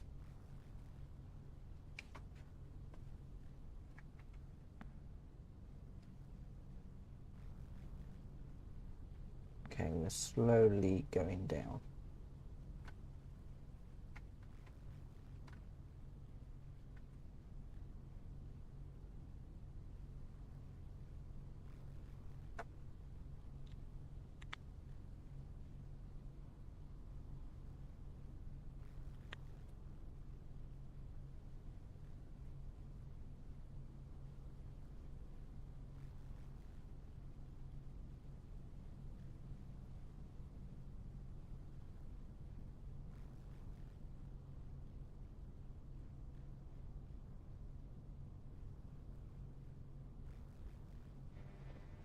I'll be back in a sec. I'm just going to nip to the toilet.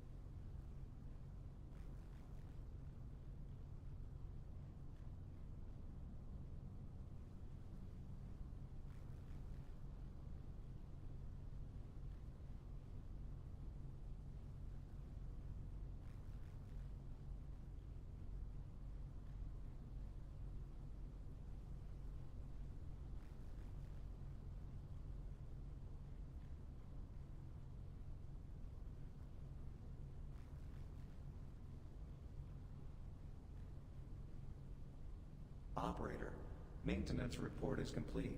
Now, you can check it from your tablet.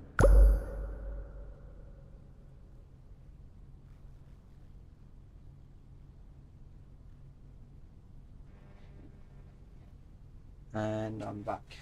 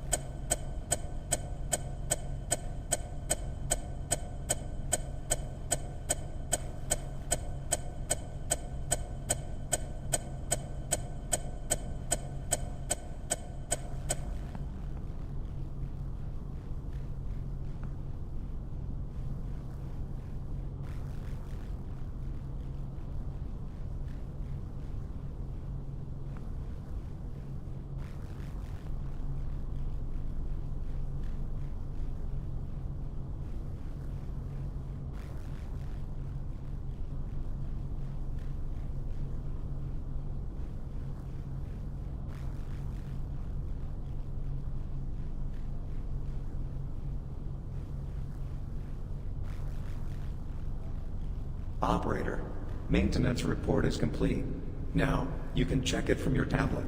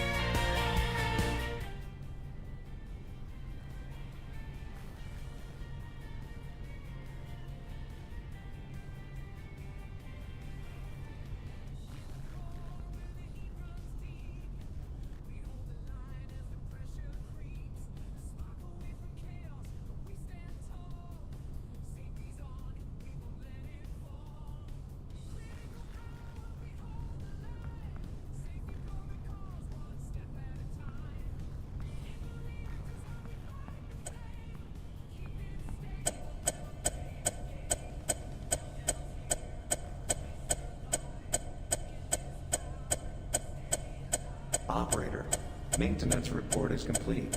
Now, you can check it from your tablet.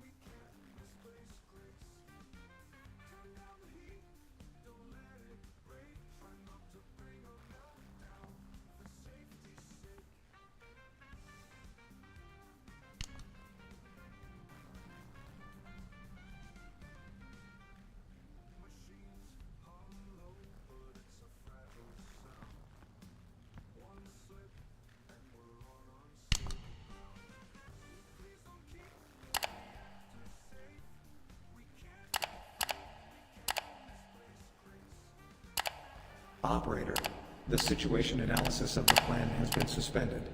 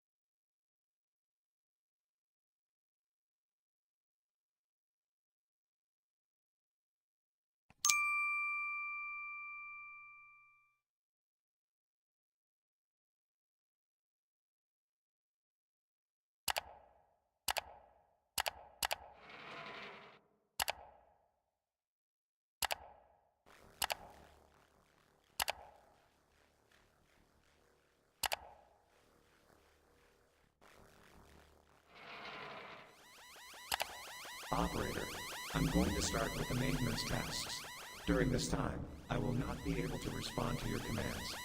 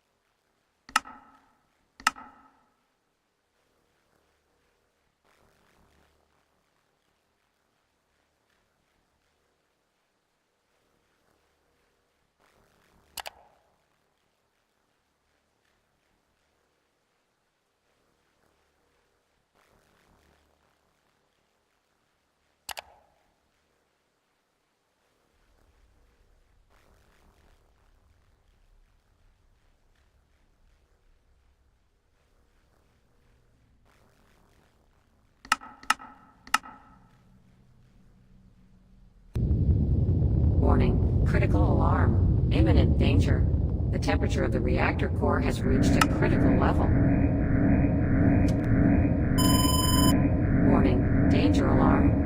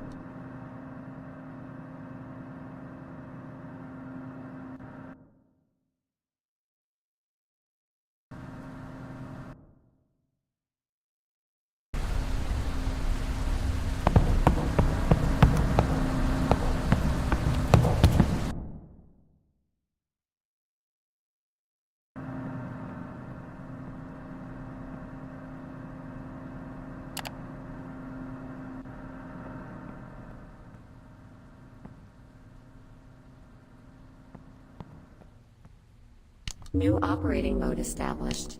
Nominal mode. New operating mode established. Shutdown mode. Warning. Danger alarm.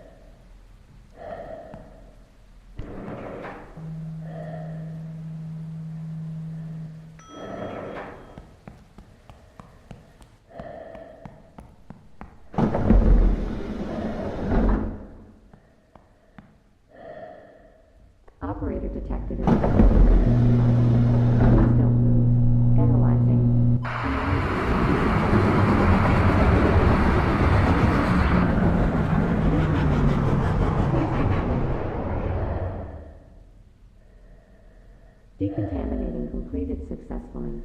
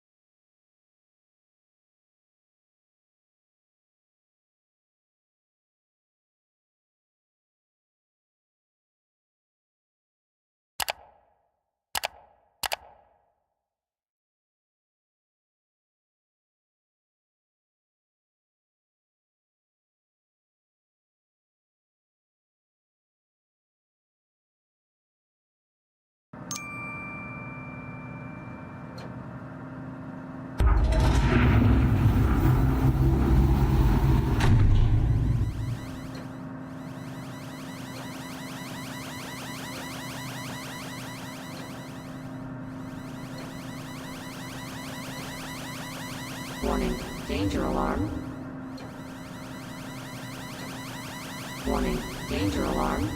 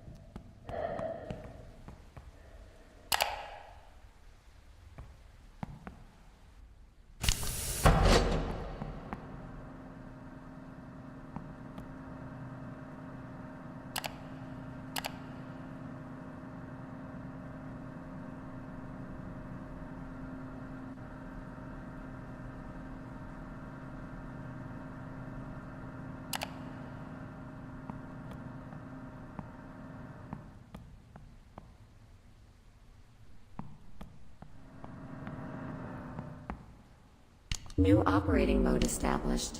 Nominal mode. New operating mode established. Shutdown mode.